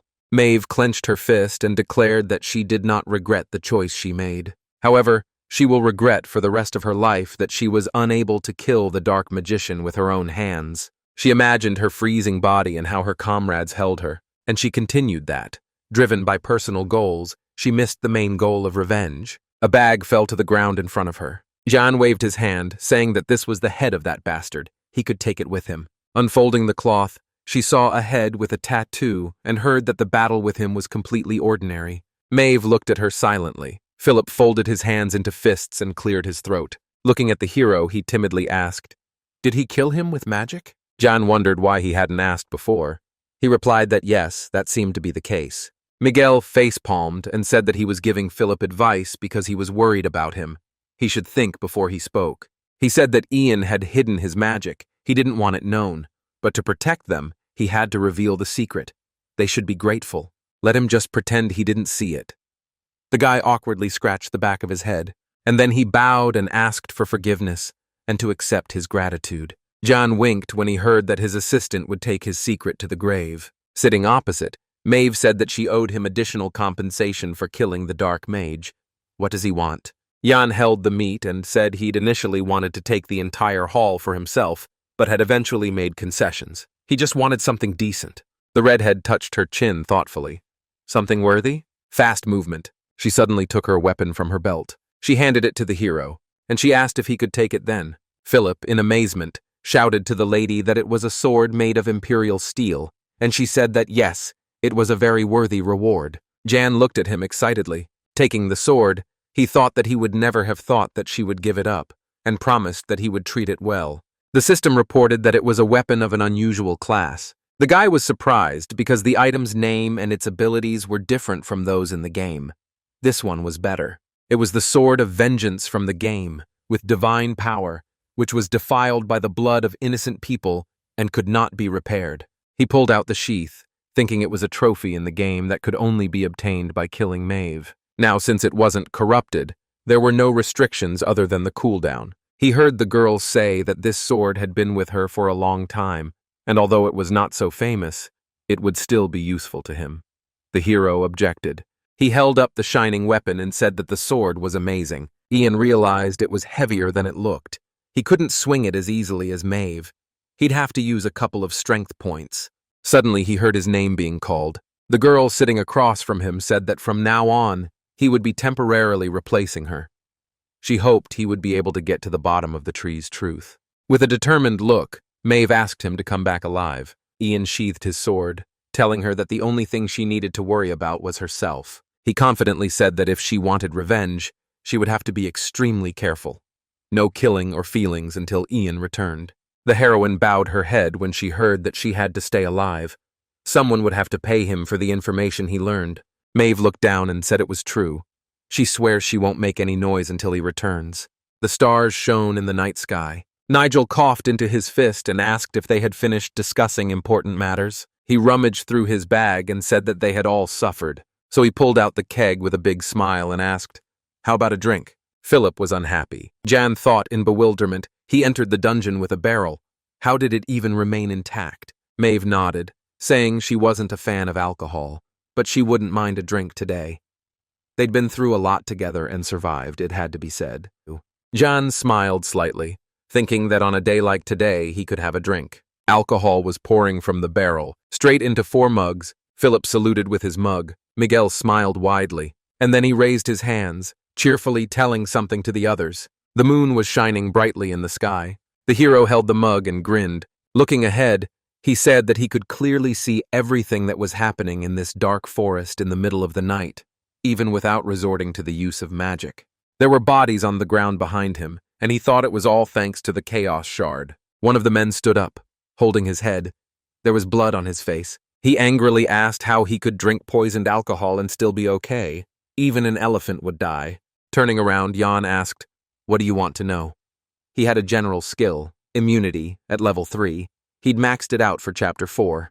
He stood up and came closer. The man abruptly pulled his sword from its sheath, ordering him not to come closer. Jan pulled out his. The blades of the swords collided in a blow. The enemy was surprised. His sword began to crack, and then it broke, shattering into pieces. The man fell. He held the remains of the sword and asked him to wait and listen. The hero pierced his hand with a sword. The man screamed in pain. The boy said that this was nonsense.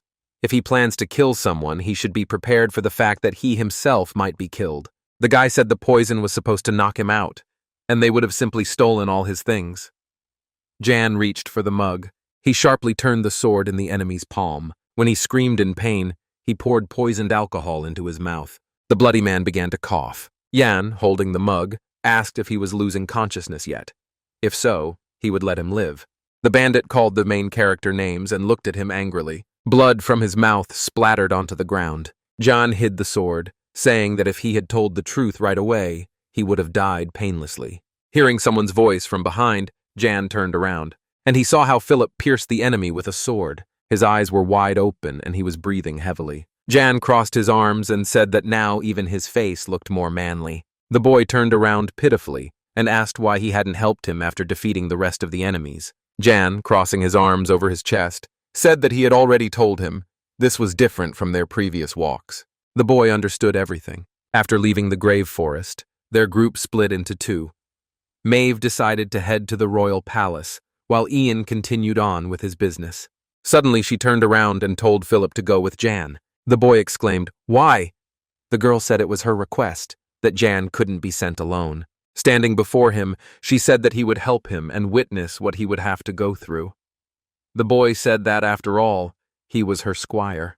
The redhead turned to Miguel on the cart and asked him if he would become her squire for a while. He agreed. Looking ahead, Jan thought that she did it on purpose. She needed another witness. The guy would be useful as an assistant. The hero thought that since he had made so many mistakes, he was the one repaying his debt. He said their path would be dangerous. Philip turned around in shock when he heard that he could die. Mave smiled, saying he was a worthy warrior and squire, and also very determined. The frightened boy was shocked. She touched his shoulder and said that he could learn a lot on his journey with Ian, that he should serve him faithfully and gain experience. Philip closed his eyes in agreement. So now he looked wearily at the hero and said that nevertheless. Jan confidently said that as long as he was with him, He should be able to make at least some contribution to their common cause. Bloody bodies lay on the ground, and Ian thought that Phil was more talented than he appeared. The hero remembered how the guy himself asked to join these bandits at night. Frustrated, Philip exhaled, saying that he had nothing to say because it was the truth. The bodies lay by the fire. The guy said that maybe he wanted him to experience it, to see the kingdom without embellishment. Jan asked why he attached any meaning to the situation. He threw the younger one a bandage and ordered him to give himself first aid and get up. Looking at the hero, he asked if there was anything left, and he heard that the most important thing remained. Pointing his finger at the bodies, Jan ordered that the things of these bastards be sorted through. The boy asked in surprise, "Does he mean that we need to empty their pockets now?" The hero confidently ordered that this be considered a simple transfer of property rights. He had probably seen something like this in the border zone where he was with the lady. Frowning, Philip shouted that back then they had simply taken what was stolen, but now he was simply going to steal other people's things. After such a statement, a bump started smoking on the guy's head. He opened the bag of coins. Nearby, Jan thought of it. He was too excited, even imagining himself a knight. As a result, Philip got a new belt and gloves, a new sword and new shoes. There was an expensive chest in front of him. The boy said that this was still left. The chest was glittering with precious stones, and Yang thought that compared to the mercenaries' skills, the chest was sealed too well. He remembered sitting with them by the fire, and them talking about how they were bringing something to a client. He looked at Philip, who asked if he was the only one who wanted to open it. The hero thought that perhaps he had missed this quest in the game. It would be better to open it during the day. However, he still sat down and looked at the chest. He pulled back the edge of his clothes, and he brought the chain to the subspace. It turned out that it was repelling her. Philip watched Jan with surprise, who felt something. Taking out the blade, he asked the guy to step aside. The weapon was surrounded by a glow. The hero began to hit the chest with a dagger. The stones fell off. Finally, the chest opened. A purple haze appeared. The guy's eyes widened in amazement. The assistant called him in fear. Suddenly, gray paws grabbed the hero by the shoulders. The legs flew up. Something pinned the guy. He looked at it carefully, and he saw a sharp ear among the gray hair. Red eye with vertical pupil. Looking at the gray-haired creature, Jan thought it was an elf. The hero looked at the gray-haired girl in bewilderment, thinking that no, this wasn't a simple elf really. Suddenly, the creature opened its fanged mouth. Philip extended his hand, calling the master. Jan quickly extended his blade. Sharp teeth closed on him, biting. A shard of blade fell to the floor. The girl spat the rest out there. Smiling slightly, she said that Jan smelled very delicious. The main character realized that she was sealed in the chest because she couldn't be placed in the subspace, since there were no living beings there. The girl's eyes were red. She was the only elf vampire in this game world. The girl adjusted her hair with a smile, and Ian recognized the one who drinks real blood, the girl Tessia. He remembered her in the cloak, and how in the future she would be reborn as the Empress after absorbing the vampire lord of the kingdom, Lou Sard. She is an important boss character. Ian looked at the bodies and wondered if the vampires had really entrusted her transport to such weaklings. Very strange. Tessia said she could have easily escaped on her own, but thanks for freeing her, she would kill him quickly for that. Jan threw away the broken handle and asked if this was her usual way of expressing gratitude, biting into a man's neck. The vampire shook her head, saying that she was just hungry. In fact, she even started drooling at the sight of the guy. The guy started to pull out his sword after the vampire said that it would not be easy to catch him. The girl laughed into her palm, saying how hot-tempered he was. She turned around and promised him that she would not forget his smell because it was so sweet. Turning around, she said that they would meet later. Let him not die before then. Philip exclaimed as she quickly ran away, leaving a bright trail. Ian hid the sword, saying he didn't think she would jump out of the box. The guy pointed and asked if it was okay that they didn't chase after her. Yen responded by saying how could he catch up with her? Someday she would come to him herself, as she had promised. Standing in the middle of the dark forest, Philip said that he didn't think she was just an elf. Maybe they had released a monster. Ian replied that she would have gotten out on her own. Apparently the mercenaries managed to catch her in daylight. Turning to the boy, he told him to forget about it and go check on the horses. The boy was surprised by such haste. He trudged sadly towards his horse, hearing the question, does he want to stay here and wait until other monsters come, smelling blood? Standing next to the horse, he said that not even a day had passed since he set out on a journey with the master. But he was almost killed by mercenaries, bandits, and this meeting with a strange monster. He smiled awkwardly, saying that nothing more dangerous than this would happen, right?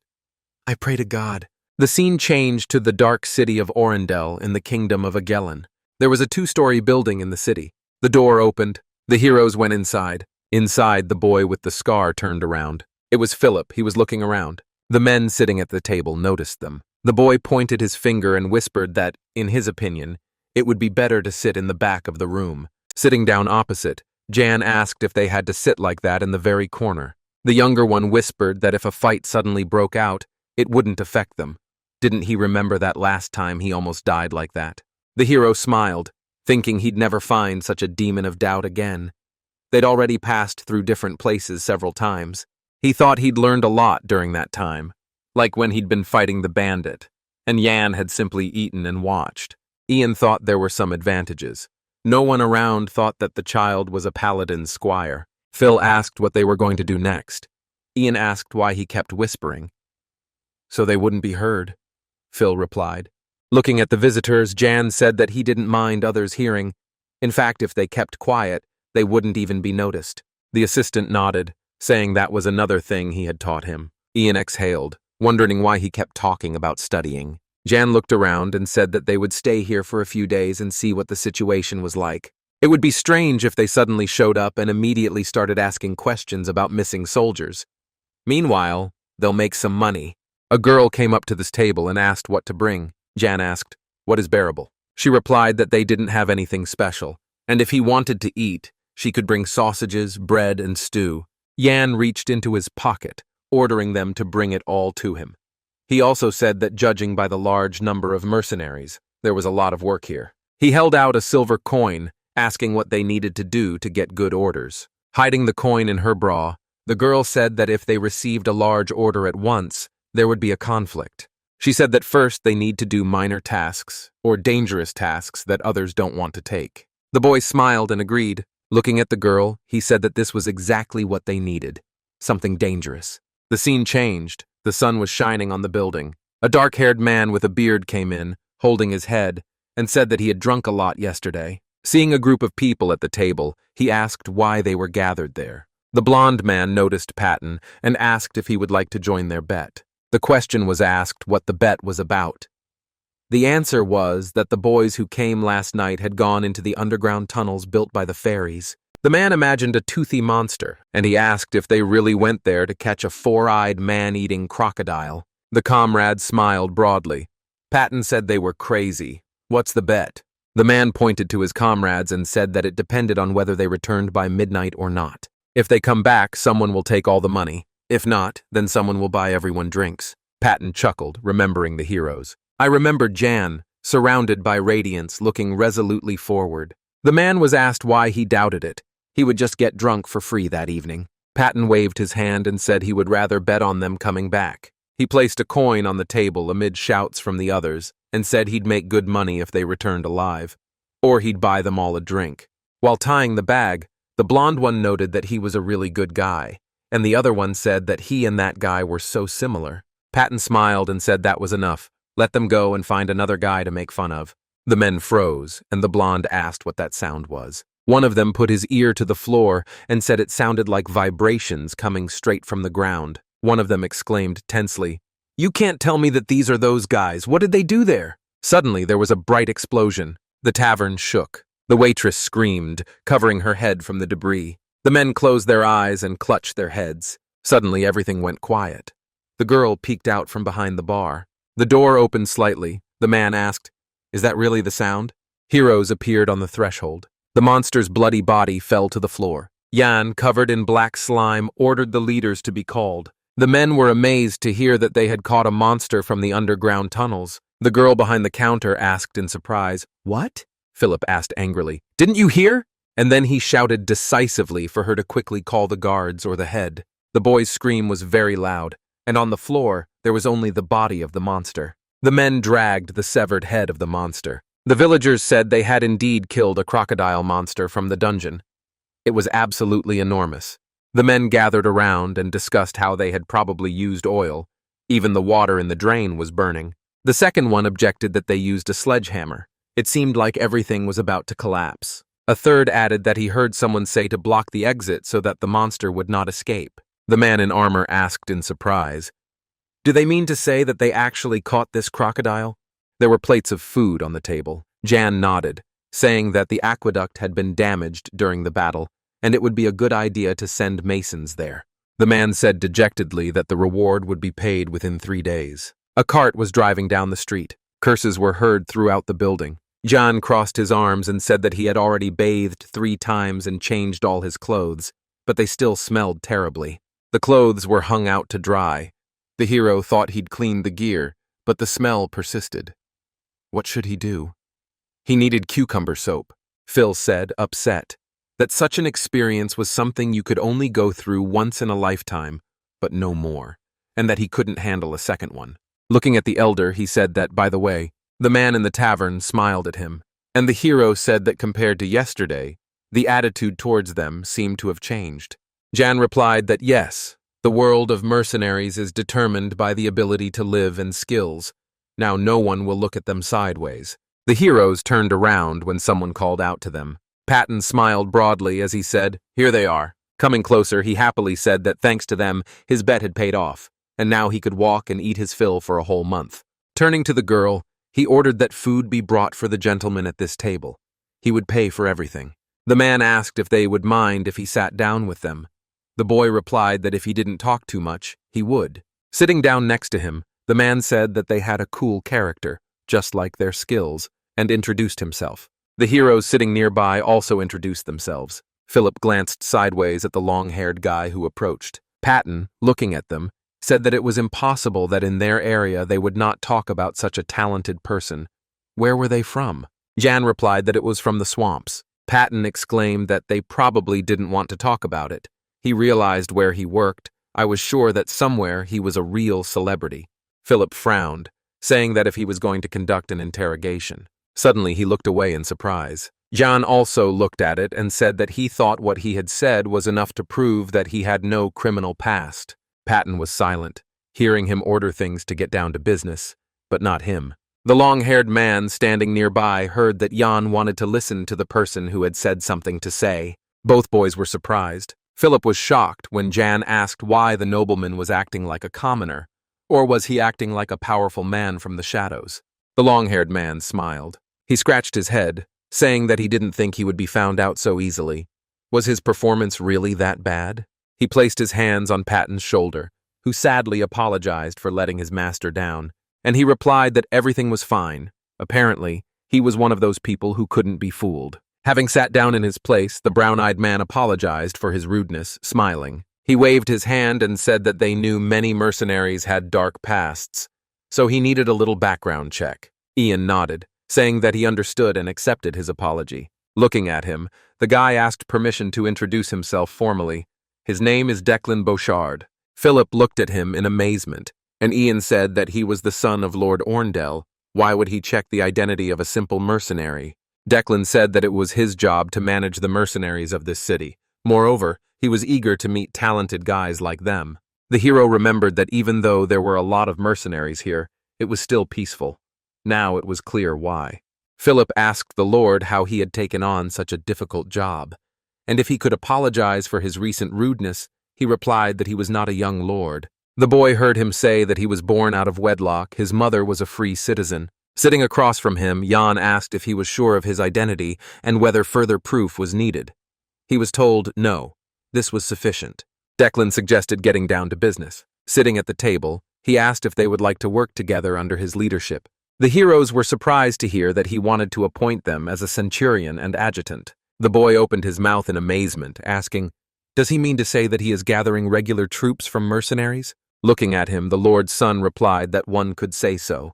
There was a war ahead. Other lords neglected mercenaries, but he would act differently. Sitting opposite, Jan asked if he had received permission from the king. The nobleman replied that, of course, it was good for his father too. After all, they were serving at the front. Ian said he clearly enjoyed being a leader. Declan said he wouldn't deny it. If they survived, they would be big shots in this world. He smiled and asked, "Well, it's a tempting offer, isn't it?" Ian touched his chin and chuckled. He looked at the nobleman in front of him and thought that he had perfect manners and speech, surprising for a villager. He smiled slightly, and he said that he could not give him a solution right away, and he asked why. Jan replied that he still had a request that he had not fulfilled. He could not take on two serious quests at once. The brown-eyed boy raised one eyebrow, saying that he had taken on the crocodile, and then realized that they had originally come to fulfill a different request. The guy nodded in confirmation and thought it was great that he was so quick on the uptake. The long-haired boy rubbed his chin. He waved his hand and agreed. He promised that he would help them with their task, and in return, they would consider his proposal. Looking at him, the boy said that if this is all he wanted, and thought to himself that it was easy. Philip apologized awkwardly. Looking at Patton, who was sitting behind him, he said that in that case their request would be disclosed. Declan waved his assistant off and said that these were the unwritten rules of mercenaries. He asked him to step aside. He was laughing with his comrades, sitting at another table. There was a silver plaque on the table. Ian said Dave was a regular army soldier. Looking at it, you could tell he was already dead. He was transporting prisoners. Crossing his arms, Ian said that it was true, so their first goal was to find the person who gave the order for the transfer. The guy sitting across from him asked what had happened to the man. The hero replied that they couldn't provide any details. He remembered the lying skeleton and said that it had been unjustly killed. The nobleman asked if this meant that there were corrupt people in the regular army. The boy waved his hand, replying that they clearly knew more about this than the heroes themselves. What are his thoughts on this matter? The nobleman replied that he was ashamed, but he knew little about what was going on inside the regular army. And he said that it was commanded by his father and his successor, Mason. John closed his eyes, saying that if that was the case, there was nothing he could do. Then he opened them, hearing a denial. Declan touched the sign, saying he hadn't said he couldn't help. He was also interested in their request. Handing over the sign, he told them to wait a minute. He promised they would get what they needed. Beauchard gave his word. There was a building standing under the evening sky. People had gathered there, and someone had recognized something. Just as he had said, there was something strange here. Declan sat across from him and talked about Soldier Dave and the prisoners he transported. All the guys had a common trait. He said that each of them either grew up as an orphan or lost their family later in life. Jan held up the mug, asking if that meant they were taking guys no one would look for. He heard it was true. Their brothers, sisters, and friends thought they were going to Agellan. The boy said the order for their transport had been given by a man named Bradley. He was the right-hand man of his brother Mason's commanding officer. The guy smiled and said that they had figured out what to do next. Jan said he wanted to talk to him in private. Declan looked at him in amazement and asked again if he wanted to talk to him. He looked surprised and said that Bradley was a very cunning man. Getting him to talk would be very difficult. The brunette plunged the dagger into the tabletop. Holding the weapon, he said that he knew one method to make him talk. It was magic that would make anyone talk. The brown-eyed man laughed loudly. He said he'd like to see this magic in action. Jan remarked that there was nothing he couldn't do. He had a meeting room. Standing up, Declan asked them to wait and said that when he had prepared the place, he would immediately send a man for him. The boy's face was reflected on the blade, and he said it wouldn't take long. He was very curious about the outcome of his request. The aristocrat approached other people who were having fun and drinking, and invited the long-haired man to drink with them. Jan looked in that direction and said the long-haired man would do all the dirty work for them. Philip said he had a talent for manipulation. With a serious look, the brunette told him to just continue talking, as if nothing had happened, and asked if he had done what he asked. Looking at him, the guy replied that yes, he did everything as he said. He coughed into his fist and said what he thought and that he had talents. The boy recalled following Declan and said his route was almost identical. He also learned of his reputation. Ian smiled, saying that he was evolving, even doing something he didn't ask him to do. The assistant replied that even if he didn't want to, he had no choice but to listen. All the residents loved the master very much. He also said that he heard that his mother died several years ago. Philip said that while the Marquis considered him his son, the eldest son Mason seemed to just consider him a pain in the ass. He overheard the idea that when the war began, the young gentleman would be sent into the thick of it, and he would not return alive. Phil said that, as far as he could tell, the young master did not appear to be a corrupt man, and if he was, he hid it too well. Declan smiled, hugging the mercenaries. Ian said it was true, he hid it too well, but he doesn't worship darkness or chaos. John held the mug and said that he seemed to have smelled blood on his hands beforehand. Rays of light were shining through the window. The hero sat on his bed, thinking that after just a few days in the city, he had received the best room for the night, and the women were too friendly to him. He remembered how the ladies, laughing, waved at him. Opening the book, he said that he was feeling better now and would see if there was anything useful in Conrad's notebook. Although he initially denied it and was angry, he eventually listened to the priest's words. Everything he had previously believed to be true turned out to be a lie. Reading this, the hero said that these were typical memoirs of a psychopath. Not a single magic formula, not a single rule made sense. Closing his eyes, the brunette sighed, which at least for people from this world, and for him, who studied magic thanks to experience points, was even more absurd. Holding the book, Jan thought that everything was as he expected. The one who had lured him into the catacombs was in the Agellan.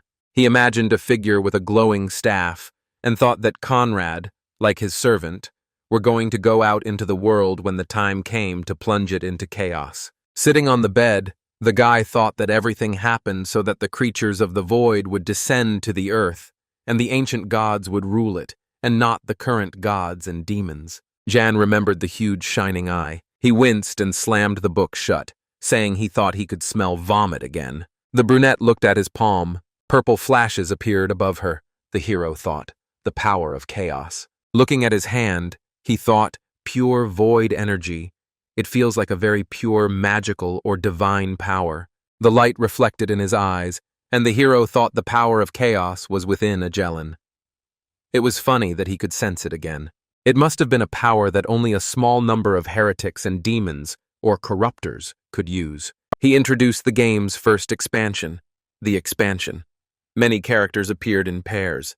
The knight turned into a dark knight, the barbarian into a berserker, the scout into an assassin, the priestess into an ancient priestess, and the mage into a dark mage. The hero thought that if he chose the side of decay, he could change his specialization, skills, options, and even quests.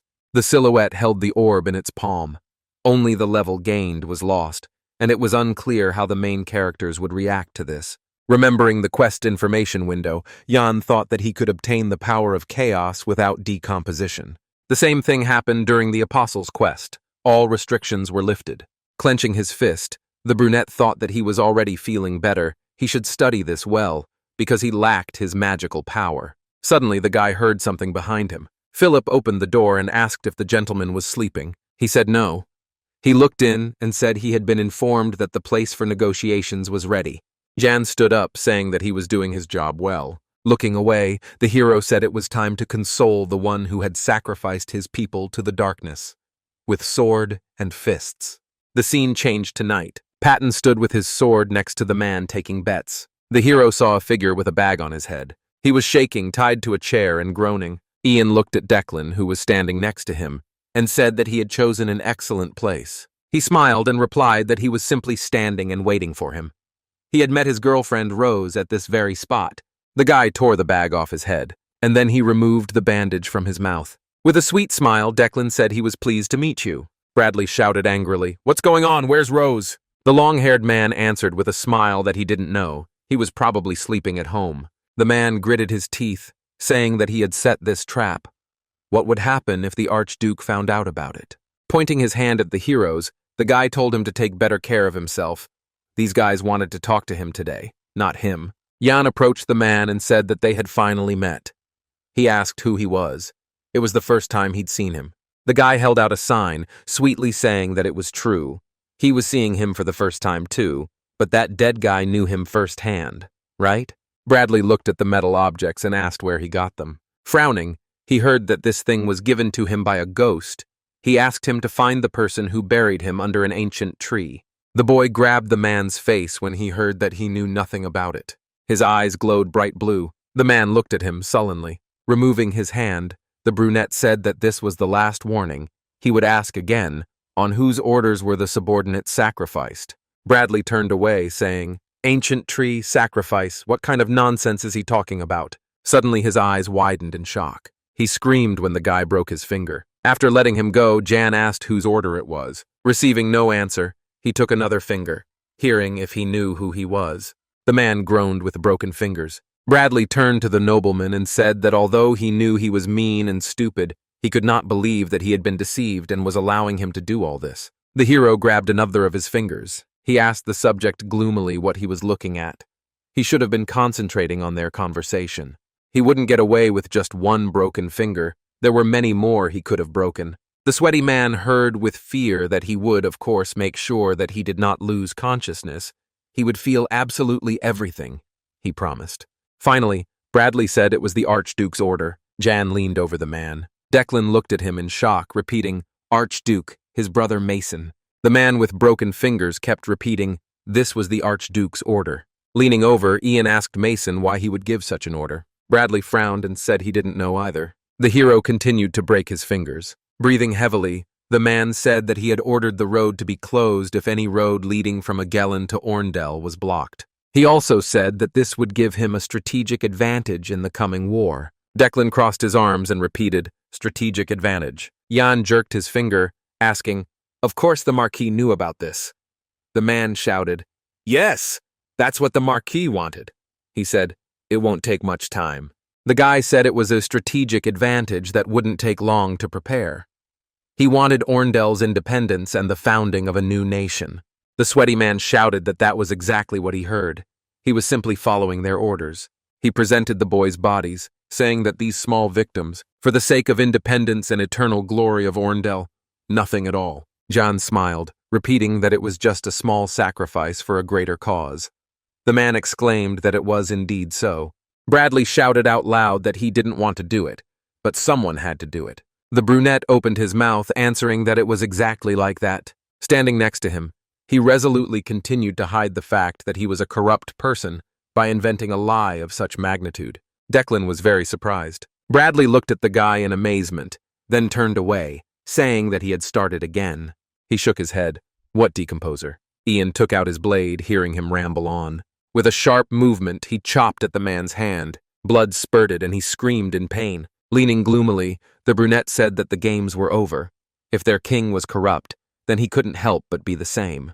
Bradley's eyes widened when he heard the question of what he was promised in exchange for his cooperation: immortality, strength, power.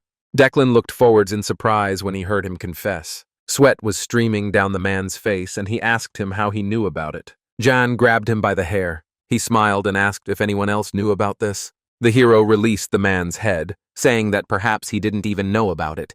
Brandishing his blade, John explained that he only knew that the Archduke he served was corrupt, which made it clear to him that the Marquis was the same. The brunette covered his mouth with his hand, drawing his sword. He said that as a reward for his cooperation, he would plunge a blade into him up to the hilt. Declan suddenly jumped out, shielding the man, and told him to wait. Standing opposite him, he said that he didn't mind killing him, but maybe he should explain everything to him first. Frowning, he said that it turned out that his father was preparing an uprising and was even behind these murders.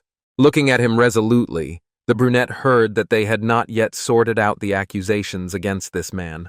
His brows furrowed. The guy looked surprised when he said, "Okay, he needs to get a promise from him." The nobleman turned around, asking what that sound was. A shadow fell across his face. More and more hands emerged from Bradley's body. John touched the aristocrat's collar, pushed him away, and drawing his sword, he asked Philip to protect his master. And Phil stood in front of him, telling the aristocrat not to worry and to stick with him. The fabric tore at the monster's powerful muscles. Scars were visible on the skin. The monster raised its head and screamed. A purple haze emanated from the building. Ian jumped up, landing on the monster from above. He waved his tentacle. The hero struck him with his sword.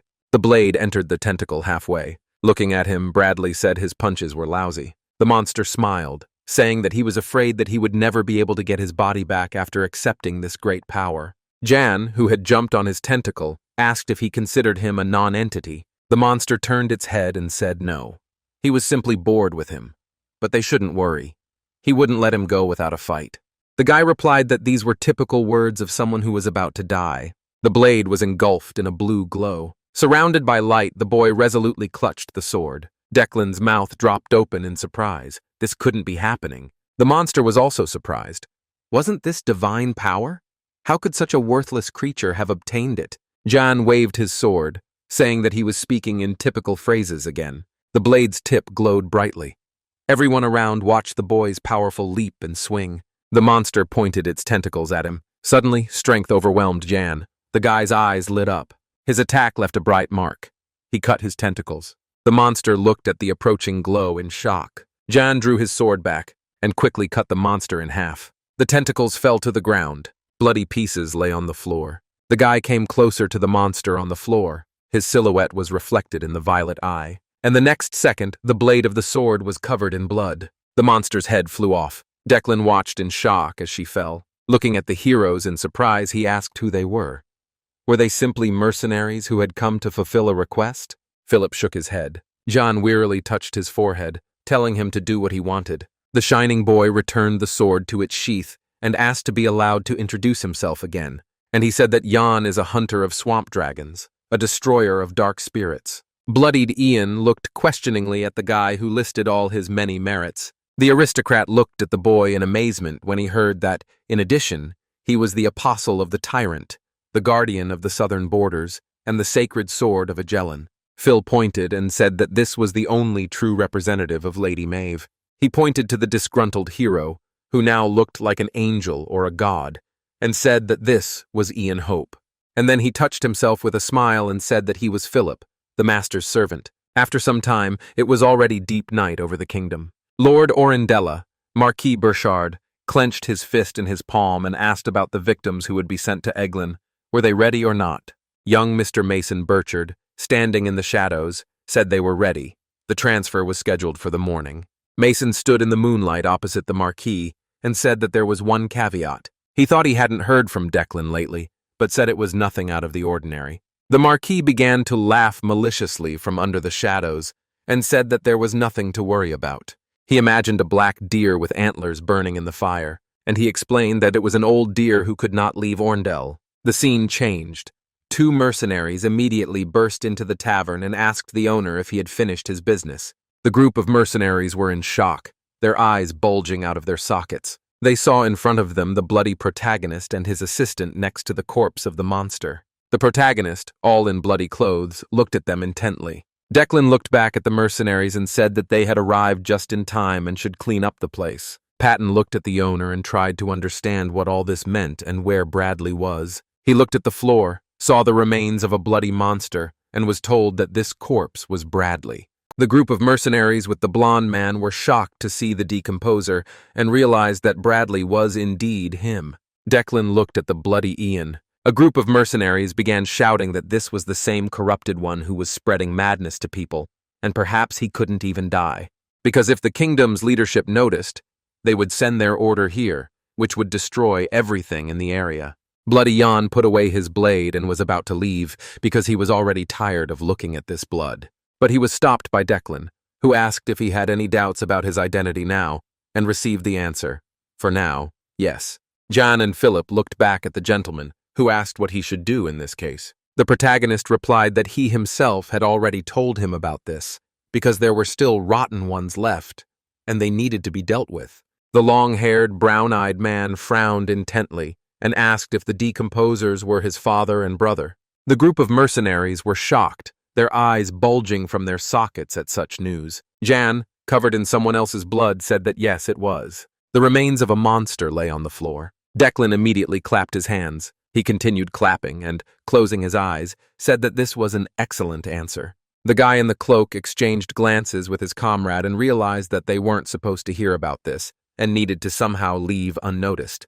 Philip immediately closed the door. The boys looked back at the door where the assistant stood with his arms crossed. Ian looked at Declan, who asked if he would stay for a few days until the case was completed. Jan told him to think for himself.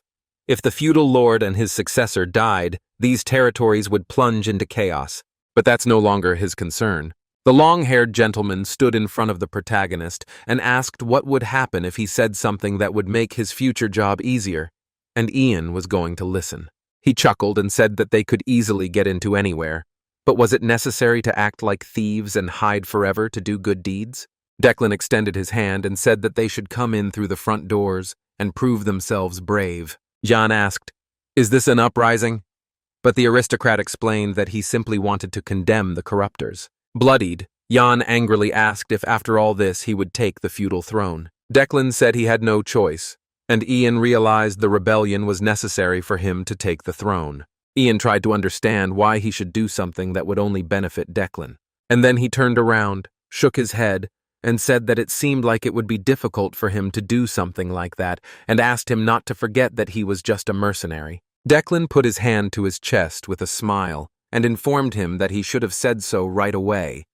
If he helped him, he would pay a generous reward.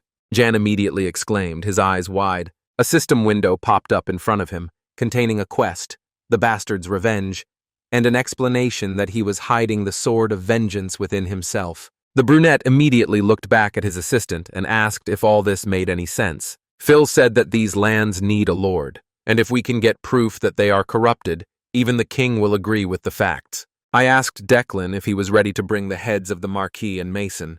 He replied that he had to kill them with his own hands.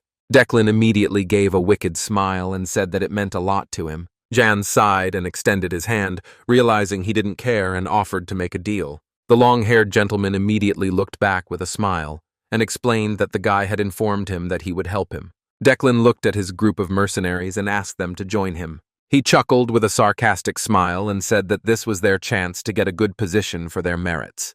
The group of guys immediately started to get worried and angry with sweat on their brows. The guy with the beard immediately laughed loudly and said that the choice was obvious. Then he said with joy that this was the future he had dreamed of since he began serving him. He immediately asked his men, "What are they worth?" It was an honor to fight with warriors like Gigi and the aristocrat. These guys immediately began to rejoice, because they were already tired of being mercenaries. From now on, they would live well. They would become nobles. Ian and Philip looked at Declan closely and asked him to make sure everything went perfectly, because there would be no second chances. Declan put his hand on his belt and said that there was nothing to worry about, because he had never had a second chance in his life. Suddenly the scene changed and a bell rang. All the doors started to swing open. A group of people were walking on the ground. It was Jan and his team. The brunette looked closely at the mercenary and didn't understand why everyone was so worried. He met Declan in front of him with a group of guards, who ordered them to move without delay. Ian adjusted his bracers, closed his eyes and said that if they were ready, they could move out, and saw that Declan was very excited. Their cart, along with a whole horde of people, was heading towards the city. Jan walked ahead and the others followed him. The assistant walked beside him and, looking back at his comrades, said that this must not be enough, because there were only about 30 people here. Declan looked straight ahead proudly and replied that that was enough. They walked forward, and a crowd of people crowded around them. A little girl in a dress appeared from the crowd. Declan led a huge crowd of slum dwellers, and Phil noted that even those who lived outside the fortress walls were helping them. The aristocrat asked, "Is that enough?" John noted that half the population had come out, and they had done a good job of attracting them. Declan said it wasn't that hard because he gave them the opportunity by telling them new facts. He explained that they had received information about whether their friends and family members were alive or dead. A crowd of residents walked forward with a little girl. Suddenly they stopped in place. They stood in front of the huge gates of the fortress and raised their heads. From behind the fortress, an old man began to shout for the boys to stop. The old knight looked angrily at the lord and asked what was going on here. Declan and his comrades looked at Doran and told him to bring his brother and father here if possible. The old man shouted and did not understand why they came, because it looked like a rebellion against the Marquis. Declan and Ian stared up, and the latter explained that Doran was wrong, because it was the Marquis who had betrayed Orendel and the entire kingdom. Declan shouted to the knight from the tower that even the gods had betrayed them and become the decayed. The old knight, in terror, stretched out his hand and ordered them to stop, for from that moment on he forbade them to advance. Doran suddenly looked around, hearing a voice asking about the decomposers. The sound of a cane was heard. The brunette frowned slightly and realized that this was the same scoundrel, but in the game, he played the role of a benevolent father. The Marquis appeared with 2 guards. The brunette raised his head and saw all this rotten nobility in the fortress. The knights turned anxiously to look at the approaching lord. Declan bowed to the ground before his father. The lord, leaning on his cane, asked his son why he was doing this, spouting all sorts of nonsense about corrupted people, rebellion, and betrayal. Lou Solar, meanwhile, watches everything. And the lord declared that ultimately it was Declan who found himself in great trouble, calling him ungrateful. Someone began to approach. A crowd of guards ran out. From the fortress walls, archers aimed their crossbows. Mason, standing behind him, angrily asked him on what basis he was talking all this nonsense. Ian looked up and sighed, realizing the rest of the corrupted had arrived as well, and Declan replied that he was glad to see his brother. Declan explained that everyone gathered here knew everything. The soldiers were unfairly given over to the demons to be torn apart, and these people were their relatives or friends. He picked up a rolled-up scroll and declared that he even had a list of the dead soldiers. The Marquis and his son watched, and the latter said that his brother was trying to set him up, in response to his father's kindness.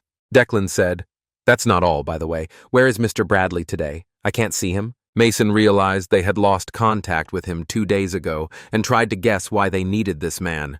And his brother smiled and said that they would definitely never see him again, because they brought Bradley with them.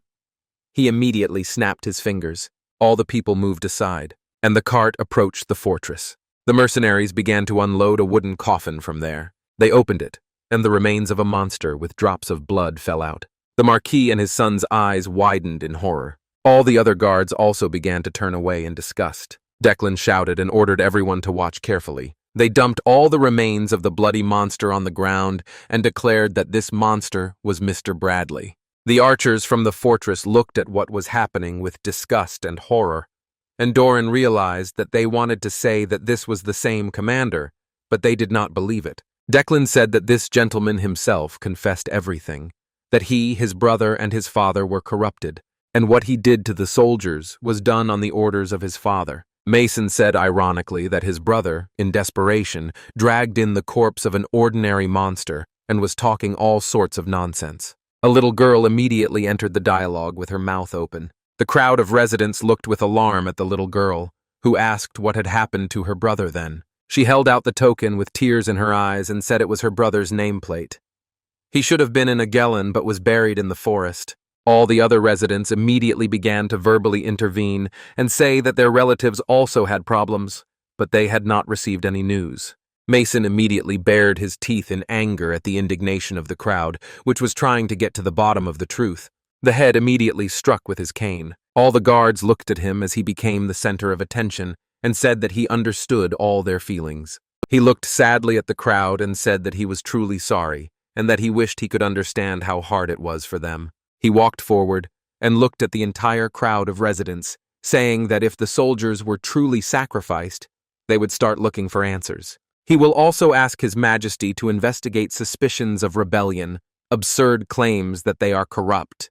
This will be decided by the court and the church of the empire. The Lord and his archers looked down on the crowd and asked if these decisions were enough to appease their anger. The villagers looked up with slight panic. Then they started looking at each other and suggested that if he did this, it might calm them down. Mason immediately raised his hand and said that if everyone was happy, then they should retreat. The residents immediately became agitated when crossbows were pointed at them, and they were told that if they remained, they would be considered traitors. Jan thought.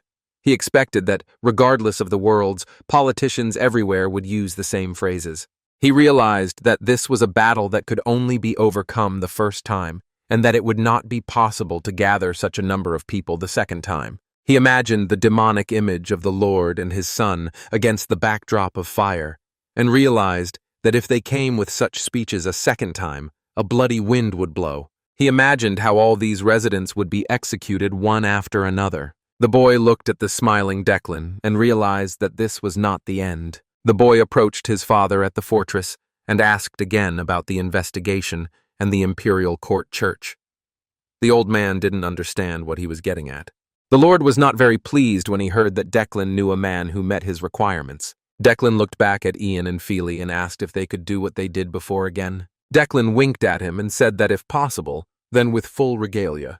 The protagonist, bewildered, looked forward along with the worried Philip. The archers immediately tensed slightly and continued aiming. Yen stepped forward in front of the crowd, and they realized that he was the same mercenary who had been killing the monsters in the dungeon. Mason started laughing out loud because his man was just some mercenary. Philip stood behind him and, closing his eyes, wanted to officially introduce Jan. He opened his mouth and said that he was the apostle of Tauren and the guardian of the southern border, as well as the owner of the treasured sword of Agellan, which belonged to Mave Laurel. The crowd of residents was shocked by such statements. Doran and the archers also opened their mouths, because Ian was her only official representative and judge, whom the strict goddess loved so much. Phil extended his hand, and he bowed his head and imagined Lord Jan standing there with an exhausted look. The servant himself said and declared that he was his squire. The boy looked at the smiling servant in bewilderment and realized that he had said too much. Declan pointed at Ian with an admiring expression and said that this lord had witnessed Bradley's decomposition and that he had personally condemned him. He peered out from under his eyebrows with a grin and said that he was well qualified for this. The Marquis immediately cried out in anger that this could not be. He looked at the guys angrily and said that this could not be an official representative and an apostle, because this could mean that he was a paladin. The protagonist immediately began to draw his sword. He waved it with a smile and thought that he could show them everything with the sword, and then he began to pull out his glowing blade. Yang held the glowing sword in front of him and thought that, unlike an ordinary sword, this one was filled with divine power. He then pointed the glowing blade forward. The guards were shocked to see that it was indeed a paladin. The little girl immediately fell to her knees. Mason looked at the man in horror along with his father and said that he really was a paladin. Jan began to walk forward, and then he suddenly rushed into attack with his sword. The lord immediately shouted at the archer, "Why are they just standing there and watching instead of shooting?" They couldn't. He was God's apostle. Mason immediately pulled out his blade and, in anger, said that any guard who dared to disobey the order would be beheaded on the spot. The archers almost wet their pants at this statement. The protagonist, with a blade glowing with aura, was almost in the fortress. Mason drew his sword and ordered the archers to shoot. A barrage of arrows flew straight towards the protagonist. These arrows were aimed straight at his head and glowing eye. But he used low-level gray magic, a rotating barricade, which deflected all the arrows. Then he started running along the wall. He jumped into the air with a glowing blade. Ian flew higher above the lord and his son. Mason looked up, his eyes wide. Yang waved the glowing blade and said that the sentence passed by the goddess was death. John delivered a chopping blow, straight towards the knight, and then he cut off Mason's hand. The man looked forward in bewilderment. Then he grabbed his arm, screaming loudly in pain. His father was in shock. Jan climbed up the wall of the building. He began to pull off the glove with his teeth. The man bared his teeth and said in anger that the main character was a freak. The soldiers looked in confusion at the man who had ordered the boy to be captured. The fighters exchanged glances. The main character looked at the guys, telling them to stop. He held a blade out in front of him, emitting a blue aura. He said he thought they'd be limited to the blood of the rotting ones today. The knight looked ahead in bewilderment. Declan called out to Doran. The guy spread his arms out to the sides, ordering him to call off the soldiers. The captain looked at the soldiers, telling the regular guards to retreat, since this was not their battle. The fighters laid down their arms. Doran turned around and began to walk away from the main character. Mason looked ahead angrily, saying that these scum were no good for anything, and it looked like he should retreat inside the castle. The man bared his teeth in anger, picturing the castle. He figured he had allies there, so he needed to buy himself some time. The knight imagined a man and a stag. Sure enough, the old stag was on his side. Mason smiled maliciously, noting that he would send a messenger to him, since Orendel was a strategically important point, and he would have to send his troops to help.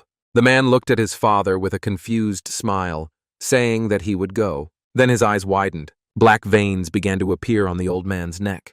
The lord's eyes turned red. The old man leaned on his cane, baring his teeth. The swordsman looked at his father in bewilderment, asking what was wrong with him. The lord looked at his son in horror, asking if he hadn't seen the sign of the shining goddess on the soldiers.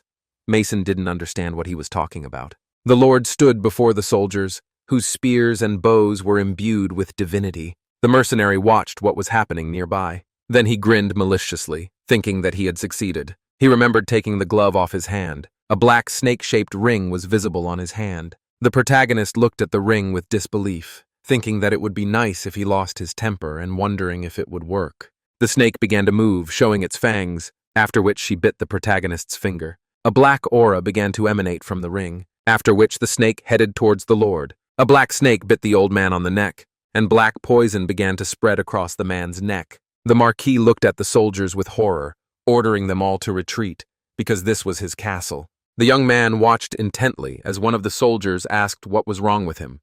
Was he really rotting?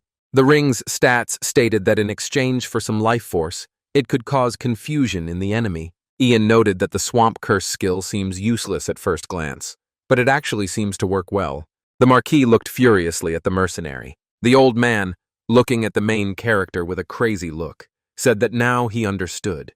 He is a brat, not a simple paladin, the embodiment of the Tauren goddess. Poison spread across the man's face. The Lord said he shouldn't be made to laugh, and he wouldn't get any punishment. A purple aura began to emanate from the old man. People watched the proceedings attentively. People in the crowd said that the gentleman was indeed decomposing. Duran watched in horror, noting that everything the young gentleman had said was true. Mason didn't understand why he had suddenly transformed. The old man began to emit a powerful aura.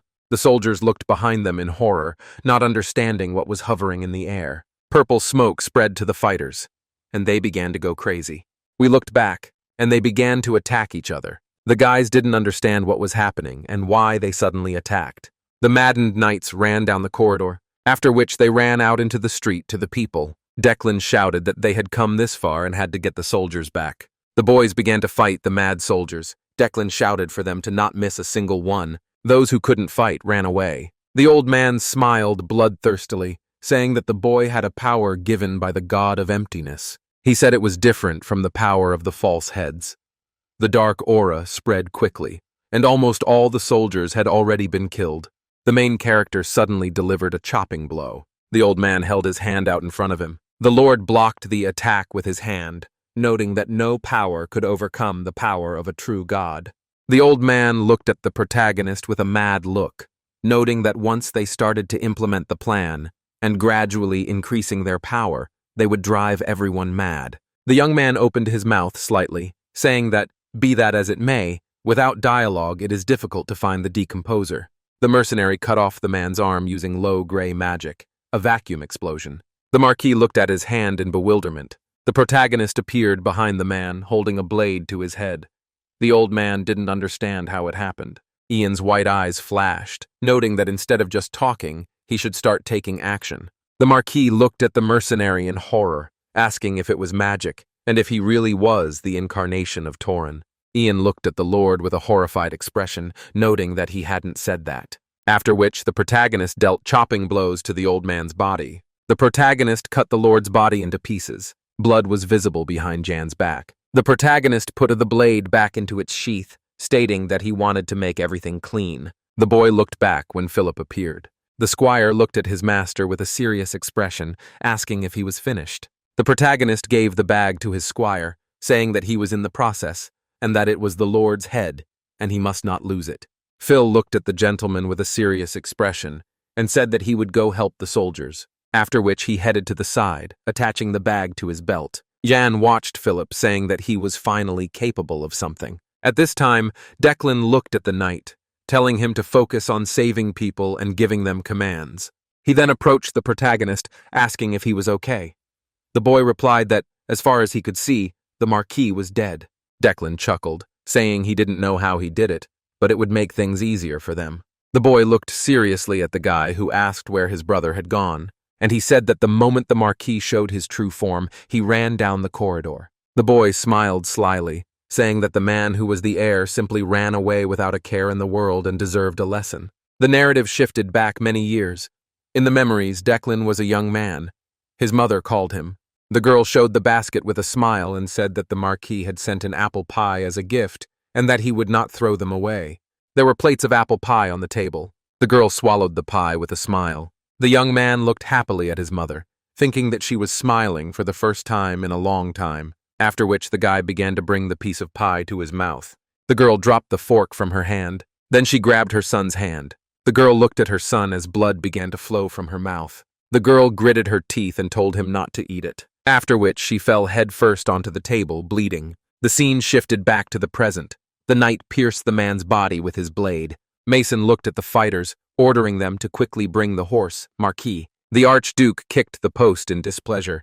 He asked if the last thing he would see in Orndell would be a stinking stable. The Archduke gritted his teeth, noting that if he ever arrived in Eglin, the man looked angrily ahead, noting that he needed to somehow meet with the old dear and gather troops, and then kill everyone there. Mason looked at the fighter with displeasure, asking what he was worth since he ordered him to bring a horse. Blood gushed from the fighter's mouth. The protagonist pierced the knight's body right before Mason's eyes. The fighter's lifeless body fell to the ground. The protagonist asked what he had said about the old deer. Ian smiled slightly, asking what he had just said, noting that he would like to listen. The men stood opposite each other.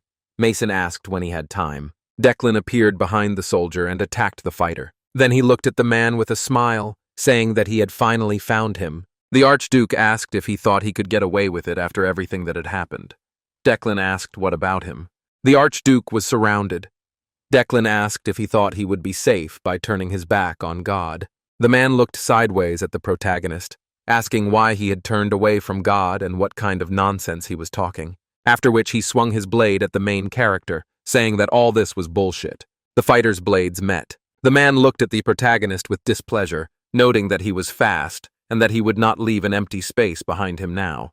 The protagonist opened his mouth slightly, saying that the apple definitely doesn't fall far from the tree, after which he cut off the man's hand. Mason winced in pain. Yan grinned bloodthirstily as he screamed in pain.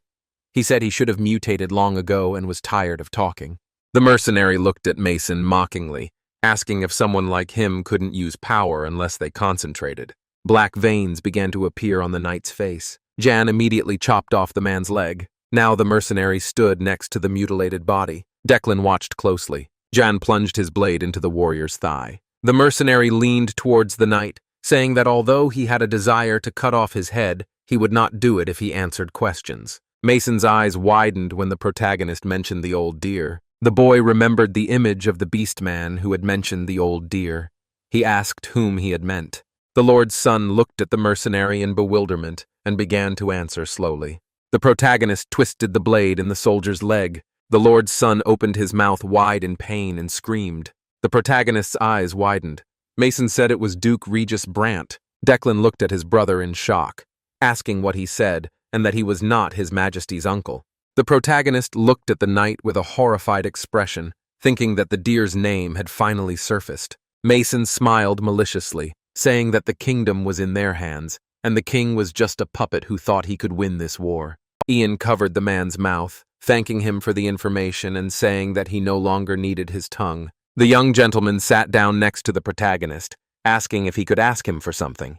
Declan looked down and smiled slightly, noting that he would take his brother's tongue. The Archduke looked at his brother in bewilderment. He didn't understand what they were talking about. Jan said that he had just promised something to his partner. Now he would keep his promise. Declan suddenly grabbed his brother's face. He looked at him with a furious gaze. The man looked at this boy with fear. Declan said he didn't even know how long he'd been waiting for this day. Jan stated that so many years had passed since his brother gave him and his mother an unforgettable gift. The boy remembered how blood was coming out of his mother's mouth. The woman gritted her teeth in pain. Declan chuckled slightly, noting that she'd bitten her tongue to compose herself. She'd almost bitten it off. Mason looked at his reflection in the blade. Declan held the knife to his brother's face, saying that this was why he so wanted to hurt his brother like that one day. The knight looked at his younger brother with horror, asking him to wait and listen first. Then blood gushed out. The scene changed. Drops of rain fell from the sky. Declan dragged his brother's emaciated body toward the wall, behind which stood a huge crowd of people. The young lord held his brother by the hair. The little girl watched in surprise. The boys opened their mouths in surprise. The villagers looked up. The young lord said he was following the will of Apostle Tyrone. Philip watched with a serious expression.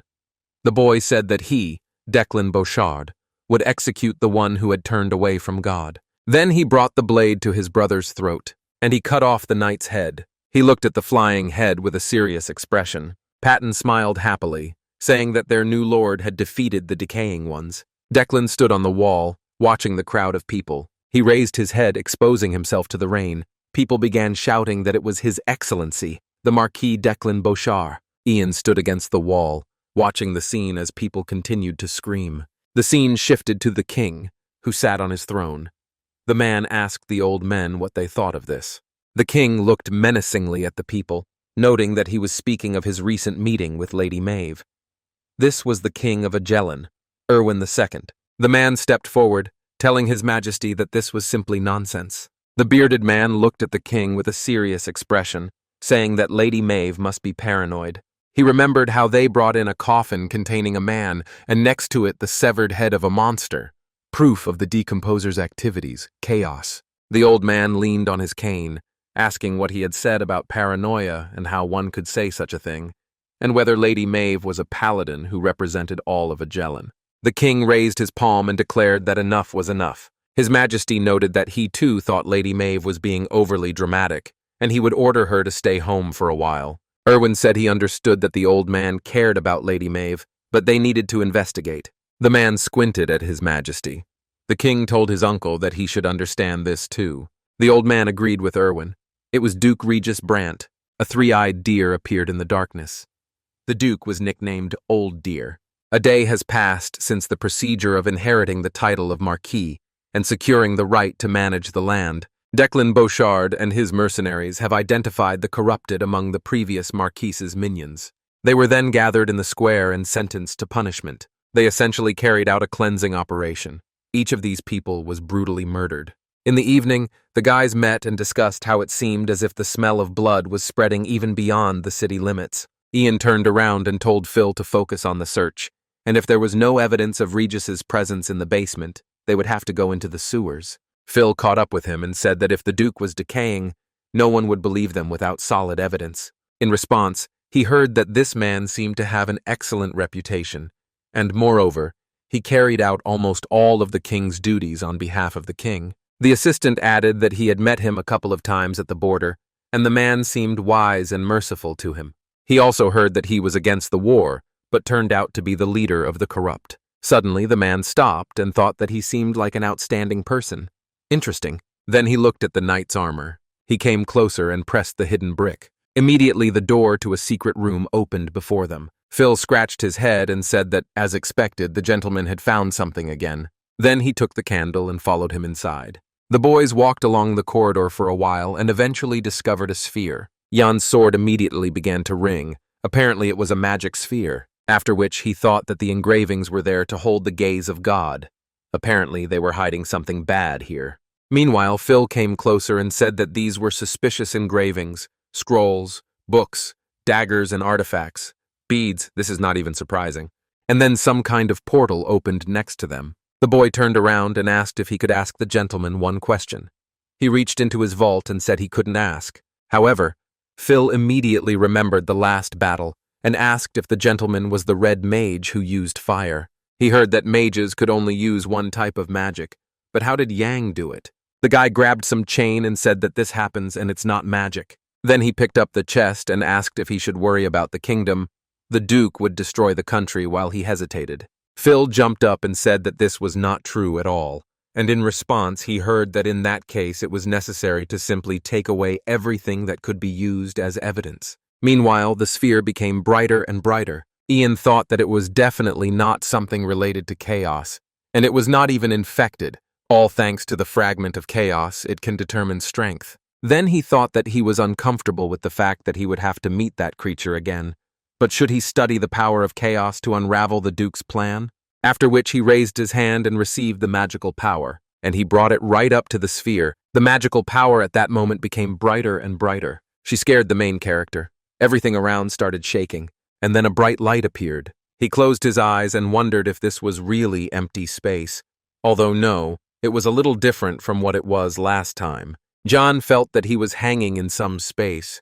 He thought that this was another manifestation of emptiness, or there were many emptinesses.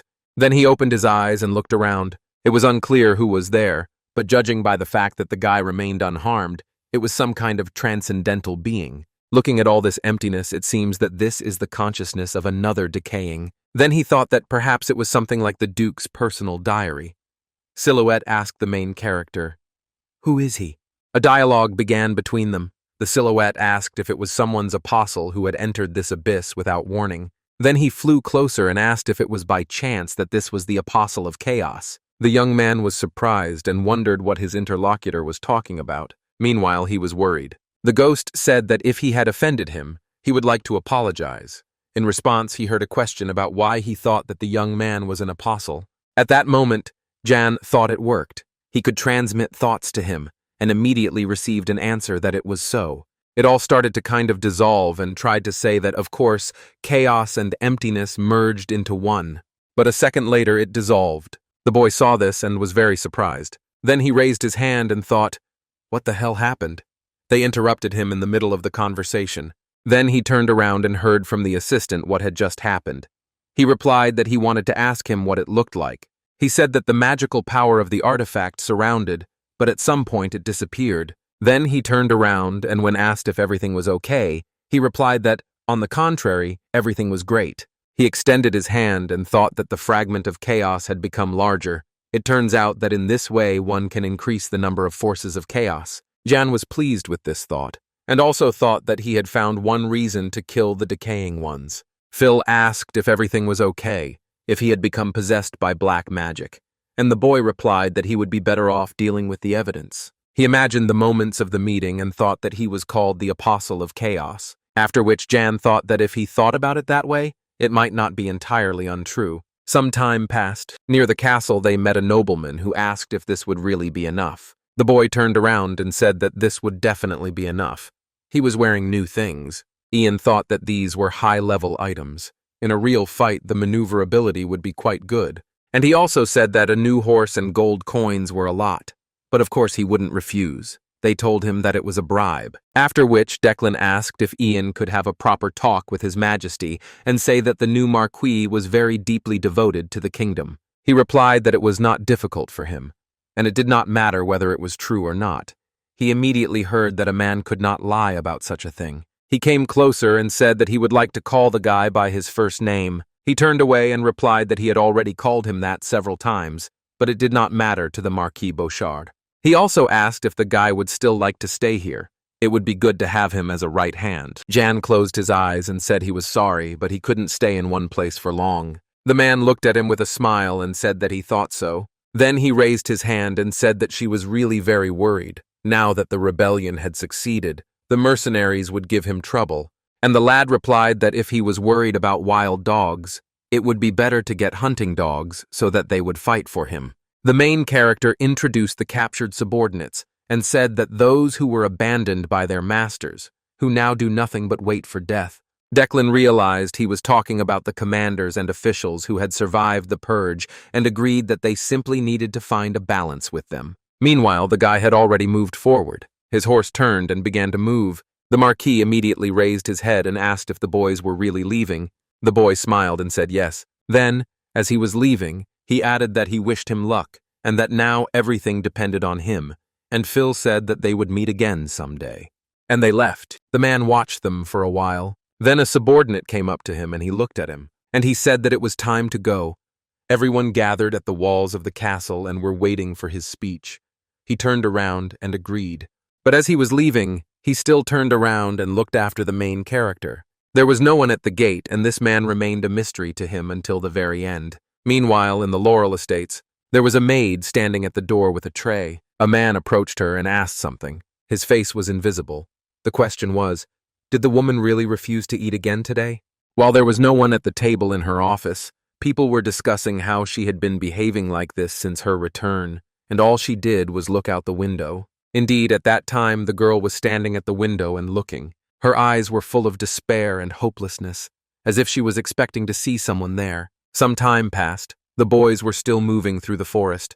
The assistant looked up and asked if there was anything there, and the boy continued reading the book and replied that he had found something. Then he looked at him and said that this evidence would be enough to prove that the Duke was a degenerate. The boy was delighted and asked if it was true, what evidence they could find to punish the traitor to the kingdom. The main character advised him to shut up.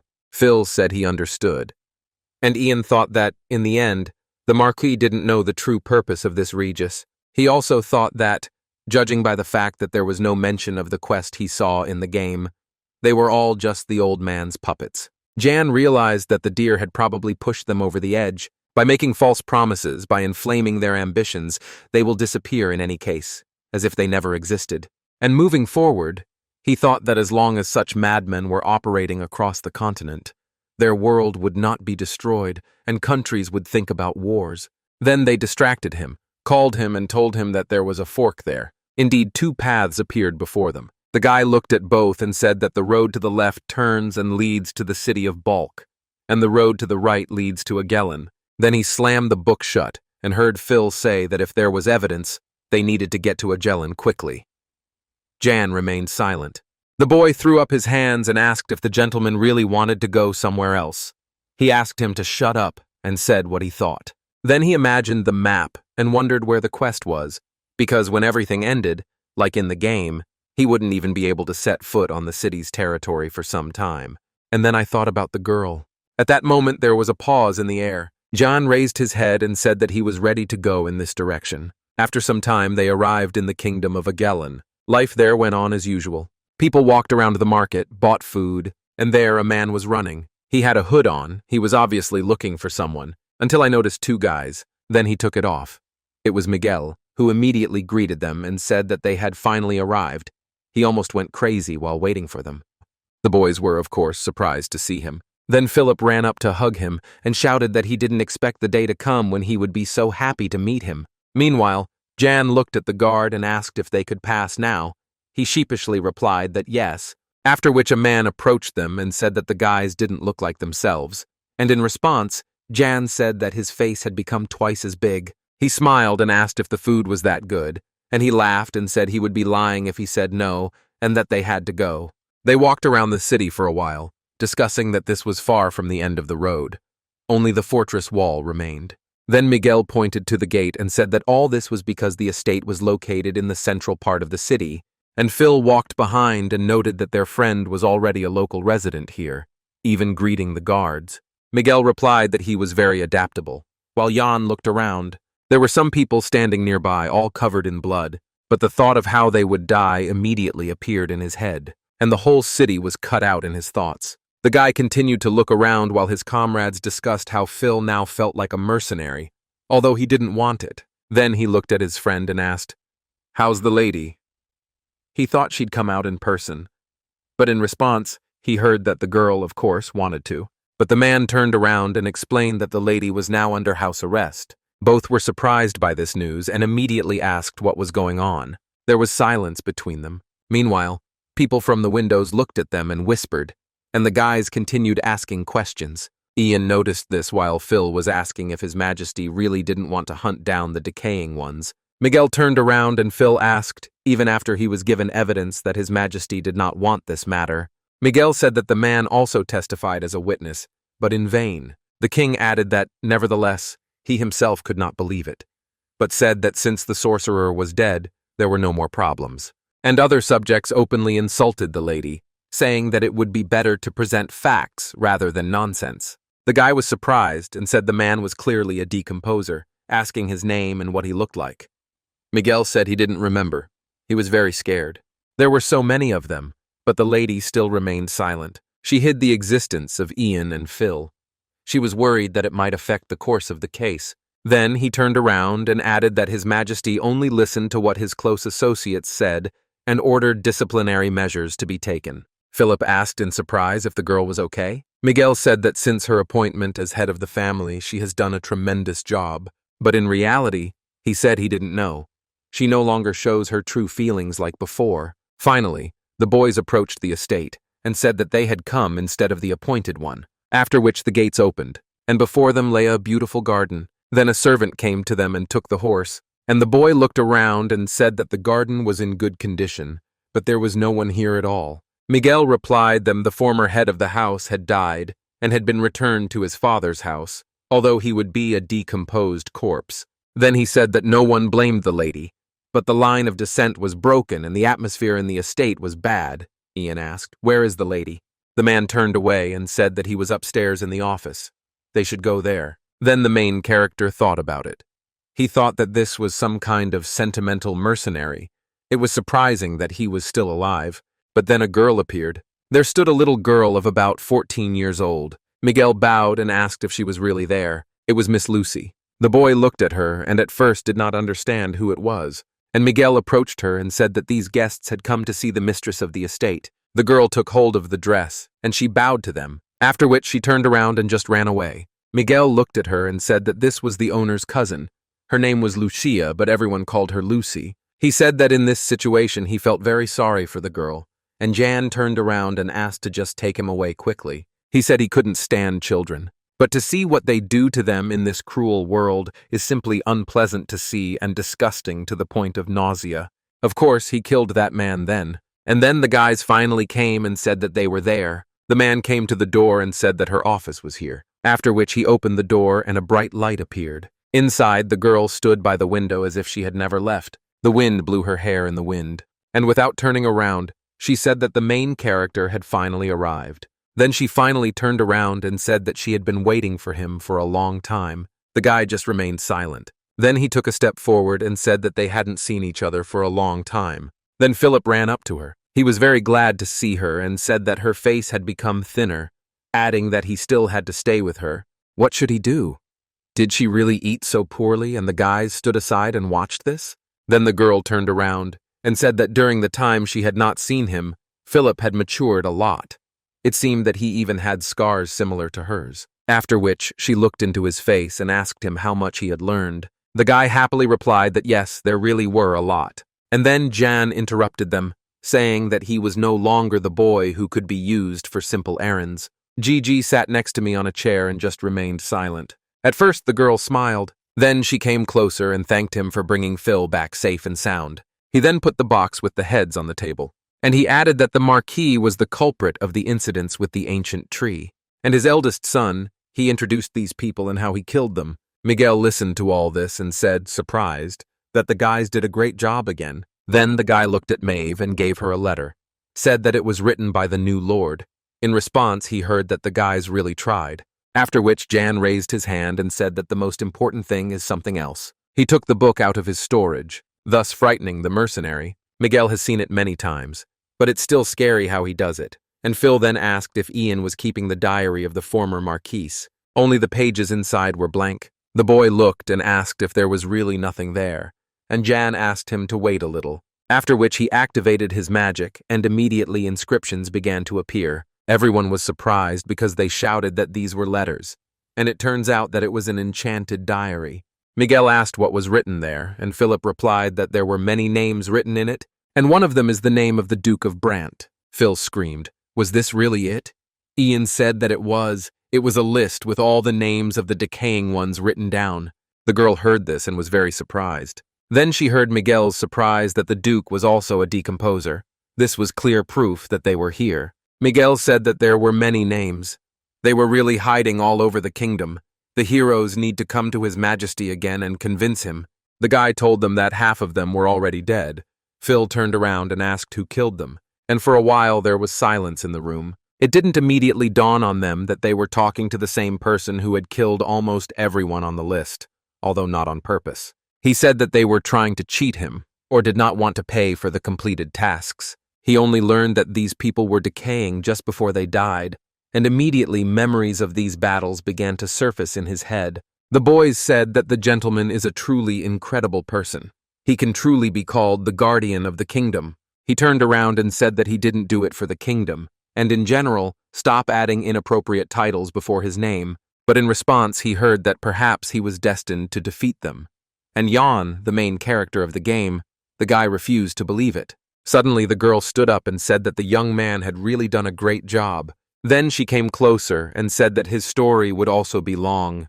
Then it would be better to cook dinner. Then she frowned and looked at him, and Jan just remained silent, after which he finally agreed. The scene shifted to a corridor full of doors. He lay in his bed and thought about everything. There were many thoughts in his head, such luxury around for the first time in a long time, after which he opened his eyes and said and remembered the evening dinner, where the girl said that she planned to ask for another meeting with the king. The guys sat at the table and asked what she was going to do when she asked for a meeting. She looked down and replied that they needed to uncover all the decaying ones on the list. Then she said that Ian had just said that there was a way to make the decaying ones show their true faces. Her plan was simple, to show everyone their true faces right at the meeting where the king and the others would be present. Then the wild-eyed girl said she would try to kill him. Everyone around was surprised. Had they misheard? Were they really going to kill him right in front of His Majesty? It was too dangerous. And the main character interrupted them and said no, after which he said that if he did not do this, His Majesty would simply not believe it again. He needed to be introduced to the decomposer face to face, and now in bed he thought that it was right. If they were going to do this anyway, they needed to catch Regis. Then he looked at the ceiling for a while and went over everything in his head, including their meeting with the girl. and I realized that she would still have to become a demon together. He thought about it during their first meeting, when they were washing themselves. He also thought that after death, the girl should appear as a ghost, and only then would she be able to deal a real blow to the boss of the first chapter. So she was destined to die, after which he closed his eyes and thought, is it really impossible to prevent this? And this made his soul ache. Suddenly there was a knock on his room. As soon as he approached the door, he wondered who had brought him there at such a late hour. And behind the door stood a little girl and looked at him. The boy was surprised. He thought that he had just decided to have a good rest, when she came and asked what she needed. The girl was surprised. Then she bowed, and in response he heard that enough greetings, she could just say what was needed. The girl raised her head and asked if this was the mercenary Miguel was talking about. He replied that he would like to know what they told her. The girl started telling a lot of his achievements, and the main character asked her to stop. He grabbed his head and thought that he would teach Miguel a lesson tomorrow, and said that it was really him, although he corrected it a little. The baby was even more surprised by this news, and the young man looked at her and asked what she wanted from him. They stood in the hallway. The little girl just wanted to thank him. Perhaps this man was even stronger than the curse that was on her. The protagonist immediately asked again about the curse, and the girl said that everyone she loved died. Absolutely everyone. At first the young man was surprised, and then the little girl bowed and said that he needed a good rest and wanted to leave. Then she turned around and walked down the corridor. The boy then closed the door and said that in this damned family there is not a single normal person. Before his eyes stood the image of a little girl saying that everyone she loved was dying. This worried him. Then he grabbed his head and said that such an ominous feeling rarely let him down. It would be better to prepare in advance. The morning came. All the close subjects gathered at the table. The lady introduced the main character and said that this was the assistant they had spoken about earlier. Then she turned and added that these knights at the table were members of the royal guard. He looked at them when he heard that they were the most reliable people because she selected them personally. They were even told their plan. Jan looked carefully into everyone's eyes and thought that there was an excess of mistrust here. Then he walked around the table, and he said that their task would be very simple. Everyone listened attentively. That the task was to protect the king if something went wrong, that's all. He also said that the king asked not to disclose the conversation that took place here. Everyone was very surprised and listened attentively. But when the guy added that if these people want to die, they can tell, they got very angry. One even jumped up and called him a vile upstart. But the old man stopped him and said that he wanted to know if it was true that there were so many decaying ones hiding in the kingdom. The boy lowered his head and said that it was true.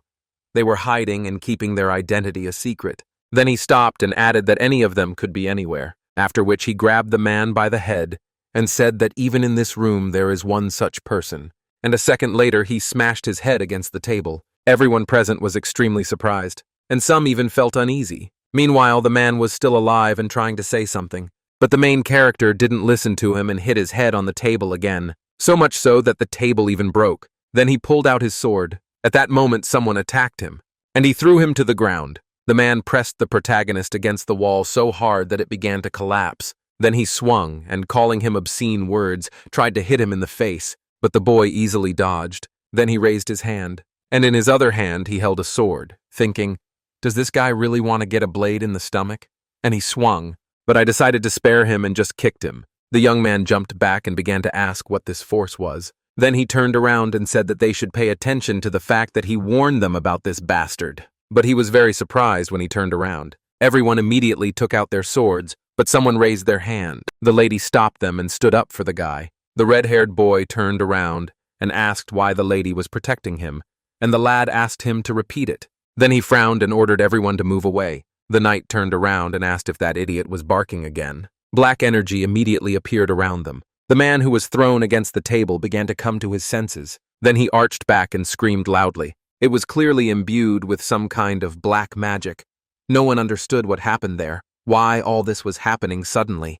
Philip stood nearby and also did not understand what it was.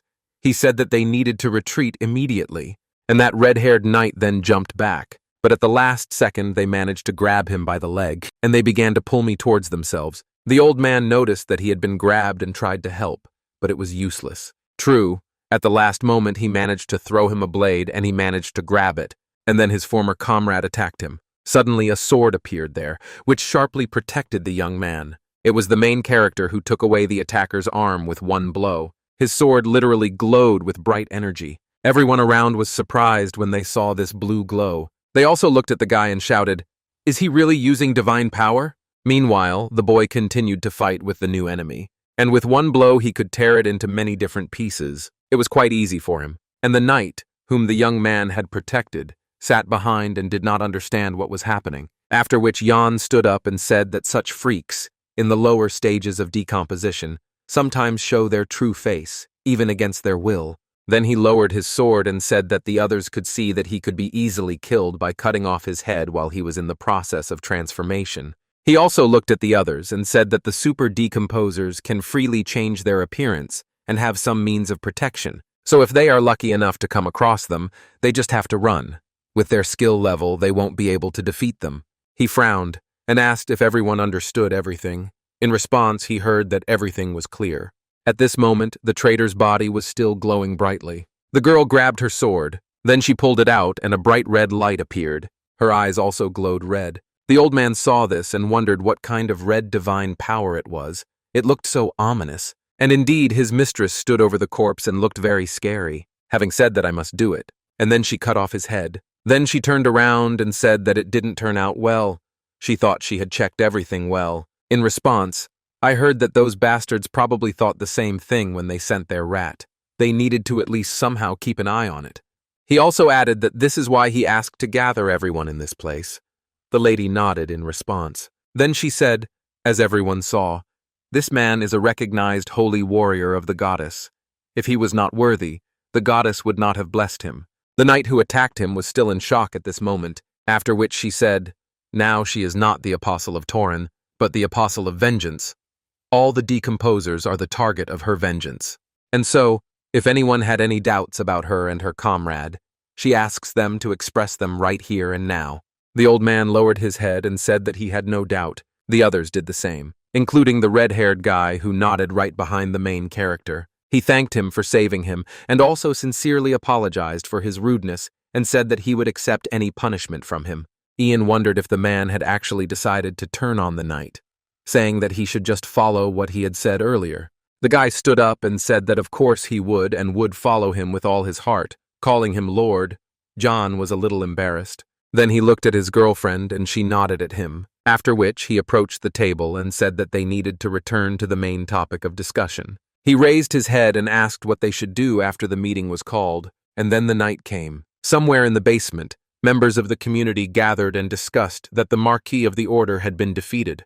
There were people in cloaks standing there and saying that this was bad, that it was probably the work of the Apostle Girl, even though she was supposedly under house arrest. One of those present said that if that was the case, then someone with similar power had appeared besides her, but they should not be afraid.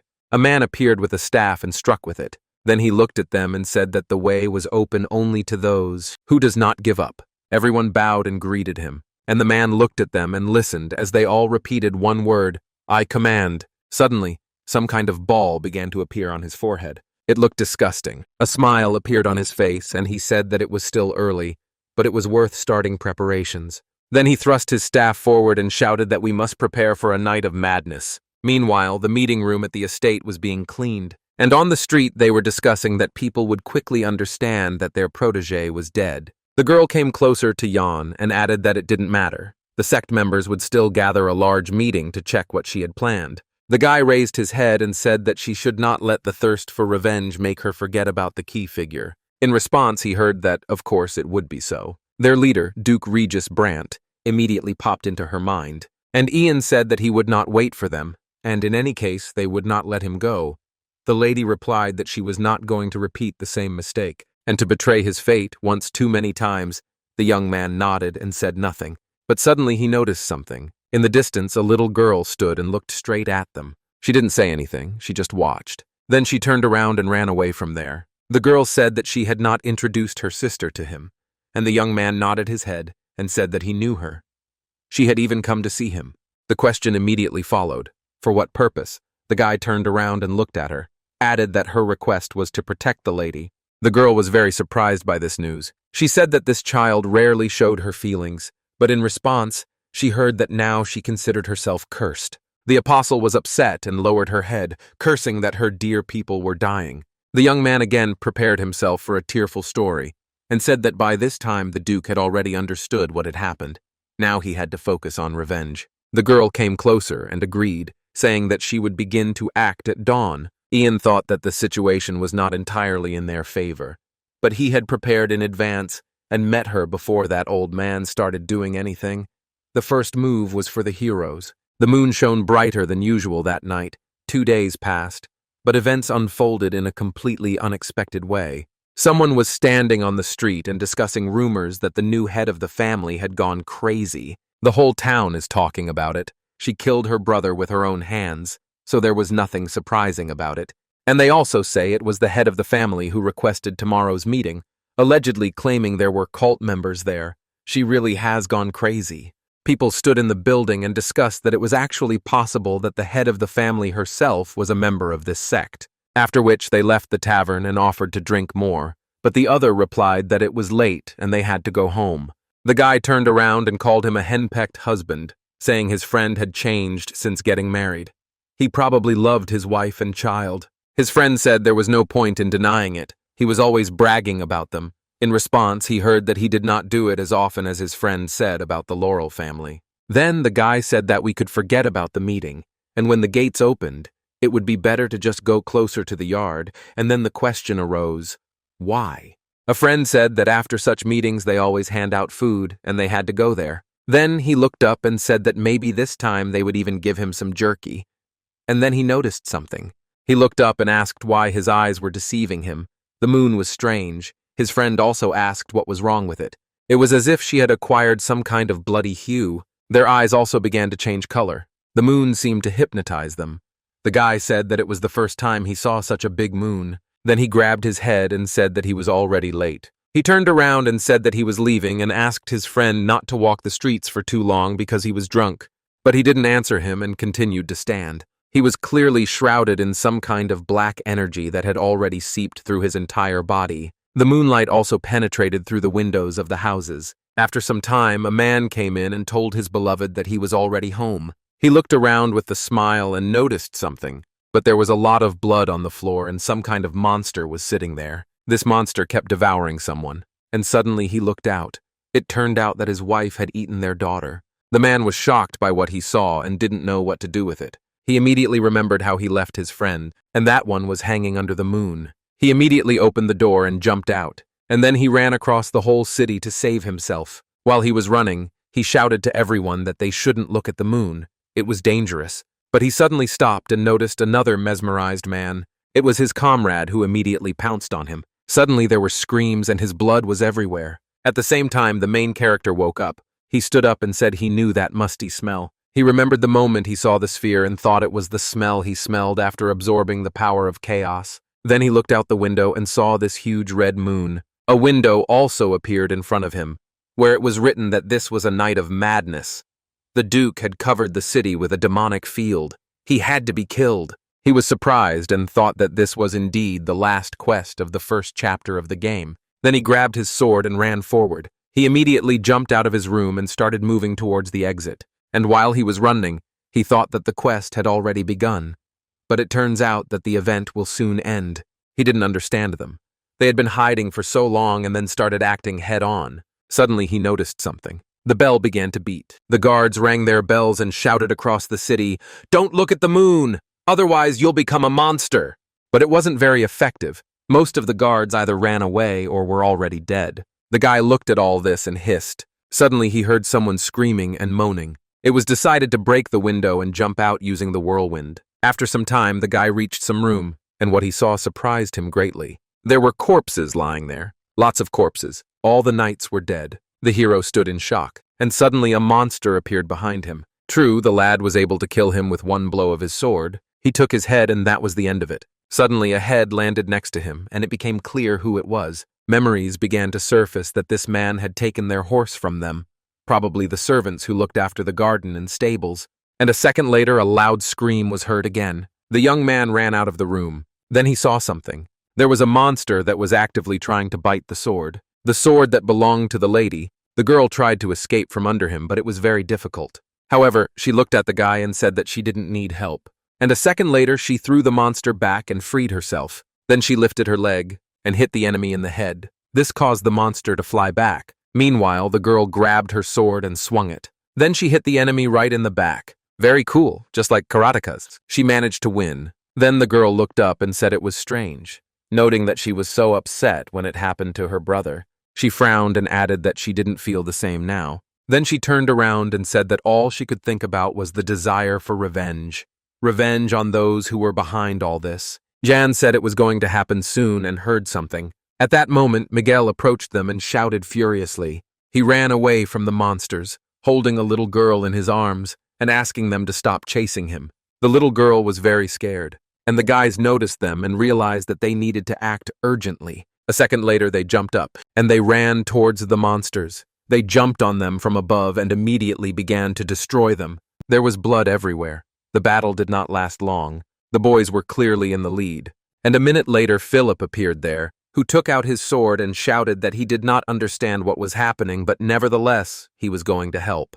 Miguel was running towards him. It so happened that the man tripped over Phil's foot. Because of this, he fell, but managed to lift the girl in time and prevented her from hitting herself. When the child stood up, she immediately turned to him, and Miguel said that he almost died. At that moment, Phil noticed a huge wound on his back and asked where it came from, and the man said sheepishly that it was nothing special. The girl continued to look at this and was clearly very scared, after which a lady approached them and thanked him for saving the girl, and he replied that there was no need for gratitude, and added that perhaps there were still survivors. The main character came closer and said that he was going to look for them, and the rest should put on their armor and come to them. The lady agreed with him, after which she turned around and thought that she could not become a burden again, so she asked him to take care of himself. At that moment, there was no one left in the corridor, no one. Besides the mountain of corpses, the boys walked on, discussed that they needed to look after the girl and not dare to look at the moon.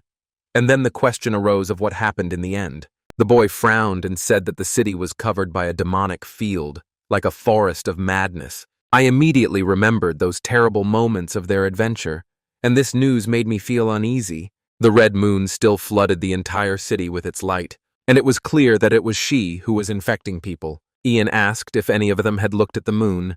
Phil replied that he felt dizzy and immediately looked away. The boy was glad that the training was worth it. The moon did not take him so easily. At that very second, a monster jumped out from around the corner at him. Jan took out his sword and continued speaking. At the same time, he cut off the monster's head. He continued walking and said that this is not a real moon, but a curse, so that if you look at it for a long time, a person becomes defiled by this magic. Yang thought it was good that the demonic field hadn't reached its peak yet, since they weren't completely cut off from the outside world. He looked up at the sky and thought that, according to his memories, the red moon was larger and the curse was stronger. As a result, the light from the moon was so strong that the entire space was filled with it. But now it didn't look like that. The thoughts were that even this level was enough to defile people with abilities in the mental and physical plane, which is what happened to the people from the estate. Some time passed, the cleanup continued. For example, Phil was able to save the maid, and for this, and the boys stood nearby and discussed whether the maid was the only one who managed to survive. Immediately after this, screams of monsters were heard about not being able to look, and cries. The boy then stood up and asked what the Duke was thinking when he decided to commit this crazy act. The protagonist approached them and replied that when you are in a hopeless situation, sometimes the best way out is to destroy everything and start over. Jan was told that he couldn't get away with it, so Jan said that he had people who could be found guilty. The boys stood in the room for a while and discussed who was the biggest obstacle for such a person, of course, the apostle. Then it dawned on Philip that he meant the lady. Ian remembered how people were discussing the madness of this girl and the fact that her brother belonged to this sect. Then he said that this could be a great opportunity to get rid of her. Phil ran up and said that it was the lady who exposed the existence of this sect. And Jan said that the truth doesn't matter.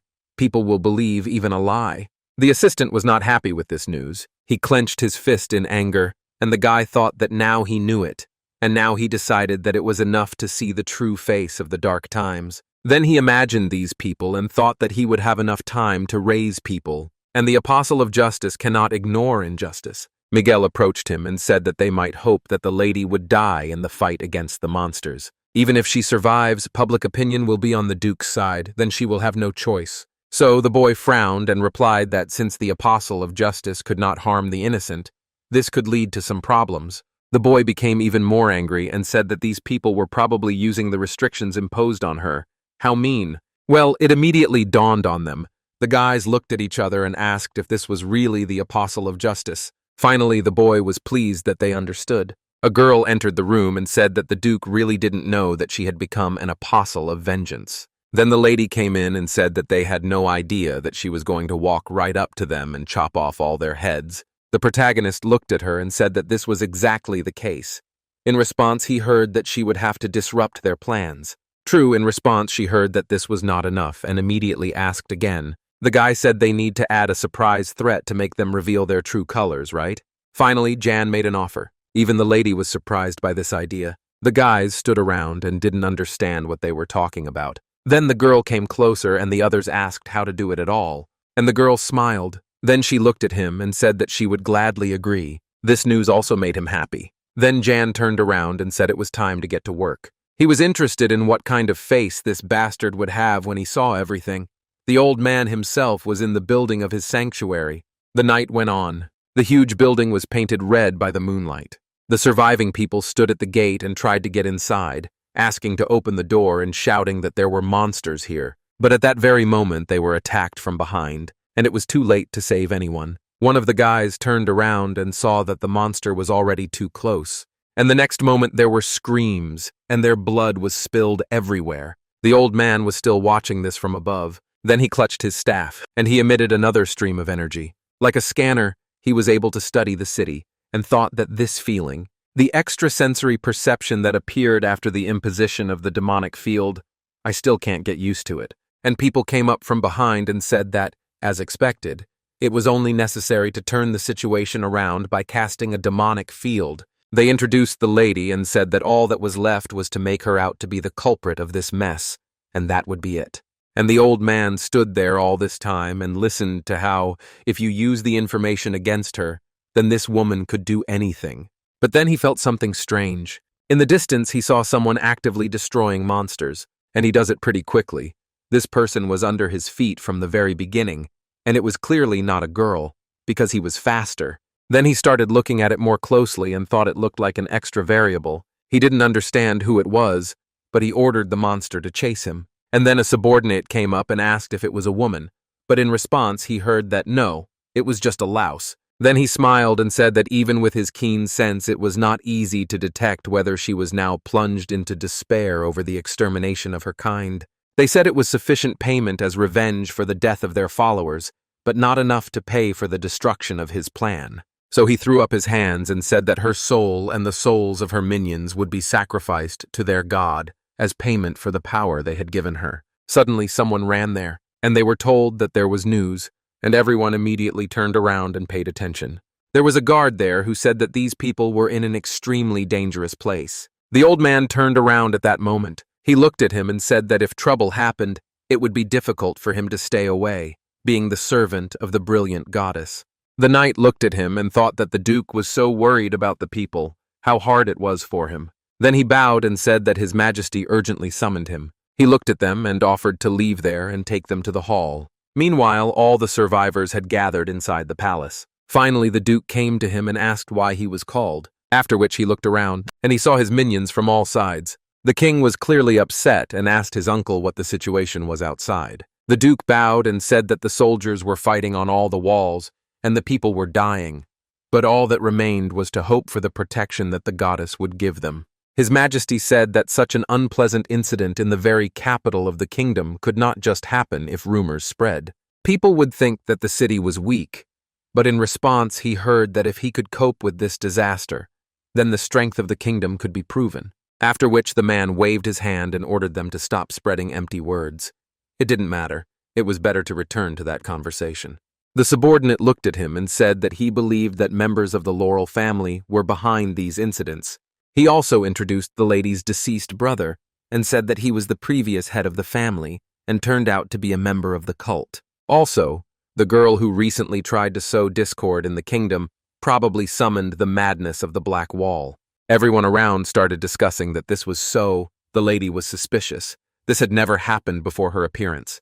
And others also said that this could not be. An apostle of God could not be a traitor. The old man listened to all this attentively, and then he thought that public opinion was on their side for now, and said that the lady strictly followed the will of the goddess's apostle.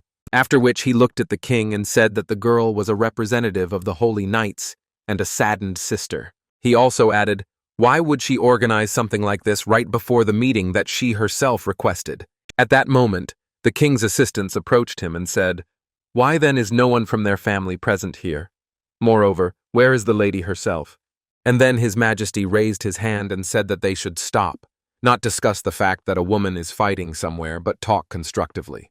He closed his eyes and said that he liked these people's version better. He started waving his hands and added that an investigation should be carried out and it would reveal the truth, and asked his uncle to do this.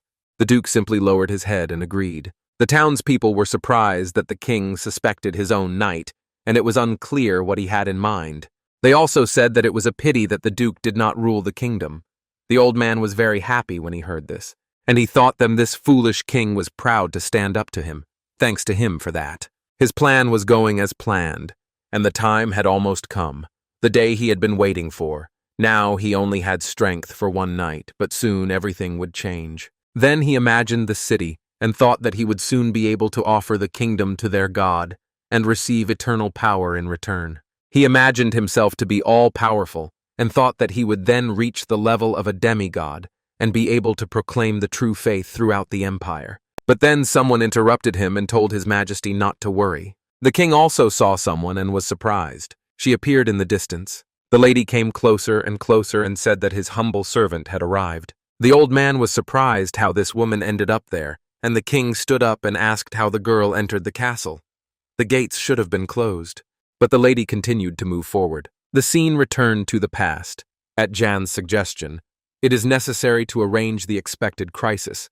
Only this will reveal their true nature. So he would prefer that the lady really looked like a ghostly avenger, mired in madness. So far the girl had done her job well, and she looked pretty scary. She frowned and said that she entered through the main gate. Then she clenched her fist and added that there were sectarians hiding among them. How could God leave him alone in such a situation? After which she stopped and heard from the king why the lady still continued to talk about this. The girl asked if the man himself couldn't see those who were quietly hiding, leaving the city in chaos. The Duke was very surprised when he heard this, and wondered if she had really guessed. If she really thought she knew everything, it couldn't be. And His Majesty looked at her and asked what she was talking about, and where was her family? Why was she alone? And then he heard something that scared him.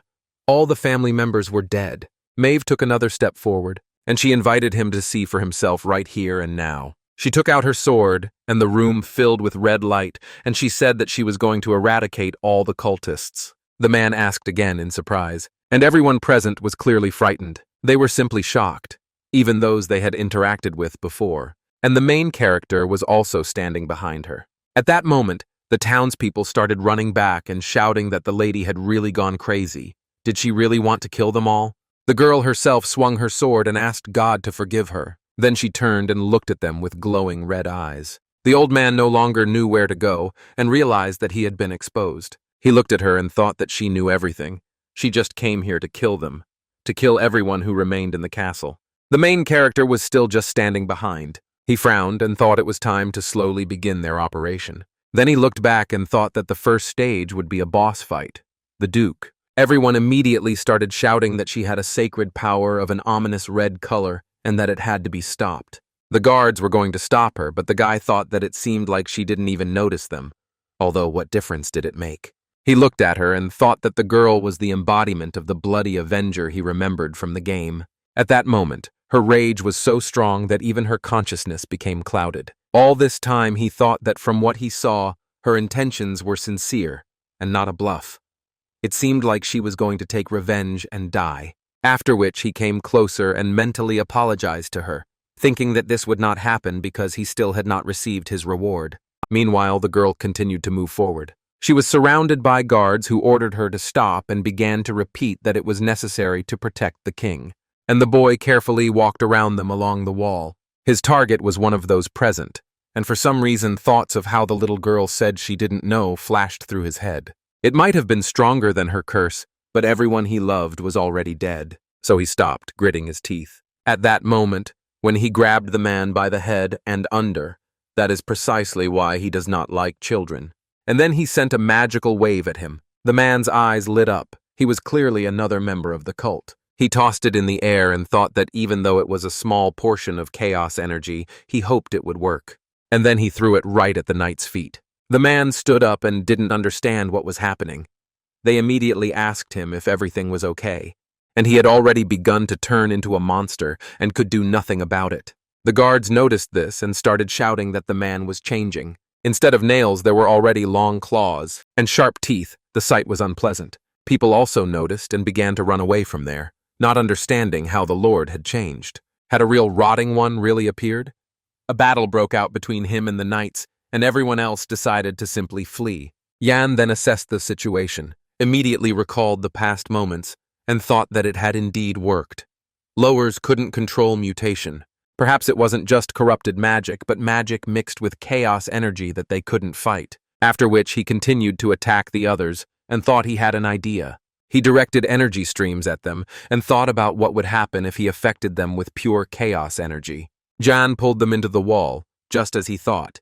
He only makes the higher decaying ones stronger. And then he noticed how the old man simply continued to stand and watch everything that was happening. He tossed the men aside and thought his plan should have worked on such lowly freaks, after which he looked to the side and ordered the guards to protect the king. The soldiers had to fight the sectarians.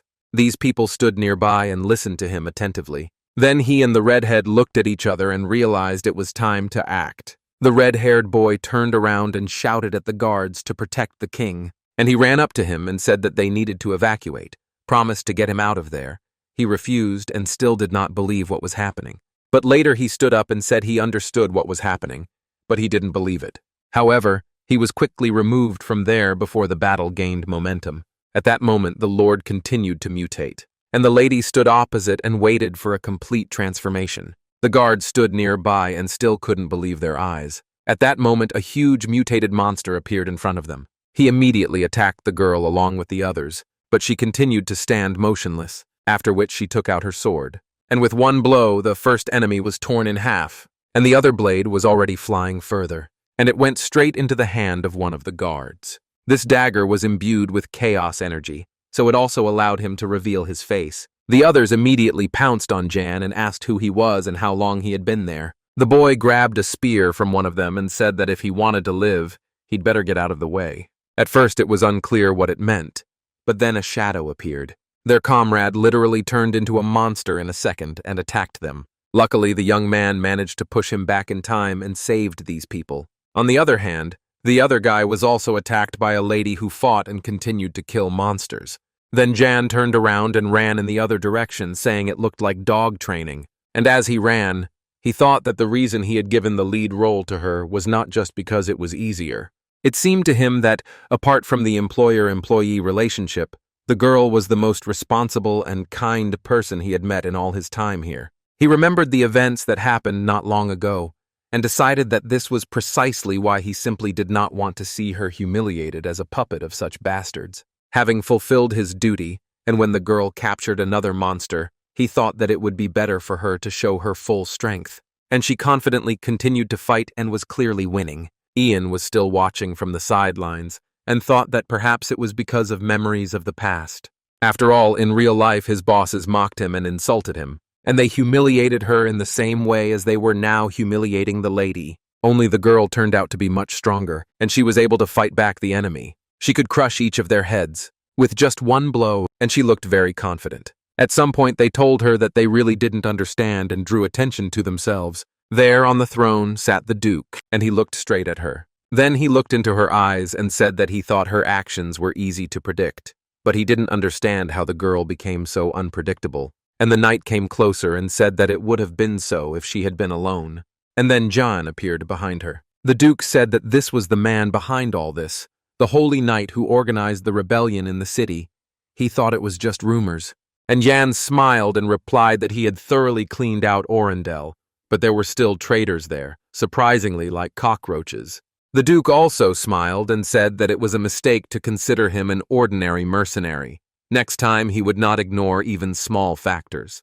Then the girl raised her sword and said that there would be no next time for him. Then she struck and ran towards him. The sword flew a couple of centimeters from his face, and then the man opened his eyes and began to transform. A protective field appeared around him in a second. The guys looked at it and thought that it was just incredible power thanks to the power of chaos. Suddenly, hairy legs started running. The guards were very scared when they saw this monster, and the main character was clearly not ready for this. All the remaining members of the sect immediately reincarnated, and the Duke said that it seemed the girl had forgotten that this man in the kingdom at night was no different from a god. His eyes glowed, and the strange lump on his forehead had reappeared. Everyone present was very surprised and asked if the Duke was also a member of the sect. This couldn't be, but the man immediately stood up and raised his staff, directing magical power at them, and a second later there was an explosion. The main character resisted as best she could, but the force was such that she was thrown back, and so she hit the wall. Smoke rose all around. Meanwhile, the old man continued to talk to Jan and said that no one else would know that he served the true God.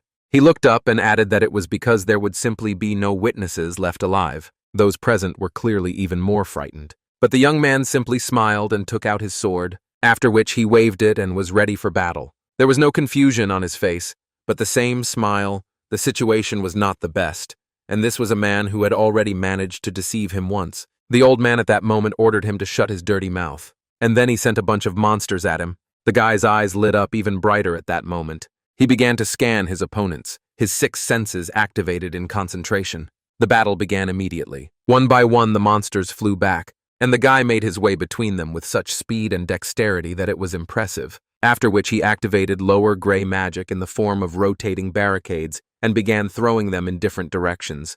The Duke was displeased, said he didn't think the man had the strength, asked what about it then, and then he directed an electric charge at him. The mercenary immediately raised his head and looked at him, and a second later he deftly dodged the blow, and this greatly surprised his opponent. At that moment, the boy simply stood opposite and continued to remain silent. He thought that in the game, his opponent was mortally wounded by the bloodthirsty Avenger and revealed his true form at the beginning of the battle. But now he's still human. At this stage, you need to be especially careful if you don't know the patterns. So he took out his sword and asked if this was all. The old man seemed to be much worse than he expected. The Duke raised his hand in response and called him a little bastard, comparing him to a fly that continued to buzz annoyingly, and sent the remaining monsters towards him. And the young man actively made his way between them and was ready for this battle. His blows raised dust, and then the guards decided to come to their senses in order to fight off the monsters. The monster attacked them, but they put up with it. However, this was not necessary because the girl was able to protect them. The man turned around and saw something. Her helmet then flew off her head and smashed on the floor. The lady was able to kill the enemy with one blow. Her entire face and hair were covered in blood, and her eyes glowed bright red. She turned to the guards and ordered them to block all the passages into the hall and asked if they could. If you imagine a diagram of the palace, it was created by reconstructing ancient ruins, so the entrance can be blocked with metal bars. The lady ordered them to act immediately, ordered them to isolate the entrances, go to His Majesty, and report on the situation. And then she took out her sword and heard from the Duke that it was pointless. His hounds had already penetrated the palace grounds, and indeed, there were already dozens of monsters standing behind the walls. The man added that her stupid orders would only increase the number of victims, and again directed his subordinates at her. True, he didn't notice how the main character immediately appeared behind him and asked why he was so angry, after which he tried to strike, but ran into a protective barrier. And the Duke turned and asked what was the point of paying attention to annoying flies. Immediately after this, the guy took out a magic sphere and said that he was ready to act differently. Now his eyes lit up red after the phrase that he was not the only one who wanted to remove all the witnesses. He pushed off from the protective barrier. He took off and decided to break the sphere. The old man saw it with his own eyes. After all, many fireballs were flying towards him, and each of them, one by one, began to destroy the protective barrier. The boy was thrown back by the shockwave, but was able to slow down. It seemed the boy continued to surprise the old man. When he realized that this was also a magician, he added that now his doubts were dispelled, that the red magician was definitely this man. Then he got angry and shouted that the main character had achieved all this by deception and began to slowly release his energy.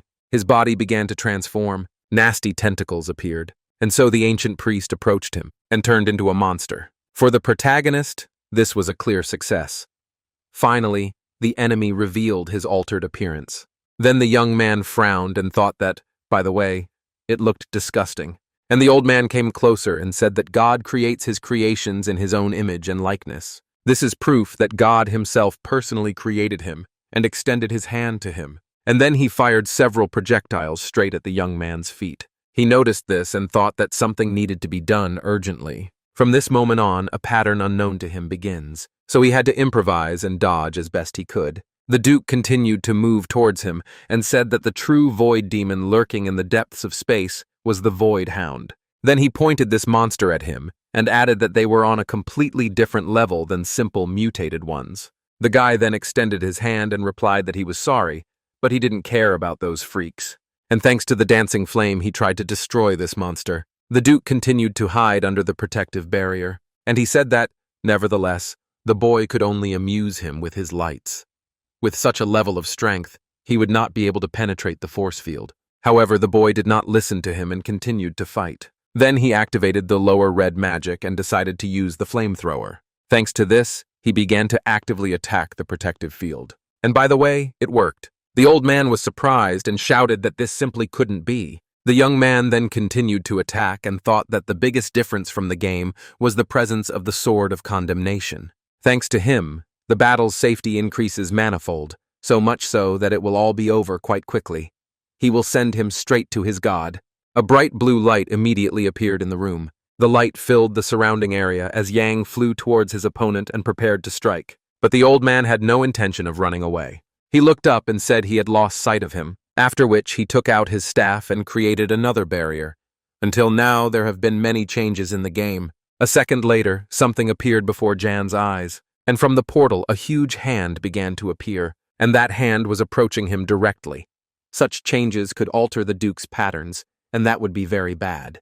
The scene changed, and the night continued. Suddenly, an arrow flew from somewhere, hitting the monster right in the head. Then someone jumped up and flew towards him. It was the knight Philip. The guy landed and with one blow was able to cut his opponent into 2 parts. He then swung and continued to kill him, shouting that he must die. This continued until the monster lost its head, after which the guy stood up and exhaled. And then he turned around and shouted at his comrade. He told him to cut off their heads. Why take more? Miguel grabbed the crossbow and replied that he thought it would be so easy to dodge its tentacles, but with this, he could do it. The 2 guys looked around and said that, by the way, there were many more hounds chasing them. It seemed they were running towards the royal palace. And the man also shouted, "What's going on? Weren't there 2 friends in the palace just now?" The girl immediately introduced these guys, and I realized that they needed help. She grabbed the plate and hoped that none of them would get hurt. Meanwhile, in the palace, the battle was in full swing. The main character parried the enemy's attack as best he could, but the blows were so strong that both could not cope with the blast wave. Finally, he managed to cut off the hand of the monster that was behind the old man. And then the old man raised his staff and realized that something urgently needed to be done. At that moment, Jan tried to comprehend what was happening and realized that he had not hit very deep.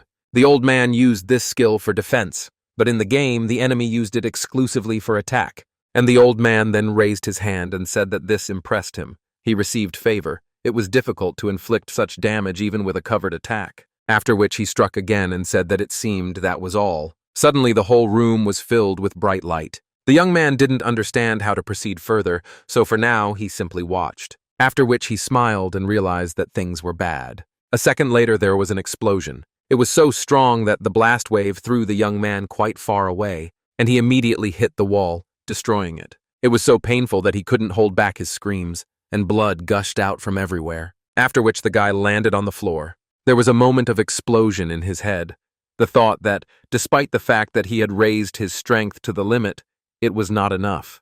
Then he looked at his hand and realized that he couldn't even lift it properly, after which he touched his head and thought he had a concussion. Thoughts about his comrades and how irresponsible he had been began to run through his head, even though I've seen countless changes from the game, but I made this mistake. After which he saw huge claw cuts on the wall in front of him, and at the same time, magic was getting closer and closer to him. The young man raised his head and saw a translucent monster. It was a void hound. The monster was getting closer and closer to him. So the guy had to stand up and think that just once, he needed to avoid the attack and then he could win. He gritted his teeth and thought that even if he exposed himself to the attack, he just needed to avoid fatal injuries.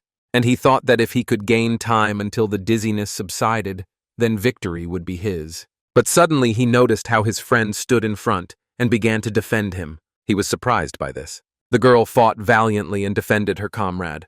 There were cuts on her hands, but they healed fairly quickly, and the eyes burned brighter than before. It was quite a spectacle, and finally the blow was struck. The monster flew back and began to bleed. Meanwhile, the girl headed towards the Duke. He saw the blow coming towards him, but it was too late, and a second later there was an explosion. Finally, there was silence. The young man sat in the middle of the hall and thought that at some point she had dealt with all the hounds. Then his girlfriend came up to him and addressed him. She turned around and said that she needed to take care of the others. The boy asked what was going on, and in response, he heard that, since he was a mercenary, she thought one request wouldn't be enough. She turned around and said she would give him everything she had.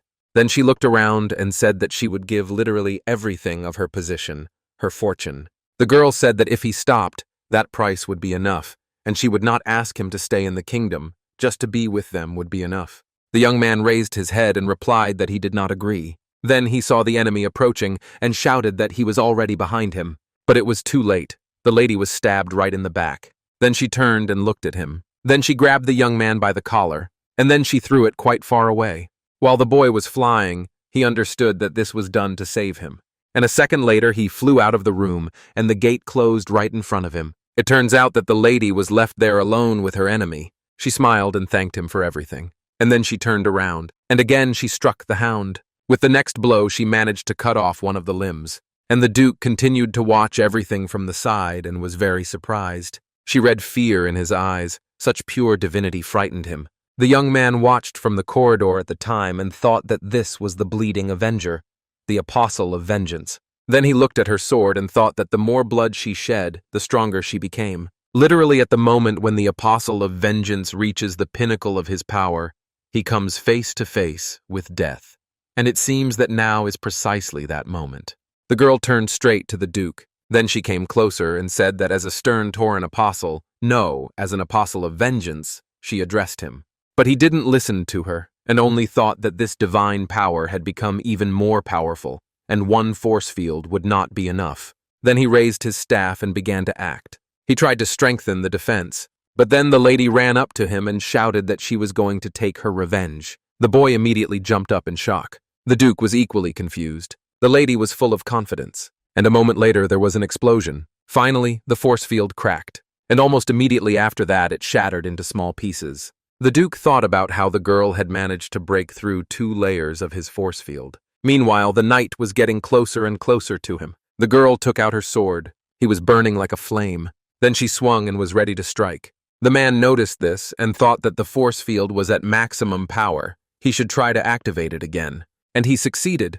But then the sword approached with incredible speed, and after the impact, everything around began to collapse. The enemies met each other's eyes but never reached each other. The lady only thought that she needed to try a little more, and then she would definitely win. But the monster was moving towards her, and a second later it grabbed her, pulling her back. The Duke saw this and shouted that his rival had let her guard down, and this was the result.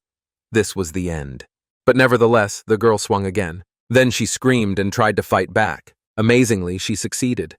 The monster was destroyed, and the protective barrier cracked again. The old man saw this and could not believe his eyes. And he didn't have to believe it, because a second later, she cut him down. Then the knight landed and exhaled, after which she raised her trembling hands and could not believe that she had managed to win. But that was not all. Almost immediately, the pierced one began to regenerate. It took him about a couple of minutes to fully come to his senses, and then he turned around and said that he would make her suffer forever by sending her into the void. And then he went to her. He activated the portal again, from which several monsters have already emerged. Meanwhile, the lady got ready, and the old man shouted that the true God would personally condemn her. In addition to the hands, terrifying huge eyes began to appear from this portal, and all of them were directed in her direction. The girl stood for a while and thought about what to do next. Was this really all? In the end, she failed to kill him, but she felt her divine power eating away at him from the inside. Inside, she saw it clearly, and thought that as far as Ian was concerned, he had taken complete revenge. She imagined him and thought that was enough. And then she saw huge hands getting closer and closer to her. Suddenly Jan appeared and said that he had not yet given any answer. This news surprised her very much. Then someone grabbed her by the waist and pulled her towards him. The main character appeared nearby, who was going to fight and was not going to give up. The girl turned and asked how he managed to get in. But the answer was simple. He had a sharp and good sword. He simply cut the bars. And the young man looked at her and said that the request would be considered accepted only after his consent, and not after his message. He understood how what was happening was different from the game, and that this was not just a pattern of behavior of an old man. Many factors were involved. For example, how the girl said that she was hiring him, then asked him not to die. She helped with everything, and fought with the bull god. Also, when they met and all the participants were killed, a desire for revenge arose. The girl turned the weapon over and asked if he would accept the sword. And the young man took it and officially received the position of her deputy. The intermediate boss of the first episode, a mad avenger, covered in blood, nothing more, nothing less. That's what the main character thought. Then he introduced her and thought that the lady had changed too. For example, when she met him and said that she was waiting for him, and became the one who could cover his back. Now the girl stood in front of him and did not understand what was happening. And the guy took the magic sphere and thought that it didn't matter. In any case, if his hero accepted the task, he must complete it at any cost. He then dropped the sphere on the ground and it turned into ice blocks. The young man's eyes lit up with a bright light, and he decided that he was a mercenary, so now he had to protect his employer. Thus, the boy activated the lower blue magic, the frost shield. The ice began to slow down the attacking monster, and the old man stood behind and did not understand where the blue magic came from. There was no question of that. Hands moved towards the shield, and suddenly a block of ice starts shooting around. All the hands were destroyed. Then the girl turned around and saw the dove magic, and Jan said that he was refusing her last assignment. He then said that this is why she needs to deal with her surroundings and loved ones on her own. She was very surprised to hear all this. The guy also turned around and said that she needed to survive on her own. A second later, he jumped up and ran to fight. Meanwhile, the monster destroyed the blue ice streams and headed towards him, shouting that the true god must punish them as soon as possible. However, Jan raised the ball again and filled everything around with bright light, so bright that the monsters were literally blinded. A loud explosion also immediately followed. Everything around was filled with magic. The old man covered his face with his hands and shouted that this couldn't be. Where did this magic come from? So he grabbed his staff and thought that he needed to do something urgently. But he didn't immediately notice that his body was beginning to crumble, and for some reason, the magic no longer worked. Then it dawned on him that he had used up all his strength. It seemed impossible, but it happened. A second later, he remembered how the girl had broken him in half, and he wondered if it was the servant's fault and divine power. And he didn't even notice how the main character attacked him at the last second. The blast wave continued to approach in that direction. The hands and eyes slowly retreated back into the portal, and this portal gradually closed. This continued until there was nothing left of him. The rift has collapsed. The old man fell to his knees and asked how this had happened. Had his god really abandoned him? The boy was walking towards him just at that time. Then he raised his sword and said that his apostle was almost dead. Even at such a moment, he would just stand and watch. After this, the sword immediately began to glow with a bright blue flame. The young man replenished his energy and decided to finish the job. As soon as he approached the old man, he said nothing and simply cut him in half. He started screaming furiously, and this time he failed to regenerate. The guy continued to attack and chop him into pieces, so that the man lost not only his torso, but also his arms, after which the main character put his foot on it and asked to let him say something. He leaned over and said that in fact this man was not worshipping the ancient god, but his dog. The old man was in shock, and his head was split in two. He lost the tentacles on his head. And then the Duke realized that this was the end. Then the guy put his foot on his face. Then he turned around and said that he thought the lady would have to do it herself. She smiled and said she would do it with pleasure. Then she approached her enemy, who was very scared. With the last of her strength, the girl swung. The old man prepared for his end, and then with one blow she cut off his head. At this time, there were corpses of monsters lying around. Finally, the young man relaxed and realized that he was bleeding heavily internally. Then he fell completely to the ground. He sat and thought about how much blood he had lost. Suddenly, his girlfriend sat down behind him. The girl leaned against his back and also exhaled. She closed her eyes and said that she did not want to remain in this state for long. The guy smiled and said that of course he didn't mind. He himself activated the status window and saw that the quest was finally completed. Then he raised his hand and asked if it was true that she would give him everything she had. It was very tempting. But the girl didn't answer him. Because of this, the young man jumped up and thought that things were bad. But it turned out that she simply fell asleep in a couple of seconds. Immediately, his vision began to blur.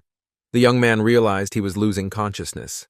He tried to fight it, but his eyes closed on their own, after which his hand fell to the ground. Around the same time, the guards finally returned to the room, discussing what a terrible sight it was. So many fallen gathered there. Suddenly, the guard commander raised his hand and shouted for everyone to look forward. Right in the middle of the room sat two knights, and both were unconscious, with smiles on their faces in the rays of light. Some time passed. The townspeople gathered at the palace, on the gates of which hung the head of the traitor. A little girl was walking right underneath her when she suddenly heard some screams. It was the guards who collected the corpses, asking if these were really all the ones who would be cremated. And another guard stood right under the traitor's head and shouted for everyone to pay attention. "This is the traitor, the Duke." Indeed, parts of his body were hanging everywhere. Somewhere his arms, somewhere his legs, somewhere his head, so that he could not rest in peace even after death. People threw stones at him and shouted that he was a terrible man. How could he be called a duke, even though he was dead? The whole city was covered in blood. People were discussing what they'd thought before, what they'd all known. But no way. Just think about how many monsters had vanished without a trace. They moved towards the palace and talked about how much chaos there was and how many victims there were. It was unthinkable. And they immediately remembered that thanks to the help of this woman, everything was resolved. What was to be expected from a divine apostle? A guy approached them and said he couldn't believe he'd abandoned such a hero and gone crazy. It was a pointless rumor. He seemed to have made it up himself. The girl followed them for a while and listened as the man began to justify himself and said that the fallen man had been killed by another man. They also introduced Jan and said that they knew him. Moreover, they called him a sword master.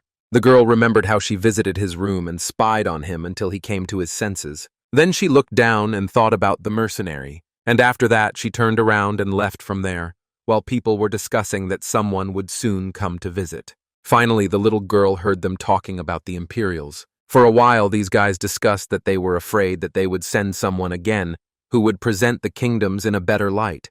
The other thought that they didn't even care. The little girl listened to all this and was very upset. Some more time passed. The main character's room was cleaned. Finally, the young man began to come to his senses. Despite his numerous wounds, he looked fine. He looked around and wondered why he had been brought into the family bedroom. Then he stood up and realized his whole body ached. The cursed symptoms of magic and exhaustion made him feel dizzy. And then he looked at the crystal and thought that the power that was stored in the fragment of the house had decreased by more than half. He also thought that at the last moment he had gotten rid of everything that was. Finally, Miguel noticed him. He ran up and started shouting that the gentleman had finally come to his senses. He hadn't woken up for 2 days. Everyone thought it was forever, but Jan asked them to be quiet. Then a bowl of water fell to the floor. It was already Philip, who also ran up to the master and was very happy. The boy couldn't hold back his tears and cried out that it was such a relief. But in response, he heard that the master was about to die from their screams. Phil was very happy. The guy smiled and thought that he was still a long way from becoming a mercenary. At the same time, a little girl walked past the room. Suddenly, she heard a question asking if she was going to see the master. She couldn't help herself and jumped into his arms, starting to thank him for everything. The guy lowered his head and looked at her rather threateningly. Then he put his hand on her head. But the same little girl pushed him away and said that it didn't mean she liked him. After which she turned around and ran away from there again. The young man watched her go for a while, thinking that nothing had changed, and he wondered if the child could really have said that because of the curse. Philip and Miguel stood aside, shocked, discussing Lucia hugging someone. Suddenly the boy turned and looked at them menacingly, asking what they were staring at. They immediately became frightened and replied that they were not looking at anything. Then the main character got ready and left the room. He walked down the corridor for a long time, and as he walked, he thought he seemed to understand the reason why his friend had tried to take her own life. He imagined her alone in this estate, and thought that being alone in a place that was once full of those who loved you must be worse than death. Finally, he reached her office. He opened the door and looked inside. There was no one in the bedroom. The maid immediately came up to him and was surprised that he woke up. But the young man turned around and immediately asked where the lady was. When asked if they were talking about the mistress of the house, she said that she was probably at the training ground near the estate. She looked at the chopped-down tree, and she remembered the story of how her brother trained there. The lady lowered her head and was clearly upset. But suddenly she was surprised when she was asked if she had already decided to start training. Ian appeared and said that he had heard that she was not yet allowed to take up the sword. And finally the two met again. It was windy outside that day. The girl saw him and said with a smile that he had finally woken up, adding that she had been waiting for him for so long. The boy smiled back. Then he closed his eyes and heard that they had woken up only half a day apart. A little more time passed. The reception with the king began. The man said he was very grateful to them for their hard work. There were two people standing in front of him, who literally saved the entire kingdom. He looked at them and called them heroes. Then he looked at the guy and asked if his name was Ian Hope. He replied that it was. The man unrolled the scroll and added that the letter from the city's new lord stated that his contribution had been extremely great. Then he smiled and said that in their time of war, such a talent as this would be useful in the kingdom, and asked what the young man thought about it. The guy said that he would think about it carefully, but he himself thought that until he was restored, he would have to stay here. There was no need to spoil his relationship with the king. Suddenly, a girl intervened in the conversation and said that it was more important to discuss something else right now. She took the book and said that finding the remaining cultists was a priority. They climbed the wall and discussed that a huge tragedy had happened in the kingdom. But under the supervision of a dazzling and strict goddess, they were able to overcome all difficulties. They also added that they had found the remnants of the sectarians in hiding. These people were caught and tied up in front of the townspeople, screaming their innocence. But a second later, swords appeared above them, and a moment later, all these people lost their heads. The king smiled and shouted that this would make their kingdom even stronger and restore it to a secure kingdom. After which he raised his hand and shouted that their future would be filled only with victories and honor, and everyone supported him. The guys were standing to the side at that moment and discussing his fiery speech. Philip said the incident must have been a revelation to the king. The damage was not so great, and all those who opposed the war had fallen. He also looked up and said that now was not the time to start a war, but he didn't even know that there were many monsters and fallen outside. Meanwhile, the girl stood up and looked at them carefully. The boy raised his head and thought about the master. He then bowed to Jan and said it was time for him to go. Miguel asked if he was really leaving already, since the banquet was about to begin. But the boy turned around and said that he had no appetite, so it would be better to stay with the lonely young lady. For a while, the boys didn't understand what was happening. Then Miguel turned around and asked what was wrong with him, adding that, come to think of it, the gentleman had received an offer of a position from His Majesty. He came closer and said that this is quite good. Isn't that what he thinks? Or does he seem to have a worthy assistant? The guy raised his head and said that in that case, he was offering him to take this position. In response, he heard that he didn't say that he wanted to occupy it. Miguel said that Jan should do it, but he replied that he didn't want to either. Then Miguel said that he had some affection for the kingdom, but he was worried about it and the young lady, and about the lady. He looked at the girl and said that although she had finished taking revenge, she had no will to live.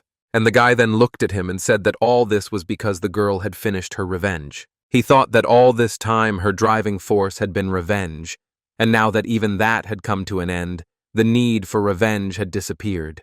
The king was talking to her upstairs at that moment and invited her to take her place in the banquet hall. In response, he received consent. Then he turned and asked if she was prepared for this, and then he said something that greatly surprised the girl, that soon the young lady would be sent to that family in the empire. He said he could finally get rid of this pain in the ass, meaning send Lucia to the safe empire, then Mave herself would be safe. Right. But the lady simply remained silent and then quietly agreed. Evening has come. The banquet has begun. The protagonist went outside and said that he could finally breathe freely, had eaten his fill of meat and now felt his strength returning. He had also meditated in the room before and thought that his physical health had also stabilized to some extent. After which he opened his eyes and thought that the fragment of chaos was slowly being restored. The crystal grew larger and larger, and a characteristic emerged that this item increases almost all human powers. He also never thought that he would find an item used to restore the power of chaos in the Duke's mansion. Then the eye of some monster appeared in front of him, and the dog that treated the Duke came. Immediately after this, the quest Scarlet Apostle appeared, and the thought that this is an incredible offer. Of course, the young man then agreed to take it and thought about the obligatory quest to obtain the Dark Relic. A bright light and information about the Chaos Power Seal appeared in front of him, and then the color filled the entire room around him. Now the boy looked back on it all and thought it had been incredibly difficult but worth it. His numbers were improving. Suddenly a girl came out onto the balcony and said that she had finally found him. He turned around and said that for the main culprit of the banquet she looked unwell, and then he looked into her eyes and asked if something had happened to her. The girl lowered her head and apologized, saying that she couldn't hide her face, that's all. Some time passed. The girl told him a story about how her younger sister would soon be sent to the Empire. The guy was very surprised by this, after which the lady came closer and said that at first glance she was adopted, but in fact she would act as a tribute and a hostage. And the main character frowned and said that the Empire should not be interested in the outskirts of the kingdom. He also introduced them and thought that he didn't think they would be interested in doing anything with another small country, although he didn't know the reason. He also thought that their only interest was in the Black Wall and that anything could be hidden behind it. The girl said that he was right, but a war between kingdoms was a completely different matter. Perhaps it was at this moment that they would be able to conquer them. That is why the king imposed an imperial tribute on the feudal family, because even if there is a war, their kingdom will need an ally within the empire.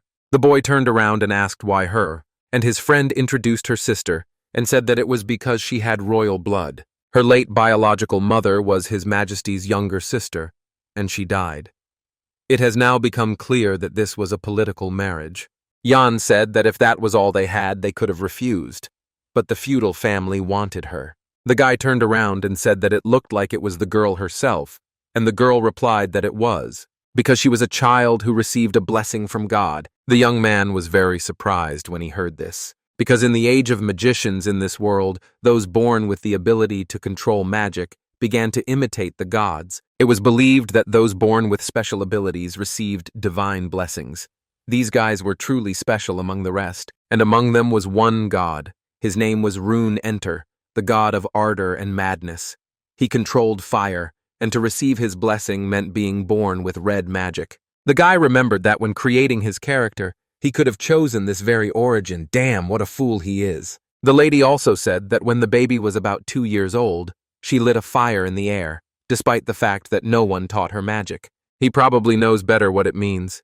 The guy thought she was really jealous. Then he frowned and said that this is a very good family. They produce everyone from paladins to mages. And the lady said that it was the influence of the royal family, but the baby was not in the favor of the current king. This fact is kept secret in the family, and besides, the decline of magic is approaching. The decline of magic means that the era of magic in this world is coming to an end. After the appearance of the Black Wall, magic will begin to disappear. Now mages can no longer abuse magic.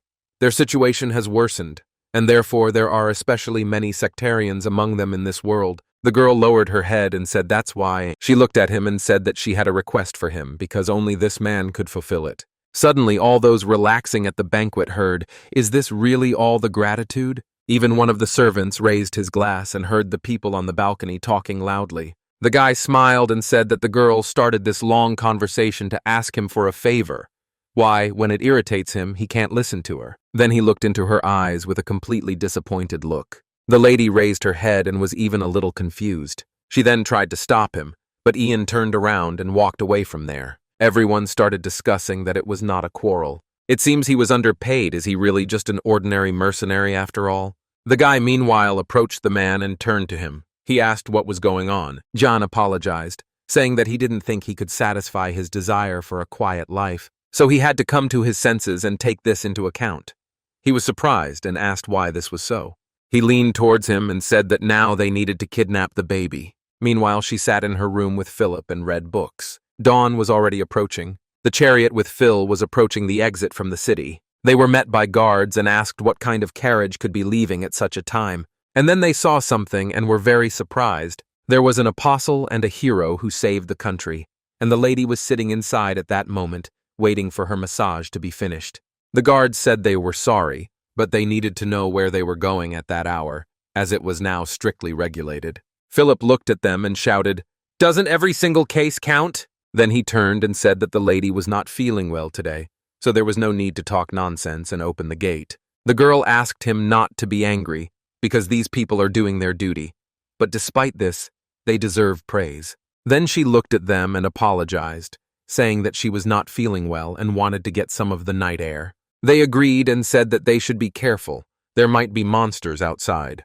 And then they let them out of the city. The chariot traveled for some time, and then she stopped. Phil turned around and said that they had arrived and could go out. The curtain was immediately lifted, and Miguel and the main character came out of there. They said that it felt like they had become a footstool. Phil said that everything went exactly according to Mr. Yan's plan, and the guards didn't even guess. The girl added that the good night and bad escort strategy worked. After all, there's always something to learn. The young man lowered his head and asked what she was doing there. Let her come out quickly, and he turned to the little girl. The top of her head was dirty. And then the girl herself, only in boyish clothes and a new hairstyle. Before that, they had to cut her hair and ruin the young lady's beautiful face. Now this face had turned into the face of a homeless boy and caused unpleasant feelings in everyone. Jan said there was nothing he could do about it. She really did attract attention with her appearance, and her new one was perfect. Then he looked at her and said that it was not very good that it turned out to be a boy's appearance, but at least it was enough. Then Miguel came up to her and said that now was not the time. She needed to help him move his things to the new carriage, take clothes and food. At that moment, someone shouted to Jan. It was the lady who came closer and said that perhaps it was an unnecessary request, but she was very grateful to him. It turned out that that evening on the balcony, she said that she had a request that only this person could fulfill. She looked into his eyes and asked him to take Lucia to the Temple of the Hearth. If you imagine this place, this temple is located in the north, where the serving priests and crazy blacksmiths live. There is ongoing work. He had a chance to be there in the game. The guy turned around and asked why there and not to the Empire. The lady told how she had been studying her brother's papers and had found a document related to the feudal family that wanted to take her away. Her brother was studying the papers, and she said he seemed worried about the girl too. After all, the family knew a lot about magic. If you imagine all its members, you can understand that it often hosted talented children and young people. She's also associated with the Grey Tower. Here the boy lowered his head and listened attentively to her. The girl said that after recruiting talents, contact with them is completely cut off. There is no way to find out how the children live and what research they are conducting. Jan looked at her and asked, "By any chance, is this family named Larmouth?" The girl looked at him in surprise and asked how he knew, even though this was one of the most important, influential families in the Empire. The guy got angry and thought he would be lucky if contact was lost. In the future, this family is destined to become a demon kingdom called the Mage's Nightmare, and what happens there is terrible. He immediately imagined the many murdered children, thinking that it was impossible to contact them because they had all become horrific test subjects. The girl then said that for this reason, she preferred to send her to the Temple of the Hearth, as she was the child of the god of fire. There she would be able to develop her talent. After which she looked into his eyes and said that therefore she had no choice but to ask him. The guy was very surprised. After all, the quest, Spark of the Hearth, appeared before his eyes, after which he lowered his eyes because he came to his senses. Immediately, a memory surfaced in his mind of a little girl hugging him, and then the dead children. And then her sister said that she thought so. It's too much to ask, then you can refuse. But suddenly the girl was surprised to hear that he agreed. The boy came closer and said that only if the reward was appropriate, after which he turned away and said that he wanted to know if the lady played well. Now he stood in the forest and said that he had made a lot of noise at the ball yesterday, so they would think that Jan or Miguel was responsible for the kidnapping, because the young man then demonstratively left in full view of everyone. Now he said it was because the two were allegedly unhappy with the reward and wanted to sell Lucia, and they wouldn't think anything of it. Mave stood up and, with a smile on her face, tried to find words of gratitude. But then the boys distracted them and said that everything was loaded into the new chariot. Jan came closer and said that he needed to collect his things, which the king had given him as a reward. Of course, everything was collected, so the time has come to say goodbye. The girl approached her sister and said that it was time to part. Ian told Phil that if the lady wanted to kill someone again, he had to stop her by any means necessary. And he also added that if anything goes wrong, he should leave the kingdom because he knows that he is not attached to it. The lady must also leave. The life of a wandering knight is also not bad. The guys listened to all this and agreed, after which the girl raised her head and thought about her travels. And she also looked at him and said that she wanted to know, being a knight-errant, where the boy should go. He replied that wherever his feet took him, he would eventually go to the Empire. Perhaps he would be able to see the happy faces of the kingdom again. She was very surprised by this answer. Yan also added that if she was interested in his final destination, it would be very good if Agellan wasn't swallowed up by the Empire and he began to prosper. Miguel said it was an honor to serve her, and she responded that it was an honor for him too. Phil asked Ian not to forget his words, and he also tried to say something. The guys at that moment were even a little confused. The boy couldn't hold back his tears and said that thanks to the mercenary, he had fun. Then Miguel asked if he was really crying. He was so sentimental. The boy tried to say that it was a speck in his eye, but no one believed him anymore. The guy turned around and said that it was time for them to say goodbye. Perhaps all these people were seeing the young lady for the last time. But the girl looked at them and said that it was not the last time. She had read in a book that when her training at the temple was over, she would be able to return again. And then she ran to hug her older sister. She said that this was why they were destined to meet again. The girl heard this and smiled. Then she hugged her and agreed. Then Jan came up to them and said that someday the day would come when they would meet again. He then crossed his arms and said that it would be because he would need to collect his reward. The lady stood up and asked if Ian was sure he didn't mind getting it this way. After all, back then on the balcony, the girl thought that perhaps this wasn't the most important thing for him now. The young man whispered something in her ear, and now he smiled and said that he wanted to know if the lady understood why he had not accepted the award earlier. She simply could not die before that day. And the girl lowered her head and said that he promised to give it to her. Then she watched them leave and thought that the guy should live.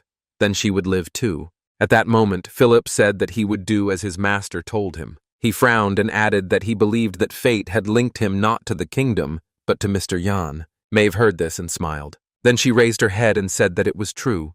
We must now wait for that day together. Meanwhile, the chariot continued to move through the forest. Ian was sitting inside and telling the girl that they needed to get ready. He turned around and added that it would be hard for her, that she would see death many times, but in response, he heard that everything was fine.